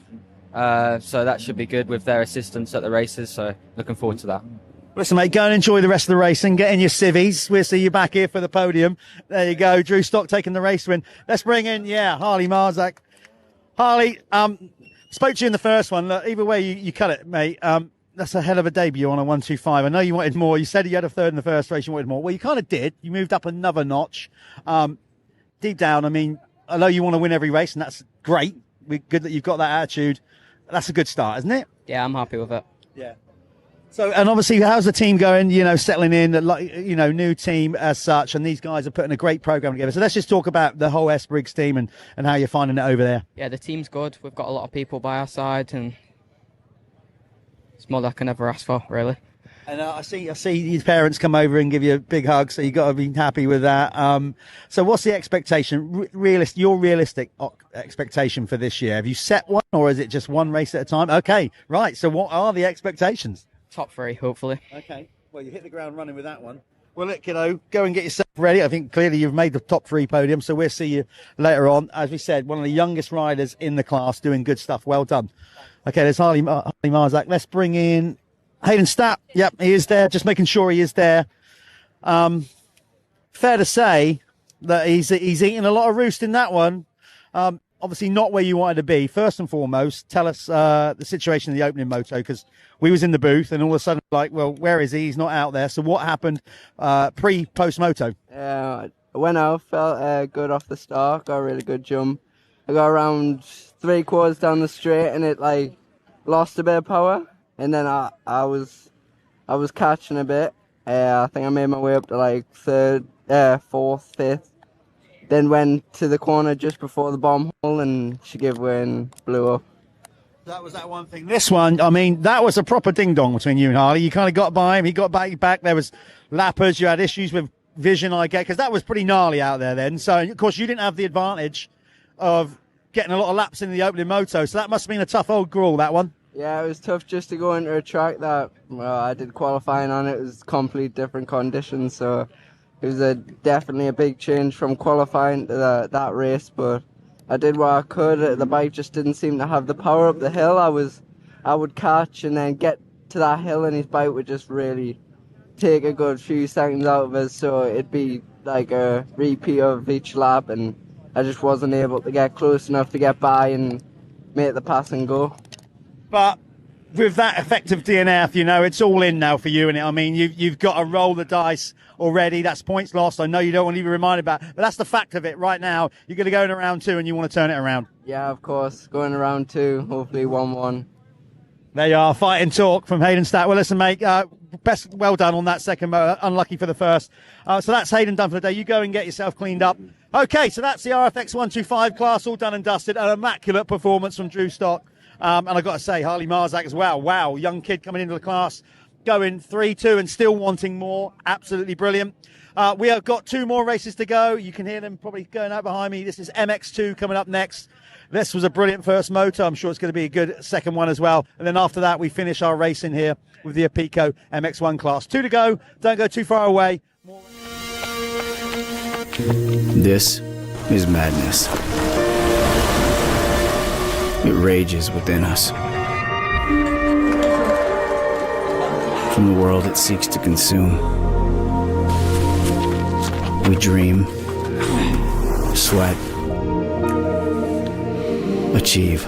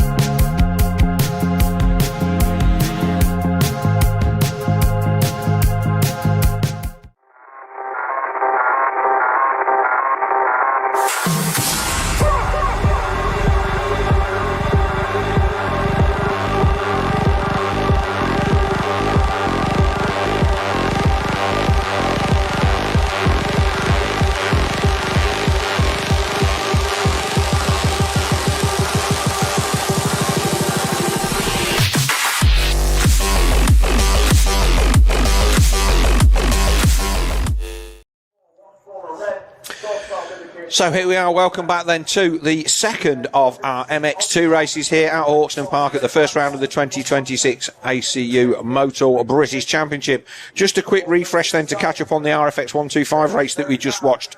Drew Stock go 1-1 then to take the overall, but to confirm the top podium positions, then Drew Stock did take the win. Obviously we 1-1, Harley Marjak takes second, and it was Joel Winstanley Dawson that takes podium in his first ever 125 British Championship race, so he takes third, tying on points with Archie Stapley, but getting it on the better position in the second race. Arthur Moore was fifth, Jensen 7th with sixth, Lucas Moncrief 7th, Alfie Heron, the man on the 10 from Ireland, was 8th. 9th was the 465 of Ollie Waters, and 10th overall, Alfie Geddes Green. Fantastic race, Jeff. Brilliant. And it's all muddled up already, which makes it good for the championship. Ken, if you're watching, I don't know what time it is in Australia, but whatever, open a bottle of red. Yeah. Grandad would be happy with that. Watching from, and anybody else watching it all over the world, hope you're enjoying it. Obviously, listen, the rain came down. Hawkstone is very dark sand. It's not always easy to identify the riders, so I hope you're doing as well as you can with that. We're doing our very best with it.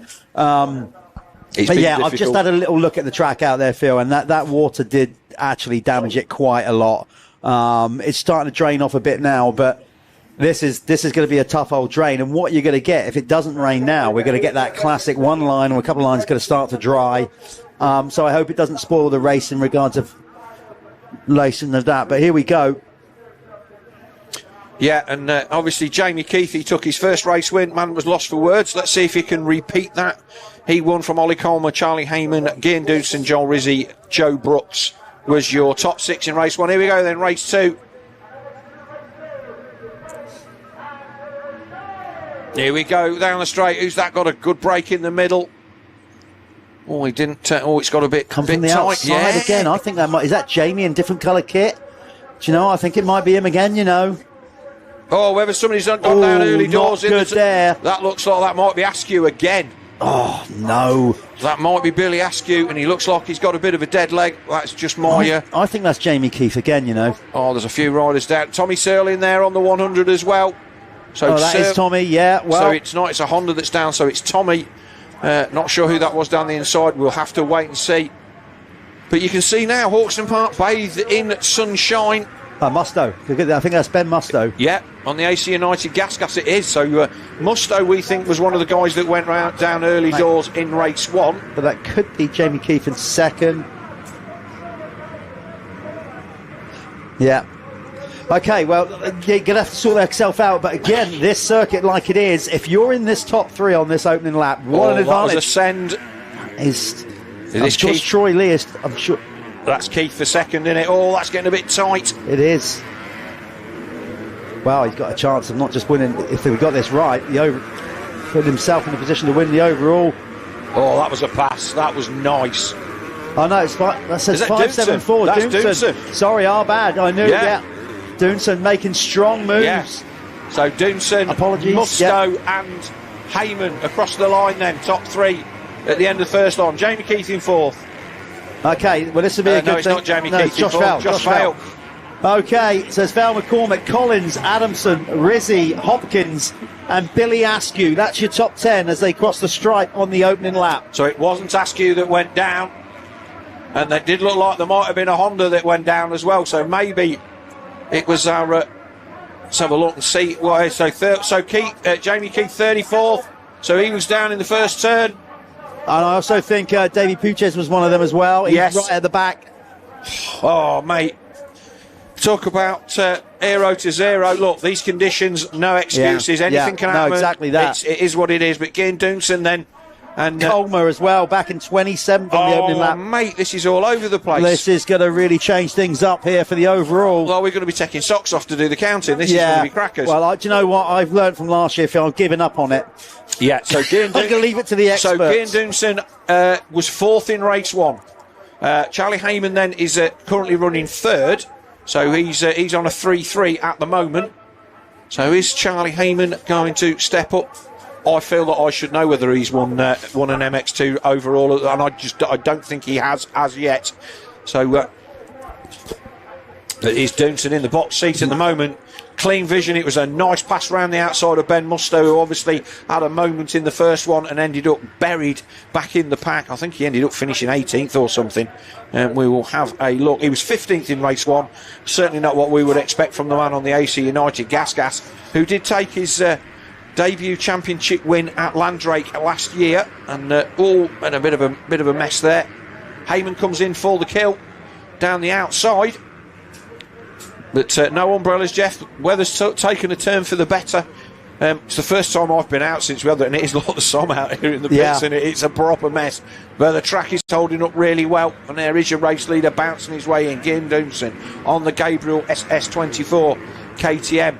Josh Vale, a big send into the sandpit on that one, and he's closing in 4th. McCormick on the Chambers KTM in 5th. Adam Collins in 6th. Adamson 7th. Rizzi 8th. Hopkins 9th. And Askew in 10th. So Heyman obviously last year stepped up to the plate, got 2nd in the championship. He had a handful of 3rd place finishes, a couple of seconds, but didn't take an overall victory. Yeah. He was always there or thereabouts. Well, consistency paid completely. But he wasn't.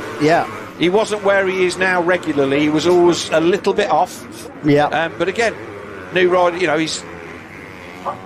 His feet. He is a big lad for a 250. Yeah, and he's a contender. There's no doubt about it. Of course he is. He finished 2nd last year, so obviously he's a contender. But he's another year stronger, getting into his prime. Where obviously we said the likes of Tommy. You know, he's on the other side of his career. It gets harder as you get older. Certainly the age Tommy's at. Oh, he'll be hating things today. Oh, big time. So Charlie Heyman in a strong position here. Obviously, like Musto needs a better bounce back from his first race. Dunson needs one as well. But with some of the, like you said, some of the bigger hitters further down, Ollie Colmert's crossing the line in 26th position. So I think he's lost it. Joe Brooks is down in 28th. Brooks was well up in the first one as well. Like that's where we're at. We got the first race winner way down outside, like in the late 30s, along with Tommy Searle. This is going to shake up the overall. Callum Mitchell, he went out of the first race. He's now 9th in this one. It's all over the place. Joe Brooks, so it's going to be right now. You'd have to say overall, Heyman's looking good. Yeah, well, Duke, but a 4-1 will beat a 3-3. Yeah, it's going to be Phoenix Talk's fastest lap of the race from Gian Dunson, then our race leader. Interesting to see Joel Rizzi running 6th on the 772 Kawasaki. He was 6th in the first one. That would be good enough for third overall. It probably will. You're right. Not going to absolutely commit that, but I bet you're not far off with that, Phil. Yeah, quickest lap of the race. Phoenix Tools is the Gabriel SS24 Factory Junior KTM rider of Gian Dunson with a time of 2:34.577. So looking at Ben Musto, and he looks like he's shot up a little bit, doesn't he? He was a stocky unit before. Oh, you can see he plugged on the face of the jump, didn't he? That. And here comes Heyman again. He was next to him going into here on the last lap and just did not get the pass done around the back end of the circuit. Oh, look at the sunshine there. I'm going to paddle out in all sorts of mud and we'll get me carpets dirty and everything. Race leader then Dunson. You'll be in trouble with the missus, Phil. Take your shoes off. No, we got wood floors. It's not my first rodeo, but here we get Charlie Heyman then making a pass. Is he though? Has he? Yeah. No, he's got around. No, hang on a minute. That's not that, because that is Josh Vale. That's Vale. So Josh Vale having a good run. Now, he was a guy that got injured at the beginning of last year, I think, didn't he? And it took him a while to get going. But there is Charlie Heyman, the man running the blue plate with the yellow numbers on to signify that he is the under-21 Jude Morris champion. But obviously that will not go his way today unless he wins the overall. Legs akimbo there. Like that just goes to show how difficult it is. But the sun then making life a little bit difficult now at this time of day at Hawkstone Park, especially with the lack of cover from the trees. And those fantastic long shots. Long ruts as well, Phil. Always hard enough to ride at the best of time. Well, look. I mean, you can see from the drone shot, that rut starts from when you land and it goes all the way down and around the corner. So, yeah, treacherous stuff out there. You've got to be on your A game. Look at those ruts there. And then the same into this turn here. It's getting it right. And then all of a sudden here, it's really deep there. And then in the bottom of the dip. That literally looks like the devil himself has literally dragged his finger claws through it. Say, right, I'll sort you lot out. Deal with that. Yeah. They're waiting for them then to come around this loop back into view. There he is. So there's Dunson in the lead. That is your race leader. Again, he is still a young shot. I think he's only 17, and he's getting another run round, another go at it with the SS24 squad. Obviously, KTM thinking very highly of him. Okay, Jamie Keith. He was a long way down. He is on the march. He's obviously trying to get a good overall score here after winning the first one. He's up to 16th. I am trying to find Tommy Searle now starting to make moves. He was down for a long time. He's now up to 25th. Brooks 22nd. These are obviously big notable names that you'd expect to be running in the top 10. Charlie Richmond popping up the top 10. So it's Richmond, Mitchell, Adamson, Askew, McCormick, Rizzi, Val, Heyman, Musto, and your race leader, Dunson. There we go. Top 10. This is, like I say, this is what we're going to see in this championship. There's no standout guy that's going to come through and win all the races. Look. Yeah, has he gone quicker? No, yeah, maybe he did last up around. He went quicker, so Dunson is definitely getting quicker. He has gone 2:33.0. And I think this will be his first race win in the British Championship. You're the man that's got all that stuff. Yeah, because he missed so much last year, didn't he? Yeah. He got a second. He got a couple of. Well, that was it, really. Yeah. He got, regard to top 3 results, he had 1 second in a race, not overall. Yeah. He had 1 second and 1 third. They had an absolute horror story here last year. So for him to be as it is at the moment with a 1-4, that will put him on 43 points with a. And then Charlie Heyman with a 3-3 will be on 40. So that will give him the overall. So 40 points to Heyman. And 43 to the man that we're looking at, Ian Doonson, on the Gabriel SS24 KTM. Yeah, so there's a road that runs all the way down there. It's crazy that how you can actually get to the top of the hill just by... If you were brave and it was somebody else's, you'd get a camper up there. But we always used to wonder how did they get up there to do the work. But walking around the woods there, so much stuff to see. And this historic circuit that... we were giving Roger Harvey a little bit of stick that he was at the first ever British Championship race here. But I did hear that, yeah.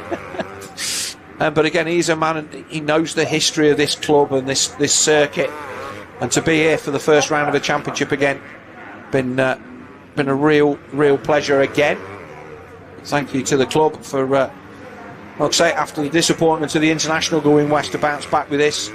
Obviously, the weather was always going to be a little bit iffy, but we've got a decent crowd in today, and hopefully plenty of you guys watching on the live stream wherever you may be. I know that there's some South Africans in there watching for shouting for Tristan Purdon. Yeah, I think a lot of people, if you haven't lived in the UK, you think, well, okay, it's rained hard, it's affected the circuit. Yeah. But what you haven't realised is it's basically rained continually through January and February. Oh, it's been so bad. So, you know, any extra water that we're now getting, really, we're still in that kind of place. It's going to take a little while. Hopefully, by the time we get to Preston, another sand circuit. So we obviously stacked the front end of the championship with all-weather circuits. So Preston will be another good one. That was superb last year. That track rode so well. It did, and we had Kyle Wolf there last year. This year we will be seeing Jeffrey Hurlings on his Honda UK debut. Him, yeah, I've heard of. He's quite good in the sand, I've heard. Apparently so, yeah.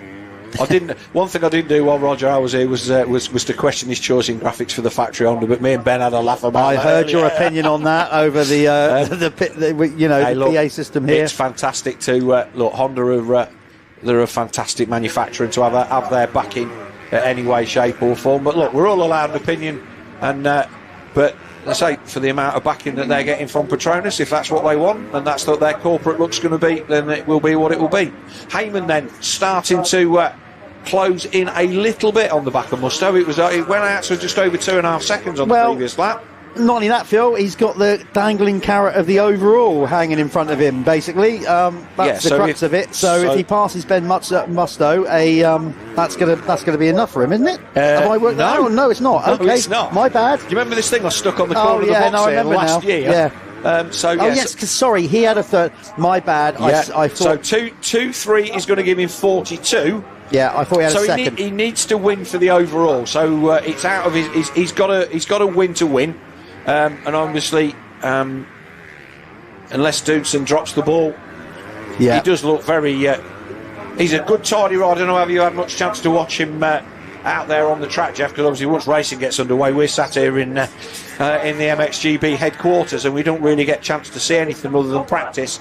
But he does look a very, very smooth rider. You can see why KTM have taken an interest in him. Yeah, it started to unravel a little bit for Jamie Keith, because he was pushing up the field and was knocking around the kind of 15-16 mark, but he's now gone down to 20th, so something's happened there. Probably a little tipple over. Tommy Searle is now right behind him in 21st, so that's where those guys further down the field are trying to play catch up. Coleman's 14th, so that's a good recovery for Ollie. It is still a long way to go, but obviously, you know, a solid second in the opening moto, that's going to affect his overall.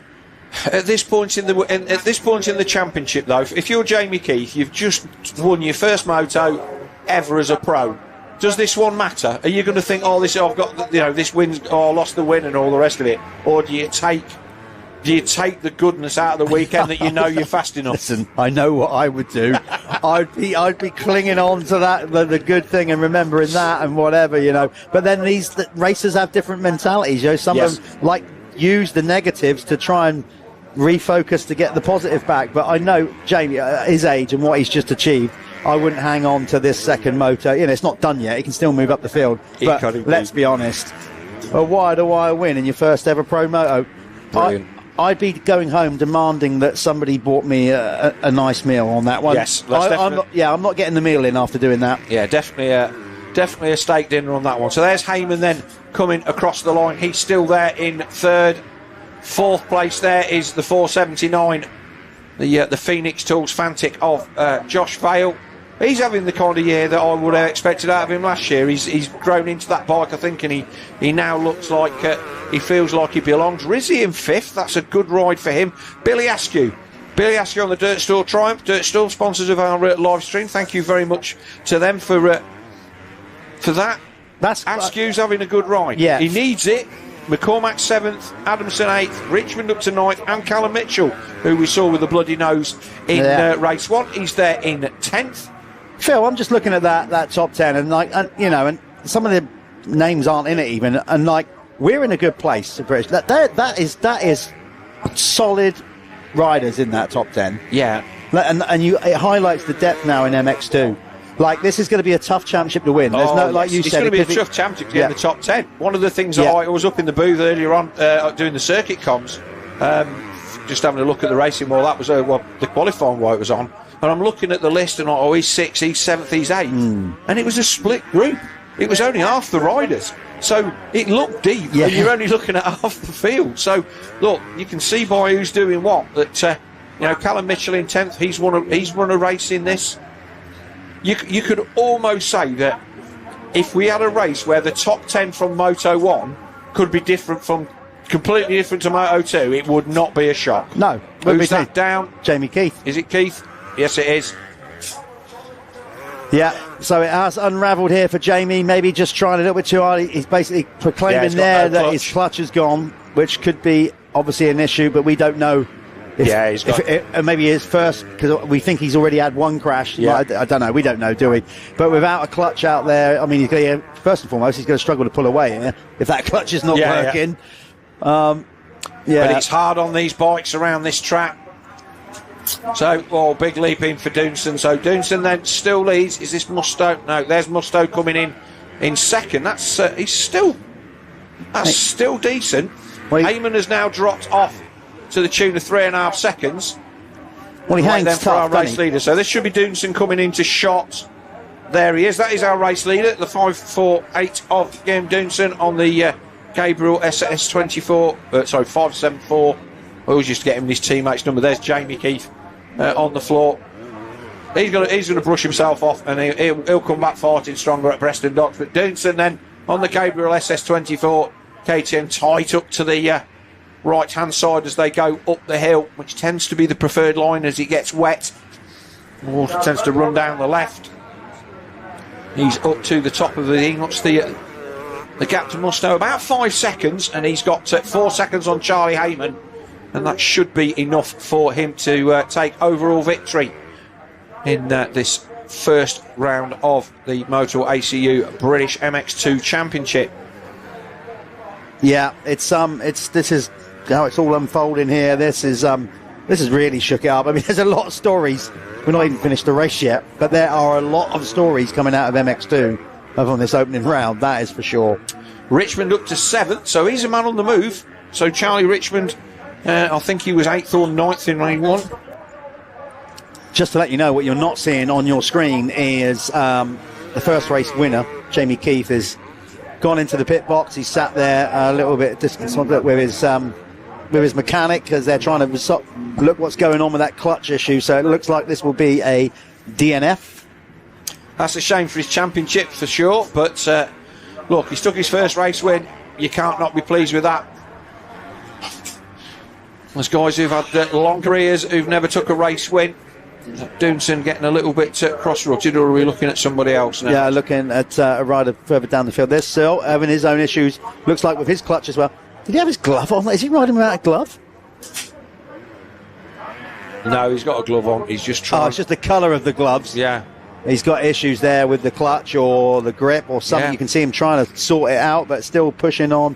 I mean, Pooji's up to 11th. For all you Lucy Barker fans, she's 28th out there. Billy Askew has dropped down to 31st. So Askew went missing then.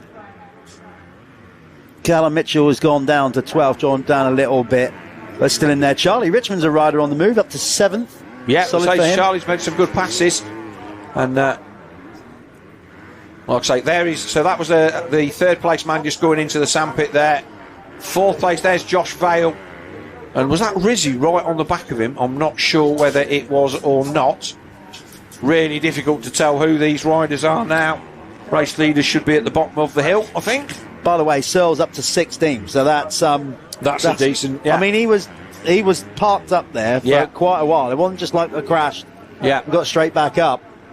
I mean, he probably lost half a lap just getting sorted before he pulled away. Yeah. So there's Heyman then, our third place man. He's about 7 or 8 seconds behind the race leader, and Josh Vale a further 3 seconds behind him.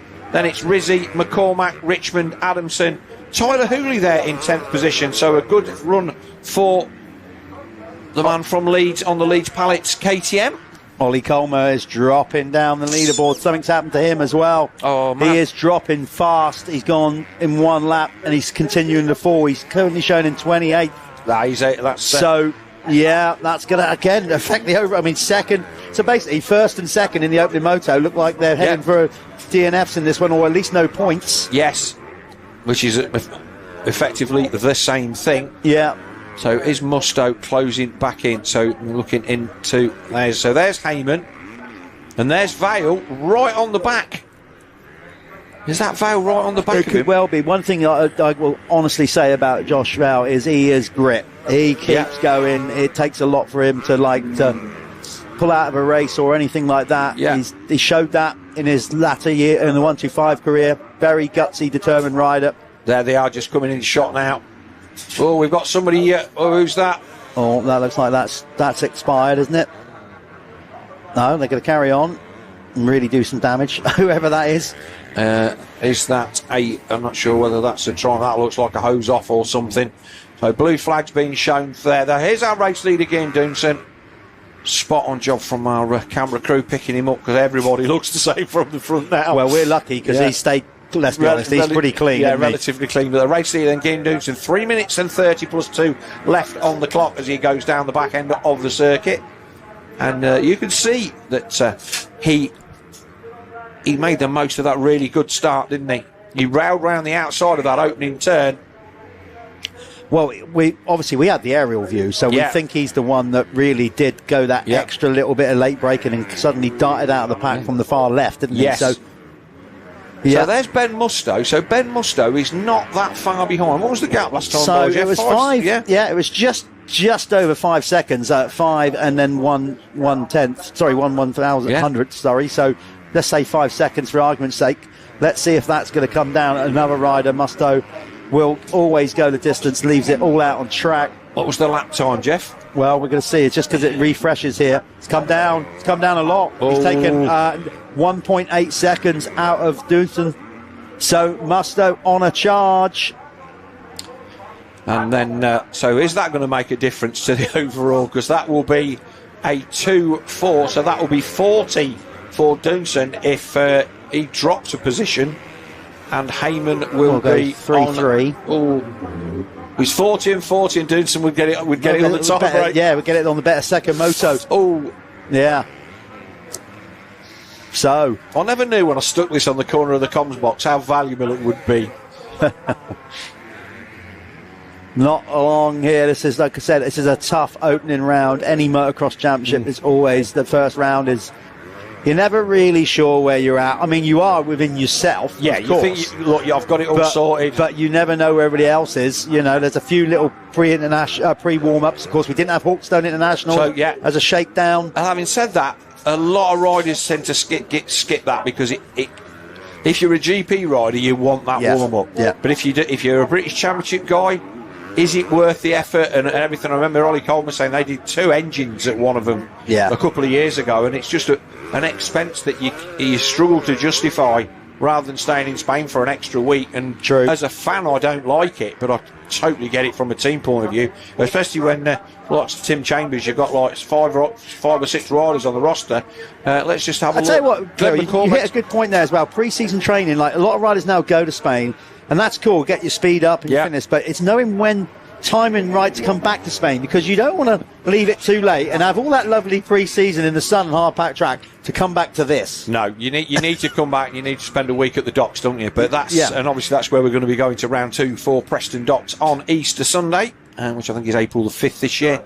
But yeah, it's. But having said that, there's a lot to be you're not learning a lot, killing a bike every time that you go out practicing in horrible slop. There's Ben Musto in the background. So there's your race leader, and Musto will be jumping into the south. There he is. So it was 3.2 last time by. Has Doonson got what it takes to hold off? Did Musto have to give too much to try and pull through from the back in Moto 1? He's going to come across the line here, and it's going to be 3 to go, Jeff. That was what I was asking, what the lap time was, because I wanted to know whether with the time that was left on the clock he was going to get 2 laps to go. So Musto's got 3 laps, and it's 5 seconds, so the lead has gone out a little bit. Okay, to give you a breakdown of what's going on outside the top 10, you'll see it on there. Searle is now showing on your K-Tech poll there. He is up to 14th. That's a good old slog from Tommy, getting those valuable points. Askew is showing in 29th and only done 4 laps, so that's no points for him. No bueno for that. So some of the big names, like we said, Ollie Colmer, he looks like he's out of contention in this one as well. He's got a DNF, as has Jamie Keefe, so that's first and second from the opening moto, both non-scoring rides in this one.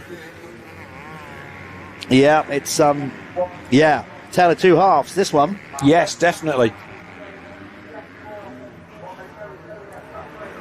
The K-Tech Tower then tells the story of the race. Doonson with a 5-second lead, and he'll be coming around getting the time is up. He'll be getting the 2-lap board next time by. 5 seconds on Musto, who has 3 seconds on Charlie Heyman on the SC Sport Homes Husqvarna. Doonson will take the overall, and he will have he'll have 2 colour plates, won't he? Because he'll be leading the overall championship, and he's an under 21 rider. Yeah, so not quite sure how that one will pan out. I would imagine that he will have the championship red plate, and they will let Heyman will carry the under 21 plate as he is second in that championship. But no doubt that's a problem that we will work out. We'll work out. Yeah. I'd go red front plate, then the blue and yellow on the side. That's how I'd rock it. Yeah, okay, that works. He was nearly eating his front plate then. That was what I was expecting that to be like all day today, with that nasty kick on the top, and it rode really, really well until that rain came. And we just seem like they're the kind of kicks that Hawkstone keeps up its sleeve, shall we say, on the bottom end of the corner. Our race leader, he's not getting into here as nice as he says. He's not even getting into it at all. Musto is not even in sight this time. Just reliving laps around here myself, Phil. I remember driving away from this place many times, going, that was a day's work. That waking up in the morning on Monday with sand running out the corners. And you find sand where in like places you didn't even know you had on your body. Yeah, you didn't even know you got places. Yeah. I think that Doonson has managed to break Ben Musto, and I think we need to see Musto come across the line, because I think he's lost quite a bit of time, and if he's had a moment, that will move Charlie Heyman up to second. Let's see who comes across the line next. It will do, but it's still Musto. Yeah. But as we said, I don't think that's going to affect the overall, even if Heyman does get there. Yes, they will tie on points, but Gian Doonson will take the victory with the better second moto. Well, that's if he got dropped down to second, didn't he, when Musto was all over him. But he's broken that gap now. So he's in the driving seat. Gian at the front here. I think Charlie Richmond's going to be 4th overall, Jeff. He was he's 6th in this one. And he was 8th in race 1, but with Colmer and Keith gone. Brooks not there. Searle not there. He only beat Adamson by a place in the first one, so he's got that. But good showing from Glenn McCormack in 8th, and also Liam Knight on the Garland Power Sports KTM. He's there in 9th, and he's a wily veteran, and Joe Brooks in 10th on the Triumph. So another good ride from Brooks, another man who took a debut race win last year in the class.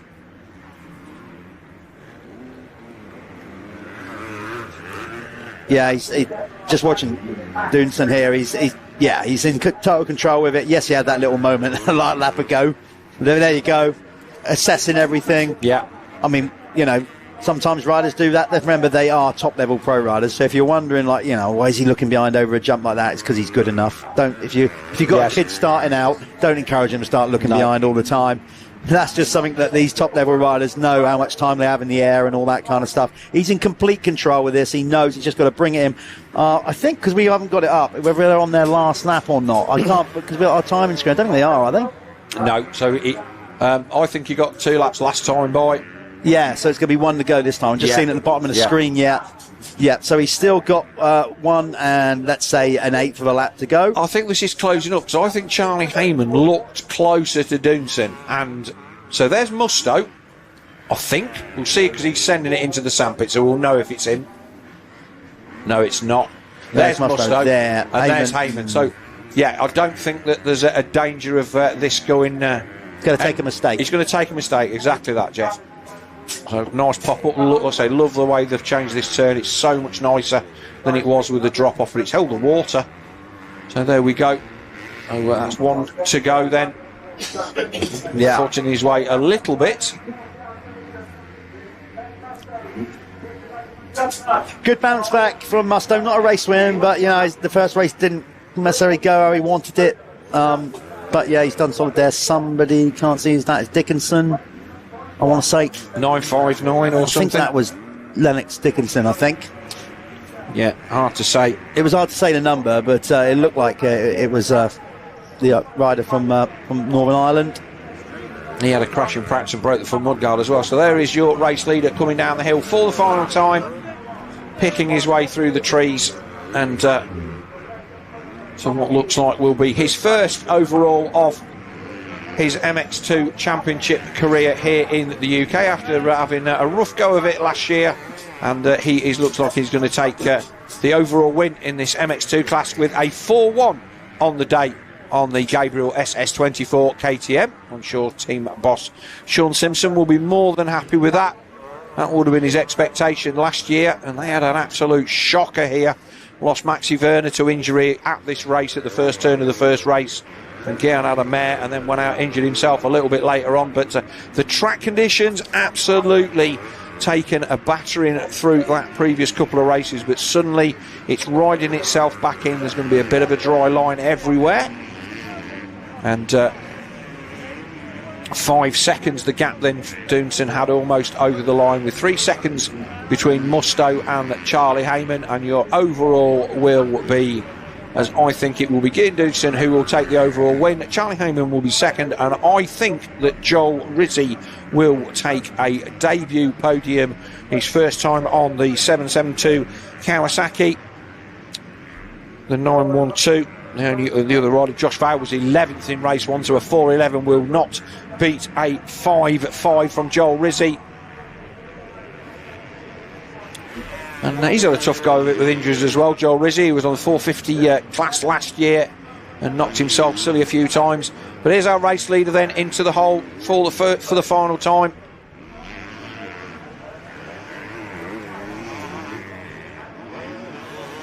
Under the bridge, and this is we put a new tunnel into the green at the side of the circuit. A new tunnel been put in by the Sallet Club. But it is going to be Dunson coming down to take race victory in the second race of the day here, and the overall in Motul ACU British Motocross Championship MX2 class. So Dunson takes victory from Musto by 4 seconds, and then a further 3 seconds back is Charlie Heyman. Josh Vale should be coming across the line in 4th, and there he is. That was a good ride from him. So Vale on the Phoenix Talks Fantic takes 4th. It looks like it should be Rizzi coming across the line in 5th, and wait for them to come into sight. I have to think Rizzi has already crossed the line. No, he's not. So Vale will be waiting for Rizzi, Richmond, Adamson, McCormack and Liam Knight. It's a long way back for these guys. Who is the next rider through?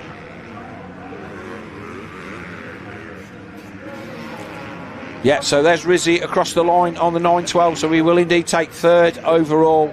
And then a good ride from Charlie Richmond. I think he'll be 4th. John Adamson comes up across the line in 7th, and Glenn McCormack on the Chambers KTM in 8th. That's a decent day for him. Let's see where he was in the first one. Glenn was 14th, so he's improved massively in that second one. So McCormack comes across the line in 8th, and it should be Liam Knight in 9th, and Tyler Hooley in 10th. Tommy Sills 11th last time by, with Davey Pooges behind him. We'll wait and see. Obviously, we're going to go down to Victory Lane with Jeff shortly when he gets down there and the camera's up. We'll see these guys across the line. So there's McCormack. I'll say, yeah, so that's going to be your top 8. We're going to take a quick word from our sponsors and then we will be back with Jeff in the winner's circle.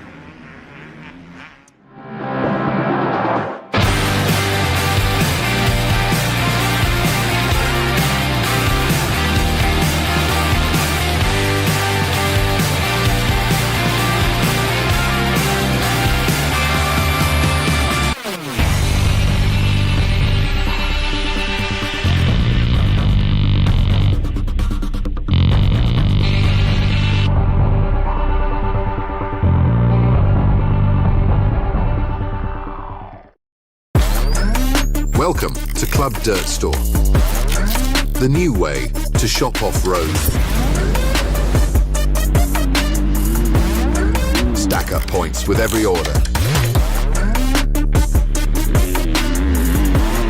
Then bend your points for discounts. Join the club for free today. Okay, here we are in the winner's circle. Last minute dash for the hat. Got to make sure you're wearing a hat. Gian Doosan. Not only your first race win, your first overall. I just heard you saying to your team manager, it felt like you was riding so slow, but that's obviously a good sign of riding smooth and fast. Got to be happy. Last year here, British Championship didn't go your way exactly how you planned it. You're off and running to a great start this time around. Yeah, what can I say? Finally able to do it here in British. Show what I can do. Yeah, to be honest, second motor, I felt I was crawling around, to be honest. But the track was so sketchy, and I just took it easy, hit my marks, and didn't do anything crazy. Especially first race of the season, so, you know. But happy that I won, took a good start, passed Ben on the first lap, and just controlled it from there. And, yeah, super happy. Thanks to my team, everyone in my corner, and let's keep going like this year. Of course, like, the objective of the team is to develop young talent. That's why Sean's put it together. I mean, to have a rider of that caliber in your camp, he knows how to ride sand. So what was Sean telling you throughout the day, certainly when the rain came down? Basically take the whole shot. No, I knew when I was riding side lap, I thought that I really need to make that start happen. And when I came back from the first moto, I said to my dad, I'm going to win the second moto. And I did. I just felt it. I wanted it so bad. And yeah, I took the good start. And after I knew it was my race. And yeah, Sean has been a great rider, especially in the sand. And yeah, just show me some lines. And also with Oriel, yeah, in the 450, we trained really hard this off-season together, sprint laps, long motos, and yeah, they both helped me a lot. There you are, a bit of visualization gets the job done. Congratulations on your first race win and the first overall British Championship. There you go, Gian Doosan taking the race win. Let's get in, and the overall, let's get in Ben. I think Ben finished second. Yeah, he did. Let's just get Ben in. He sat there on his bike patiently. Said it's been hard graft for these guys.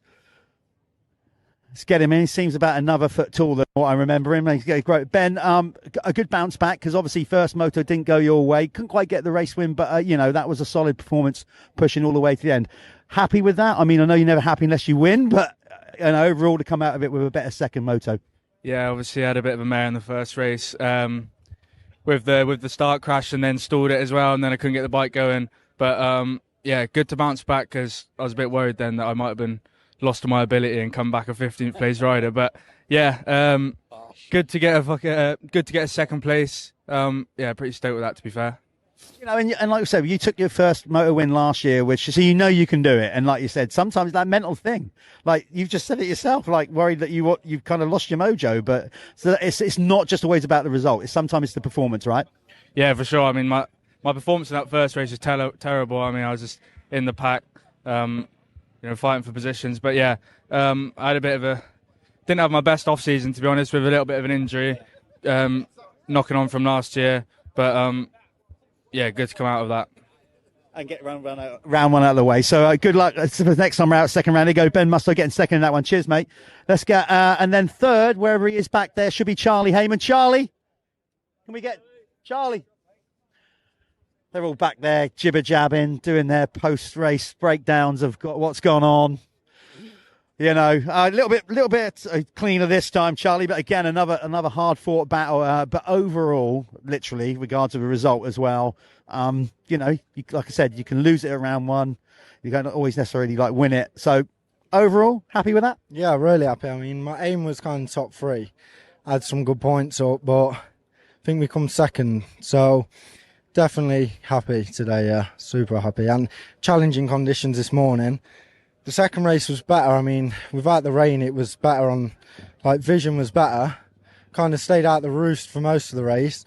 But yeah, first race I seemed to be on someone's back wheel the whole time. So, but yeah, really happy with today. Just carry on like that. See what we can do the rest of the season. You know it's going to be a tough championship because it was. You consistency paid last year. You ended up second in the championship with just being there all the time. So you're off to a good start. And already it's proven today we've had some riders Jamie winning the first one, then not that one. So again, it looks like, because it's such a hard championship this year, consistency is going to play a big part of it. And that's one of your strong points, I'd say. Yeah, definitely. I mean, since being young, I've kind of always been on the consistent side. You get little hiccups along the way, but definitely last year was super consistent. I never got a race win, but kind of all adds up. Second, thirds, fourths add up when people go 1-10. So yeah, I try and be consistent again and see what I can do. Well, good luck for the rest of the season. Obviously, I'm sure we're going to see you up here at the winner's circle again. You go and get yourself ready for your podium. There you go, Charlie, with a solid performance here at the opening round. We got one more to go. That is the Apico MX1 class. And again, the racing in that has been fabulous. It's championships. If anything's to go by the day already, we're going to see how competitive this championship's going to be. So one more to go. Maybe make that late afternoon cuppa. Don't go too far. Stick the kettle on. One more to go. Let's see who gets it done in the Apico MX1 class. Over to you guys, Phil, and maybe some ads before we run this next race. I never take a day off, work around the clock, my engineer getting paid off. Rock like Ace up, like the weed and take off. So high, cannot see, 8 off. Now I got these rappers all breaking up a sweat. Cause every time I get up on the mic, I come correct. And I learned it from the best, always dressing something fresh. Looking for a little dime, big button, nice chest. Yes, they heard I used to rock guests, but now I'm rocking clothes that ain't in the stores yet. Travel back in time, I'm in a vortex, trying to make it work out, think I need more reps. Used to take a bus, now the boy.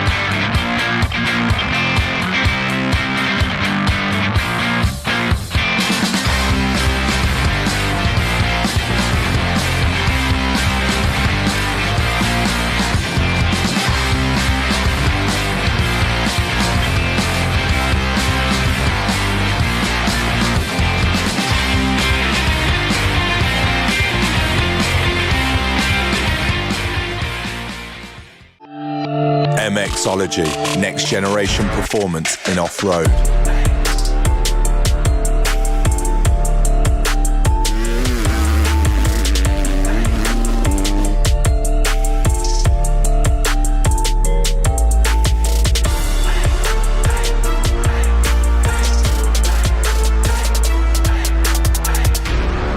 Find us at www.mxology.co.uk.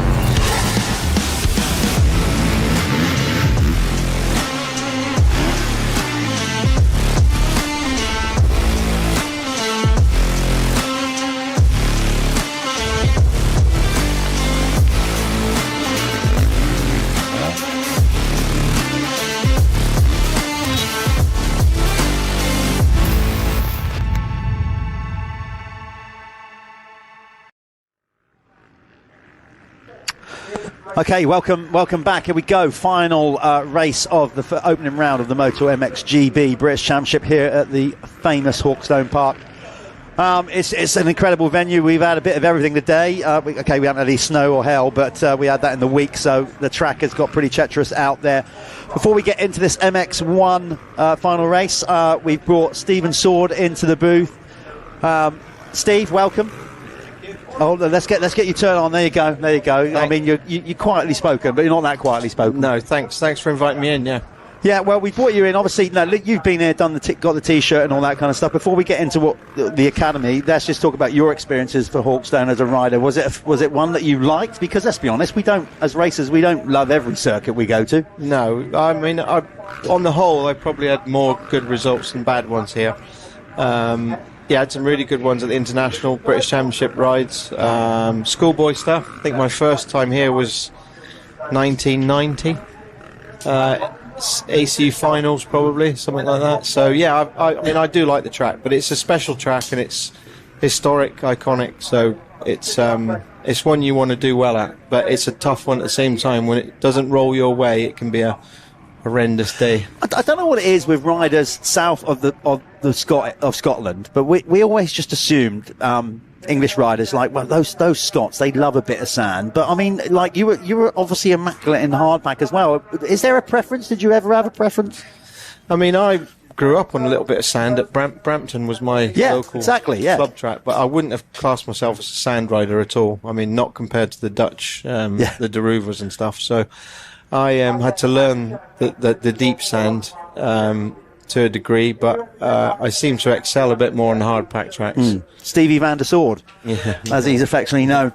So here we can see all the riders getting ready. So another reason for bringing you in, of course, is the brilliant news that the ACU have really, for a better word, and I'm sure Tim, the ACU chairman, won't mind me saying this, got with the programme and realised, like, we need to start getting riders back to a level racing in Grand Prix. Obviously, the route to that is through the EMX. So, you're going to be obviously one of the people with the new High Performance Academy, the ACU High Performance Academy. Tell us more about it and what your role is actually within that, what you're going to be doing. Yeah, so like you said, this should be happening, but it is happening now. So it's a good thing that it's happening for the UK riders. I think, it needs to get some momentum first and actually get going before people see the sort of how it's going to be. There's a lot of unknown for, again, we need to prove that it's going to be the right thing to do, and I think it is, and until we prove that and everyone can see how it's going to go and how it's going to benefit the riders, no one really knows what to expect. But my role is very much, to deal with the riders, along the preparation midweek, leading up to races, at the race, and just really install some sort of worth ethic into what they should be doing, what they shouldn't be doing. Again, it's not a teach me how to ride and go around corners, but you've got to be really on the ball when you go to Europe, as everybody knows. There's a lot of other people that know how to do this, but I feel like we are missing that European stage and we're just deprived of some riders. We've got plenty of good riders. Yes, we do. Plenty of good riders. Even the ones that are not on the academy, there is a lot of good riders, a lot of talented riders that we need to get on the world stage. And I think, we'll talk about some more. But just before we do that, we want to obviously get the people that are supporting the British Championships. We're going to go to a quick ad break. Hold that thought, Sordy, because we're going to come back, because I definitely want to talk to you more about this before the gate drop, to really outline what the Academy is about. So bear with us. We're going to run some quick adverts. Don't go too far away. We'll be back with Stephen Sword to talk more about the High Performance Academy in a mo. See you in a bit. Is Dirt Store. We're your one-stop shop for everything off-road. Find all of the latest products from the top off-road brands.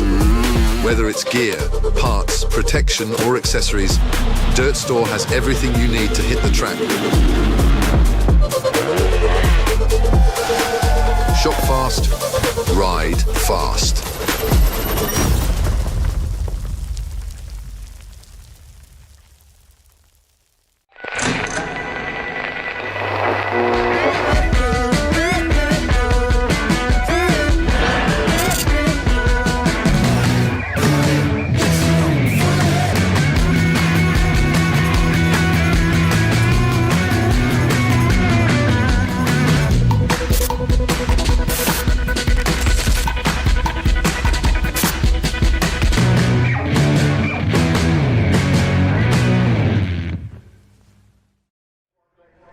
Yeah, okay, so just before we drop the gate for this Apico race, we were talking about the High Performance Academy. Steve, you're going to go to the majority of the European rounds, but like we said, we launched it yesterday on the Saturday, the Royal the ACU and what we're saying. So it seems to me like it's just like this is very much aimed. This is not trying to necessarily focus on British riders in Britain. It's getting some of our obviously better level riders to try and make that short journey, but it is seemingly so far across the channel.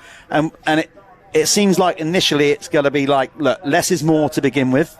So it's not going to be this thing of, you tell me, like, it's not going to be like 10, 15 riders. It again, just simplify it down, and just focus on a small group. Again, like you say, the ACU, this is great that this is happening. There's a lot to go on, a lot to prove, a lot to get right.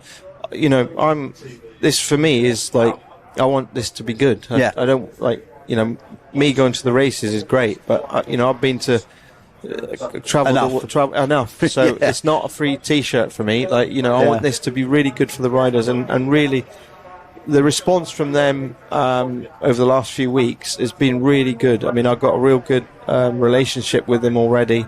In what, you know, they're messaging me all the time. They're asking questions, which is this is another thing. You know, you need to ask as much information as you want to know, and I've been really, really happy with how they've sort of reacted to it and responded. So, like I said, you've got to get there, get it all going, get together, and make sure they're doing everything right day to day, and then at the weekends at the Europeans, everybody knows it's hectic. You know, you've got to be ready to get the best out of them, and it's going to take time.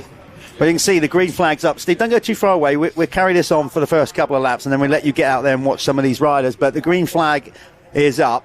So we'll get the first couple of laps out of the way. I definitely want to speak to Stephen a bit more about just something there. And then we'll talk about it some more as the series goes on. Gate drop in the final moto of round one at the Motul MXGB British Championship. Apico MX1 off the line. Conrad Muse, somebody's got pulled a ripper from the outside. Is that Ben Watson? It could well be. It looks like a triumph to me, and it looked like Watson's style. He got out on the hard stuff, Steve, and we know that this start kind of drops down a little bit, and as the track dries, it definitely favours the left. Definitely. I mean, it back when we were riding, when we went straight on, it was always the favourable place to start on the left. But I did tell some of the 250 riders to go up on the left in the second motor, and I think Muster went up there and he whole shot. And I think Ben's done the exact same. So, yeah, this looks like it could be a good race. Yeah, Conrad needs a much better start. Is that him there in third? Potentially it could be Carpenter, or that might be him in fourth. Yeah, so Steve, like when it's this conditions, I know the track's drying a bit more, but we've had a lot of heavy rain here, and we know a start's critical in any sport, you know, particularly in motocross. But when the track's like it is now, it can be such an advantage, because you could almost pull, as we've seen some of the racing today, like 10-15 seconds on your rival in the first couple of laps, and that's hard to get back. Exactly, and I think we saw that in the first MX2 race when Jamie Keith got the whole shot. Now, he pulled away quite quickly, and I think he deserves every credit for that first race, because you've still got to win the race and lean it. But I think you do spread out. Like already, look, if you're in 10th place, you're probably 15-20 seconds behind already. Well, it is a better start from Conrad Muse, and he needed. You've worked a little bit with Conrad, obviously as well. So, and we've said it time and time again. We know how good Conrad is. He's defending champion and all that, but sometimes he just. Maybe he ponders too. You've worked with him, so like it's a mental thing sometimes. Yeah, I think. When Conrad's on fire, I mean, struggle to get anyone to beat him. We've seen it with Jeffrey when he comes over. I think he's racing into a bit of fitness, and he's a bit rusty with his pre-season prep, because he did have a couple of operations to sort out a little issue with his hips. But I would expect that he's just taking it steady. I spoke to him in between the break, and he was a little bit like that. He said the leaders were too far away for me to push too much to try and make up the gap. And you know, the first race was quite wet. It was a little bit Western Supermare style. So he didn't, more than quite wet. He didn't want to ruin the bike, or so he does want to win this one. He did tell me that, so we'll see. But Taylor Hamill's going well. He's had a good day. Yeah, he was absolutely pumped with his third in the first one. Well, look, Steve, thanks for coming in and joining us. We're going to try and make this a regular thing with Stephen Sword, and Tommy Searle is also working alongside you, isn't he? Like, so it's basically you two doing a lot of the riding, coaching, and getting in their heads and all that kind of stuff. So we wish you the best of luck. It's great that the ACU are doing it, and let's hope it grows. Obviously, I'm sure it will with you guys doing it. You've got a lot to offer. You've both been championship contenders. That's a big deal. So, yeah, best of luck with it, mate. Good, thanks for that. Look forward to coming back in again. Yeah, there you go. So Sordy's going to make way. He's out of there and going to go and do what he does, watch riders and assess, and, you know, because he's still working with other riders as well. And see what happens there. But it's great to have him in. Yeah, indeed. Always good to see Stephen Sorden, like you say, putting a lot of effort into that new ACU Academy. But that was a ripper of a start from Ben Watson, wasn't it? I mean, you know, he definitely wants to go out and win this opening round. He put a solid ride in the first one, but I don't know if you could hear Stephen then. He's spoken to Conrad in between, and Conrad's like, no, I got to come back and bounce back in the second one, want to win it. Yes. Said he's added a little bit of an off-season to get over some extra surgeries and stuff like that. Got sore hips and stuff at the minute. Didn't want to over-push in the first one. No, that's fine, and we knew that coming in that he'd not had the best of winters, but there he is.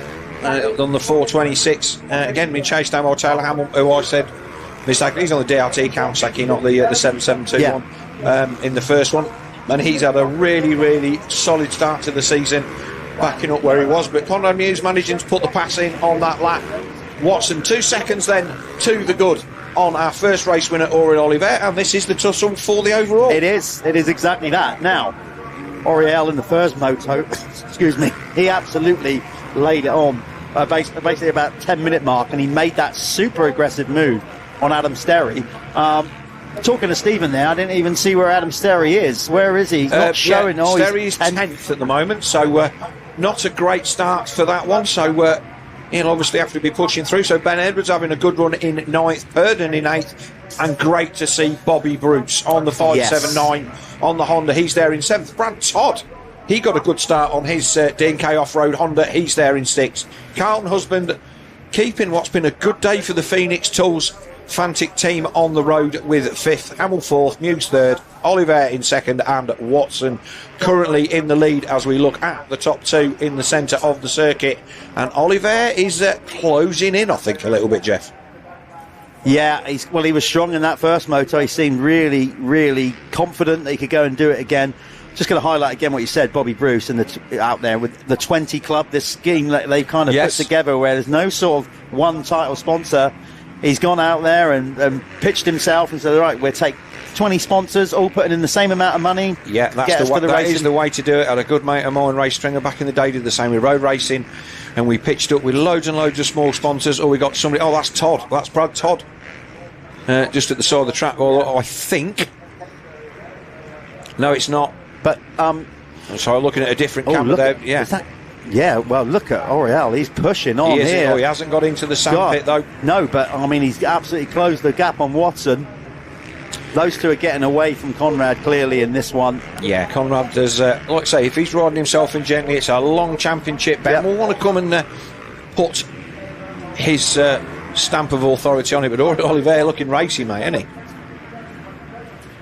He is indeed, and like I said, for the championship, early doors, but you always want that little bit of story. If you know, I mean, not ideal for Conrad. He obviously would love to come in fully fit, but a rider, the amount of riding that they do, they got to pick their moment to get running repairs, as it were. Yeah, you know? And of course recovery time for many little operations and things that you have to have. Phoenix Tools fastest lap then to Auriel Oliver in second place. No surprise. So you can see there as they drop down that first bit, and then this brilliant drone shot. I'm quite vocal in my dislike of drones, but this is what they need to be used for. Chasing bikes around the track shows you nothing, but this is a great shot. Shows the beauty of the track, and it also, these ruts here, we spoke about it in the previous race, Jeff.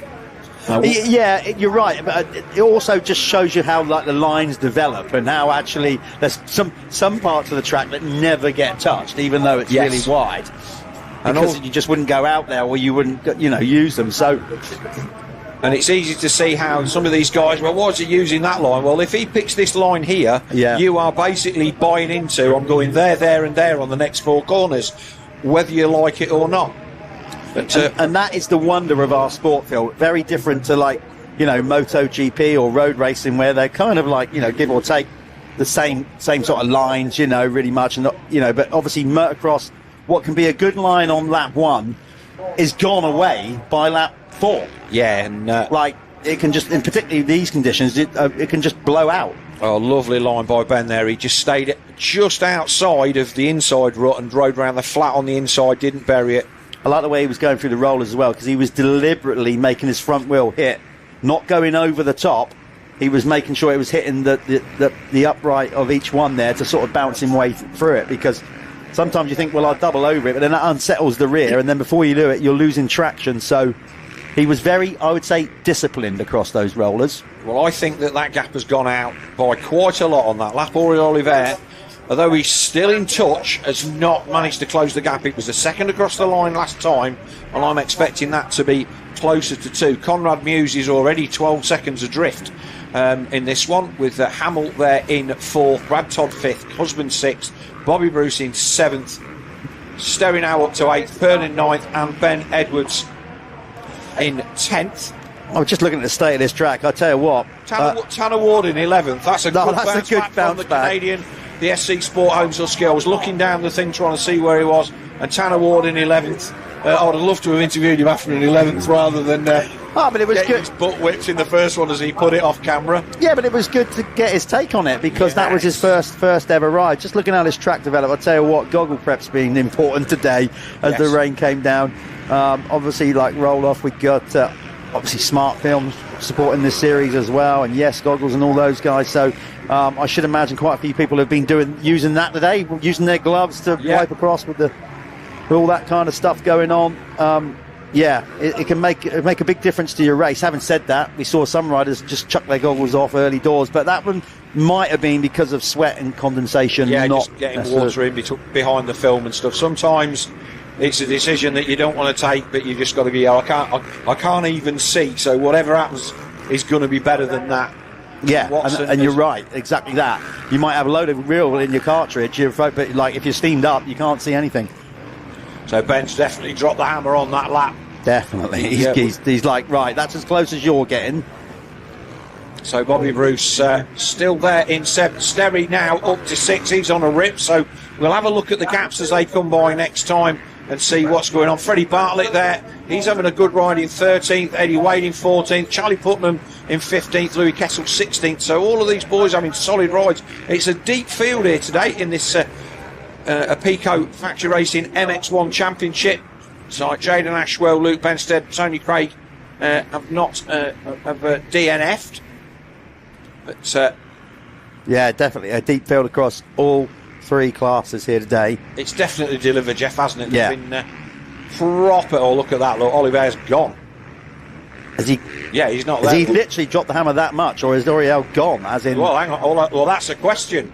Because that is, I'll tell you what, what's happened there? Because, I mean, I reckon L'Oreal might have made a mistake, because I can't believe that Ben Watson has pulled that much of gap on him on one lap. So the man on the Gabriel SS24 KTM has gone missing, gone down, or whatever, and we will try and see what happened, and that will elevate Conrad Muse to 2nd position as we look at.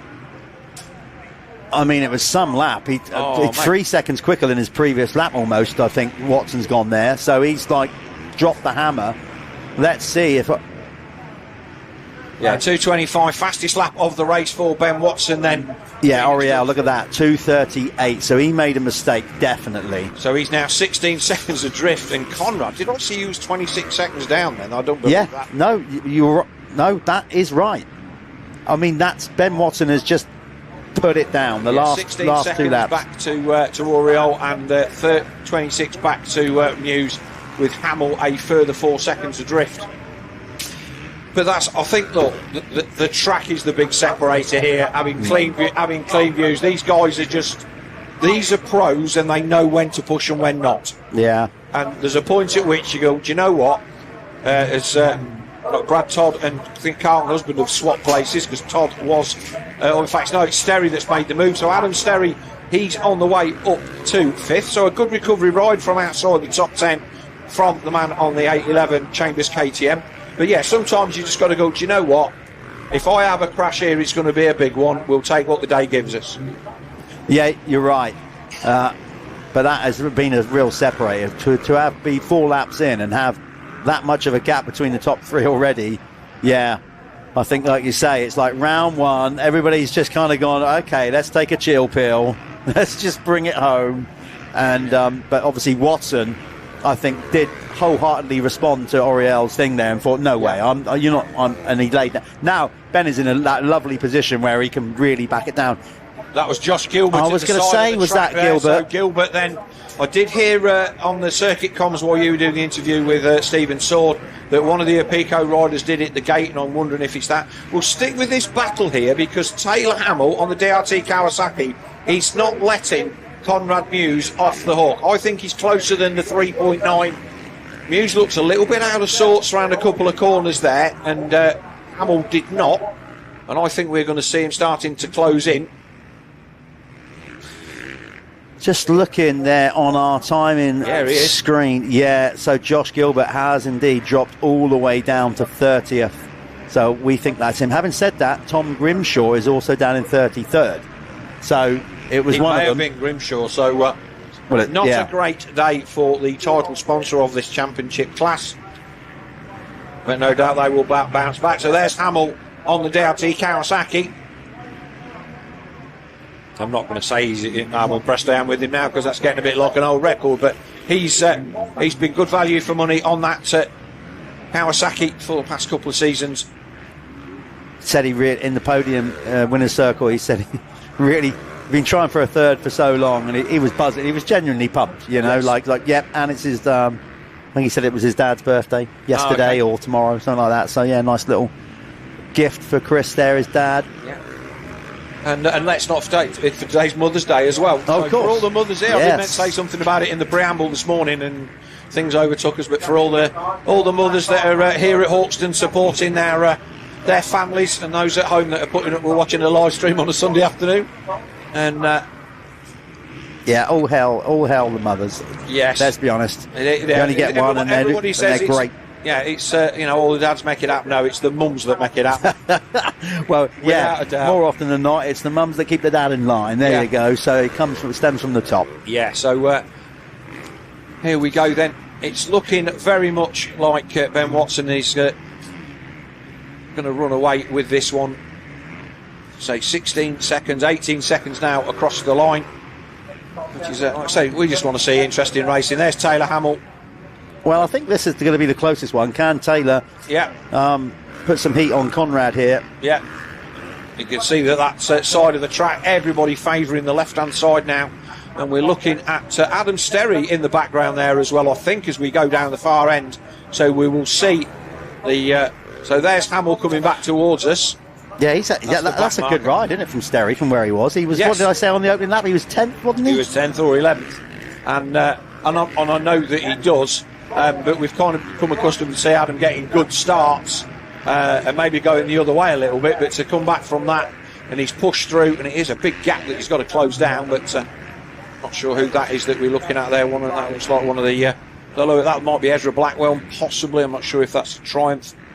Tanner Ward still running in 11th place, and that's a decent result. If he go to the top 10 today, he'd be well happy with that. The low sun then starting to take effect in this track, especially as you come around this bit, Jeff. It's one of the things where a long peak on a spring day.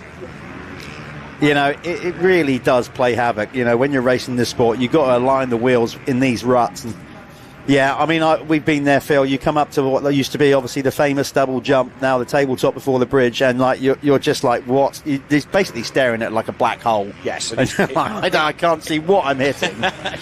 It's not pleasant. Ben Watson then across the line, still 18 seconds to the good on Aurel Oliver, and as it stands at the moment, that means that Watson will take the overall from Aurel Oliver, with I think Conrad Muse will take third overall. We'll have to do some quick maths on that one, but I think he'll consider that. What will worry him more, that he'll be happy with the points, but it's his distance to the guys at the front that might be a concern. We were following a rider there, and I just saw them wash the front end. Was that Ben? Well, I wasn't sure if we were following the leader, and I think that might be why our cameraman's now struggling to find. I think that might be Watson just tucked the front end. Took the front coming out of there. I think yeah, just going into the face of that first jump. Could be wrong, but it looked like to me the red kit of Ben Watson he's back up. Yeah, there he is. So but we were following him, and then so I think he quickly got back up, but it looked like he tucked the front end. I'll ask him about if he makes the winner's circle, which I'm sure he will. So that's one of the other. I don't think that's Ben. No, there we go. Is that Eddie? That's Eddie J. Wade. Yeah, that's one of the other triumphs. So we'll see when they come across the line with 6:45 plus 2 to go, whether the lead suddenly comes down, and that will explain if it does. I mean, I think it was probably 4 or 5 seconds dropped on that one. Like I say, everybody really, really spread out now. Or you can see there now how it's all rutted out. That's Watson there going under the bridge, your race leader. Yeah. So he's tucking through under the bridge. He's going to go up and under the tree. And like I say, this new part of the track been remodelled. He's going to come across the line now. We'll see what the gap is.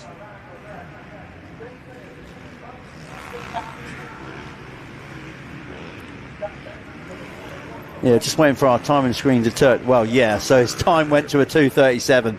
So there you go. He's been on the floor. He's been on the deck. Well spotted, Jeff. That was, like I say, we just the camera panned and the boy that was in the shot suddenly wasn't there anymore. And these guys looking through that camera, it's not easy. I tell you, these cameramen, they have to, and he was still probably thinking, well, that's the. Well, where's he gone? Look, a great job done by all the guys and girls out there this weekend, and on Dirt World TV, we thank everybody, MXGB-TV, all of the people out there making all this work. Don't forget to follow us on Facebook on MXGB-TV and Instagram the same, and obviously our YouTube channel MXGB-TV. Don't forget to like and subscribe and ask for notifications, so every time we go live with one of these races it will pop up on your feed. And also don't forget to comment. We've got people looking at the comments and stuff, and even if we don't get back to you straight away, after the heat of battle has kind of succumbed a little bit, we'll look at all of that stuff and trying to keep the British Championship moving forward. And go and buy stuff from Dirt Store. Yes. Go and do that, because they obviously title sponsor of what we do here with the live stream. Big investment from those guys, and they've got top quality brands, by the way. Loads of them that are actually sponsoring and supporting this series as companies as well. So do us a favour, go and buy from them. Online store, obviously grown very quickly, justifiably so. And as I said, they're putting a lot into the sport. They're they're going to GPs with Ben. They're off to Spain, probably Tuesday or Wednesday of this week to contest the first of the European GPs.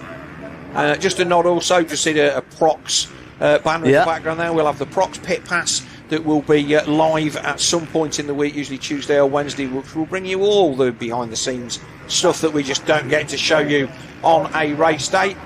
And we've battled through the weather, and like I say, a lot of people have succumbed to the rain, but those hardy souls that have stayed and seen it through to the bitter end. And I've got to say, Ben Watson take his first victory in MX1 in the UK. And I'm sure he'll be pleased with that, and he'll be wanting to maybe start that as his championship campaign for something that I think he's expecting to win. 100%. He's coming from GP. He's been for the last couple of years really our most consistent, out there, along with Adam Sterry, just two Brits out there trying to represent the Great Britain in MXGP. But Ben is still going to be doing obviously some rounds of the MXGP World Championship, but the focus very much for Triumph and for him is to claim that British title and wrestle it away from Conrad. Yeah, definitely on. We're putting a lot of effort into retaining this British Championship. Again, another shout out to Tyler Ward, still there in 11th place. Another good shout out as well to the man currently sitting in 12th, Bailey Sutton. He's going to be top 10. Solid, isn't it? That's top 10. He will be well happy with that. And Brad Todd has fallen down the order a little bit to 7th, but again, for the man that's going to do the opening 4 rounds of this championship before decamping to America to do the AMA Nationals, the man on the DK Honda having a decent day here at Hawkstone at the first round of the championship.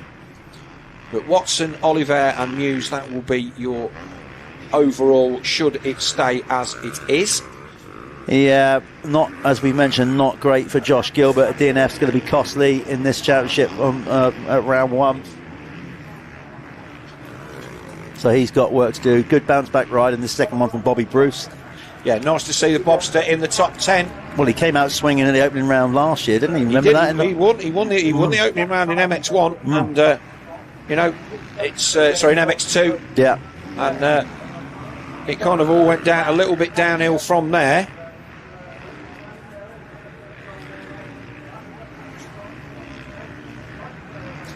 Yeah, always good watching Ben Ryan. I mean, he was quite small initially, obviously, in the 85 career, then a growth spurt. Both him and his brother Nathan, quite leggy, quite tall, and Ben, it's just like he's very. You can tell he's very relaxed on the bike, particularly sand.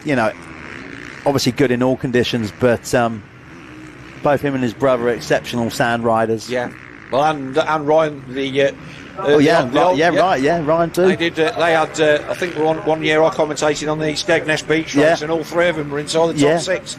So definitely born in the sand up there in Nottinghamshire. So obviously lots of places up there to ride that will give you good sand skills. But yeah, looking at the results then, Jeff. So as it stands at the moment, Conrad Muse was 4th in race 1, and he's 3rd in race 2. He will tie on points for Taylor Hamill, but get it on countback. And obviously we will get a tie for the win, and Ben Watson will get it on countback. So there's Dan Thornhill. There's Dan, yeah. Yeah, he was off at early doors in the beginning of that one. He's worked his way up through the field.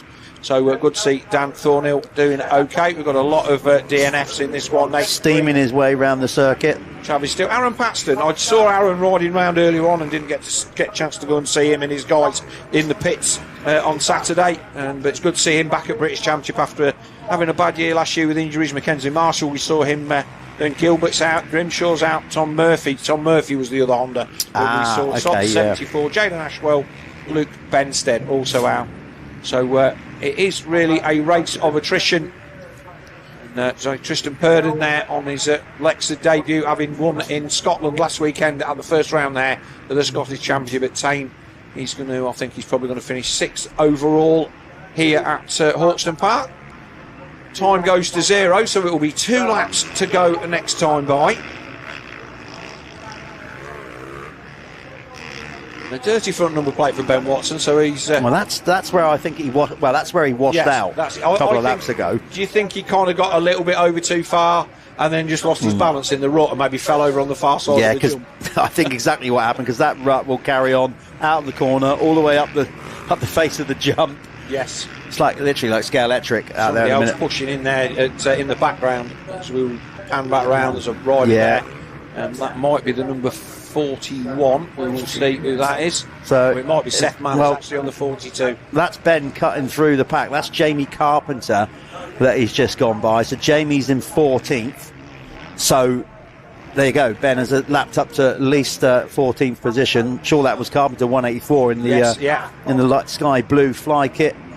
Jamie, another rider coming back from a season-ending injury. Let's go. There he is, there on the inside. Looks like he's got no goggles on. And obviously 25 plus 2 round this circuit is a big ask. And no matter how much training you do, the first moto will always find you out if you're not quite ready. He's coming up now to that's the 249 of Tanner Ward. So Ward is currently in 11th. So that was Bailey Sutting in that group as well that he just went through. Gives him a wave by. Yeah, good work. And so he'll be pleased with coming back. And you look at those go. In fact, Ward's now up to 10th. So who's on the drop there? Waving him through. They're not getting caught in an AMA lappers scandal. No. Yeah, let's not go that. I was winding you up because I saw your comments. Let's park that there, Phil. Calm yourself. Never mind that. You should have been in our living room with me. My good lady wife and my son were discussing it. It was good fun. But anyway, moving on. Yeah, that's how it should be done. Tanner Ward is up to 10th. So who have we? That's Carlton Husband. Husband is the rider that's gone missing on that lap. So Tanner Ward bouncing back with a potential top 10 in Moto 2 after a disaster in Moto 1. A lot changed on that lap because Jamie Carpenter, like I said, was in 14th and he crossed the line on that lap in 11th. Yeah. So just outside the top 10 there, a lot has happened on that lap. Yeah, Bailey Sutton has dropped to 12th, so that's still a good ride for him. Then it's Eddie J. Wade, Freddie Bartlett, so Husband is Charlie dropping. Putnam. Yeah. So it is. So I think that could have been who I saw pushing in that centre section. It did look Fantic coloured. So he will be. We'll see if he's in the next loop. He might actually be off the track and through the gate now. But here is Ben Watson then. He'll be getting the last lap board next time by. Monumental lead of close to 30 seconds in this Apico MX1 second moto opening round here at the Motul MXGB British Championship. If it stays like this, Watson is going to come out with the red plate, albeit tied on points with Oriol Olivier. But with 30 seconds to play with and all his experience again, he just got to nurse the bike home, nurse himself across the line. He's got plenty to work with 1.5 laps to go. Yeah, I don't know about you, but I was so much hoping for like an elbow banging 225 when everybody's got. It just doesn't happen like that very often. But guys just find their pace, and Ben's ridden a really, really nice race. To be fair to Oriol, he was there till he wasn't. Yeah. That took the wind out of his sails a little bit. Obviously, Gundoonson winning the overall in MX2, that would have been a nice bounce back for that team after a disaster last year. But winning one class and second in the other, that's still a good day at the office for Sean Simpson and all of his guys at Gabriel SS24.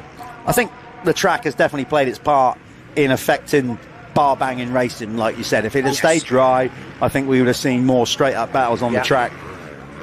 But there we go. That's part of motocross. We have dry days, we have wet days, everything obviously in between. So I think a lot of these riders will obviously just be happy that we're up and running, go away, assess. Obviously some will be happier than others. That's how it goes. Well, yeah, but who do you think's going to? Obviously the guys, the Apico guys are going to be a bit bummed for whatever reason. We don't know what's gone on there. Obviously I know one of them hit the gate. I think Ben Watson will be like, yeah, I'm here. Obviously, let's not forget he was my tip for the championship. We'll just always remind you that one. Yeah, well done. But regarding of looking at it in a minute, I know we've not finished this race yet, but not necessarily in that order. But I would say the top three are kind of what you would expect in this right now. Regardless of the overall. The order, I wouldn't. Stereo, I kind of think would also be in there, but that's how it's going to be. I think Hamill's had a brilliant day. He's putting himself in this thing as a top 5 guy, clearly. Yeah. I'm just having a look and trying to see what the gap is between Adam Sterry and Taylor Hamill as they came across the line last time by, but I think it's going to be too much. Yeah, Taylor Hamill's already well over the line, and no sign of Adam Sterry yet, so there's no race for position there, really. But the form of Adam Sterry been a little bit up and down, and he's bounced back from a pretty poor start in that second race, and I think he'll be happy to nail a 5th after being so far back, especially in these conditions. Here we are. Ben just bringing it home. He's obviously been in this position many times before, certainly on when it coming through his youth career. In fact, I've seen him literally so far out in front in some youth races back in the early days in the 85 career that he might as well just parked it up and had a little rest, got himself a drink, waited for the others to catch up to make it interesting. So he knows how to manage a race. And you know what? All that experience of racing GPs, but not necessarily being a Grand Prix World Championship contender, winning a race is just it's still nice. It's it's probably been a while since he's done this.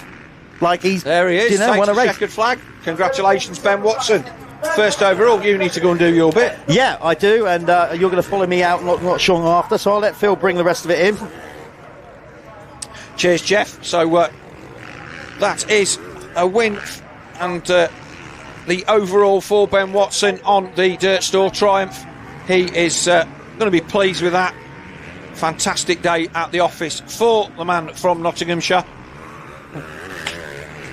And Oriol Olivier, the man from Spain, making also his MX1 debut here in the Apico British Motocross Championship, the ACU Motul British Championship in the Apico Open class.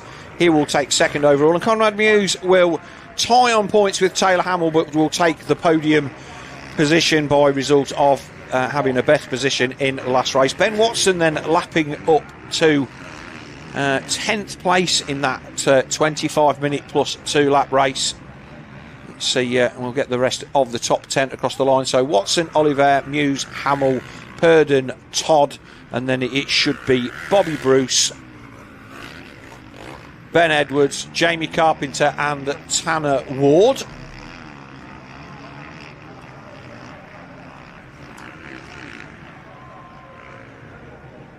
So lots of DNFs in this one, but it has been brutal. So Carpenter and Ward already across the line, so they will be classed as finishers. So still waiting for Adam Sterry to come over the line, and I think that's Sterry now. So it should be Sterry, Purdon, Todd, Bruce, Ben Edwards on the KTM. He will come across the line in 9th. A fantastic day's racing here at Hawkstone, I am sure you will agree. The next round of this championship is going to be on April the 5th on Easter Sunday at Preston Docks. Tickets available on on the MXGB.co.uk website. We're going to have a quick word from our sponsors, and when we come back we'll be down with Jeff in Victory Circle with our overall winner Ben Watson.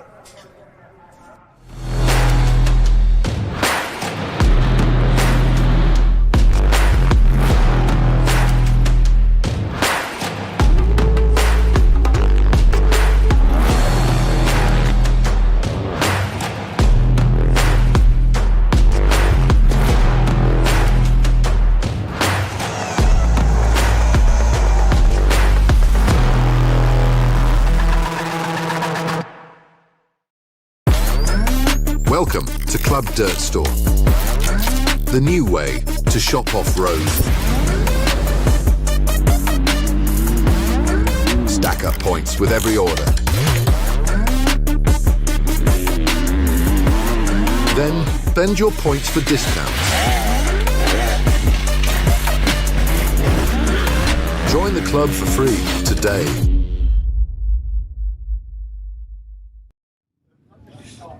Okay, everybody, there we go. That is racing done here at the opening round of the Motul MXGB British Championship. Let's bring in Ben Watson. Ben, here we go. Not only the race win, but with it the overall, a little bit cleaner. Is it? I'd like to think it's good to be back racing in the British Championship and obviously taking race wins. You know, like GPs are a tough old game. You used to do a lot of winning in the youth categories. It's nice to take a checker flag in the overall, I'm sure. Yeah, it's cool because you watched me growing up racing. And to be obviously when you're a kid and you start, the British Championship is your goal, and then step by step when you win the British Championship you want to go to GPs. And yeah, I've had some good years, and now I just thought it was a real good time for me to, you know, like I've just done now, try and take some checker flags and get that spark for winning back again, because I'm a little bit too comfortable with, you know, finishing top 10 in a GP. And yeah, I feel like if I get that hunger back and that excitement for, you know, really getting results again, then hopefully it can bring me on also on the world stage. Ripper of a start from the far outside. It's like we were watching from the drone above. It's like, and then all of a sudden, halfway up the straight, man, you just shot into the lead. So that was cool. But then, obviously, when Oriol got in second, he gave you a little bit of heat. But then, man, you laid down some proper burners after that.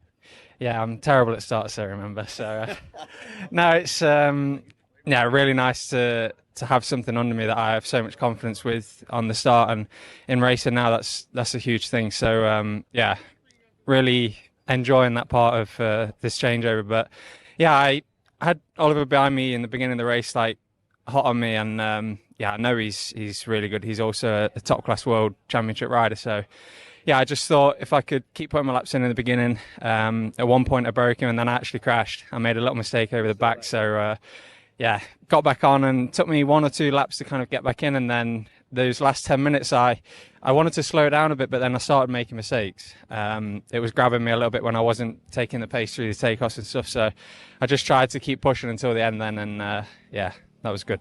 Well done. Good to see you back. Nice clean face as well compared to the first one. There you go. Your overall winner, race winner in Moto2, Ben Watson. Let's bring in Oriol Olivier.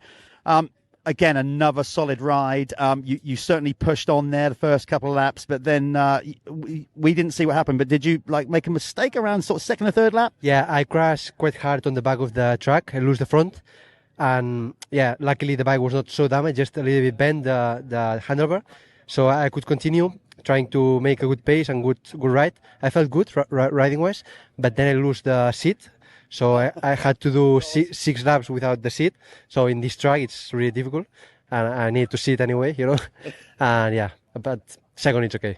I hope you've got a bed to lie in on the way home and not have to sit down. Is you okay? I mean, that's brutal, having no seat. Hawkstone's bad enough at the best of times, but with no seat. Yeah, because there's some tight corners. Yeah. Even though it's sunny, there's some tight corners, so it was difficult, yeah. My arms were pumping. Sure they were. So listen, if you're still in the paddock and you see you walking around like a kind of cowboy, it's a tough day. But overall, are you happy where you're at? Because this is going to be a tough championship. You've experienced racing in the UK now. A lot of foreign riders don't obviously realise it's a tough championship, right? We've got some good riders here. Yeah. You need to be consistent because there's GP riders here. Ben Watson, Conor Mewes, Sterry. It's a really good championship, and I love to come here when the weather is good and make some good training, some good racing. Happy to start good the season. Yeah. It's good to have you. We appreciate you coming along and racing the British Champ. Good luck for the rest of the season. Okay, so Oriol took second overall. Let's bring in third place in that race. I think he got third over. Conrad, come on in. Conrad, as we know, reigning champion, but it's a long championship, and we know that off seasons are not always. They don't always go smoothly. I know you're not going to delve too much into it, but it's always just get to round one, assess where you're at, and go from there. I know you always want to win, but overall, where are we at? Yeah, I mean, I'm not going to stand up here and say that things didn't go my way and things like that, and but no excuses. I just wasn't good enough today. I just wasn't there today, and the track was it was gnarly, and I felt like I couldn't ride like myself. I'm not quite sure why that was, but yeah, honestly, these boys were good today, and I had nothing for them. So yeah, to be honest, the way we felt, I'm just happy to land on the box at round one. It's a long season. Yeah, as you say, I like to win everything that I enter. Everything I go into, I give 110%. But unfortunately, I can't always get away with that. In today, it's shown. And yeah, tough day at the office, but we'll take it on the chin and go in, work harder. But that's the thing, though, isn't it? As a racer, you want to win all the time, but then it's stepping up to the plate and challenging yourself and getting more out of you, and now that you're going to have to go away and assess and how to do that, and that's part of what makes the sport so attractive, right? Yeah, definitely. I wouldn't quite say I'm mature enough to accept this one yet. Like I said, I just want to win, and we worked too hard for this result, and the team worked too hard for this result, and they deserve better. So yeah, I'm disappointed with today, but like I said, there was no excuses. I wasn't good enough in myself, and we just need to go away and work harder and come back at the next one and try again. Well, we look forward to it. We always like seeing you step up to the challenge. So good luck at the next round. They're going to go. Let's just quickly bring Phil in because we're going to sign off the live stream right here, right now. Phil, for us in the live stream, it's always a pleasure watching. A bit difficult identifying riders today when the rain came down, but overall a cracking start to the championship. It's been a brilliant day. All three classes have delivered absolutely top class racing. We all had our predictions at the beginning of the day, and I don't know how we'll have to have a bit of an adult say, but it's been a great first round. The weather's made it really difficult. Just listening to Conrad there before he came on to talk to you, and he was just saying the track was brutal. Yeah, we knew it was going to be hard with the rain, but it's as hard as he's ever ridden it. So it's been great racing. I've enjoyed it, and obviously we're going to be on to round two at Preston Docks on Easter Sunday. Rather them than us, that's what we were saying, basically. Yeah, it was quite brutal. We're quite happy in our Tupperware box. Well, listen, we hope you enjoyed the live action on the live stream. Obviously, we're going to be back second round at Preston, so join us. Keep liking us on the social medias. Let's hear your comments as well. We want to get you engaged with what we're doing with the live stream. We're going to sign it off here. Obviously, keep up to speed with socials. There's loads of stories coming out of here, particularly in MX2. That was up and down like a yo-yo. So keep enjoying what we do. In fact, big thanks to Dirt Store, Motul, everybody for getting behind us. We'll see you at round two at Preston. Hope you enjoyed the stream. See you then.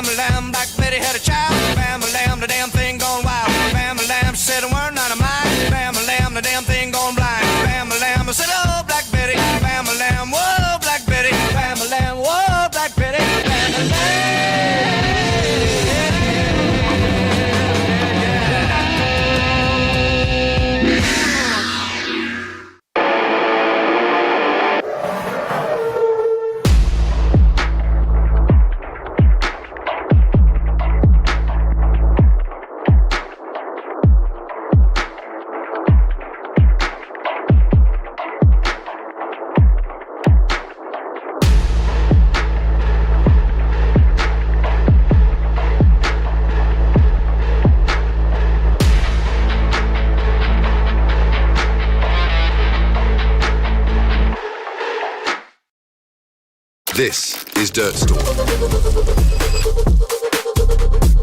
We're your one-stop shop for everything off-road.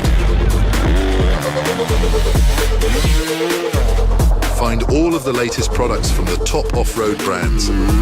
Whether it's gear, parts, protection or accessories, Dirt Store has everything you need to hit the track. Shop fast, ride fast.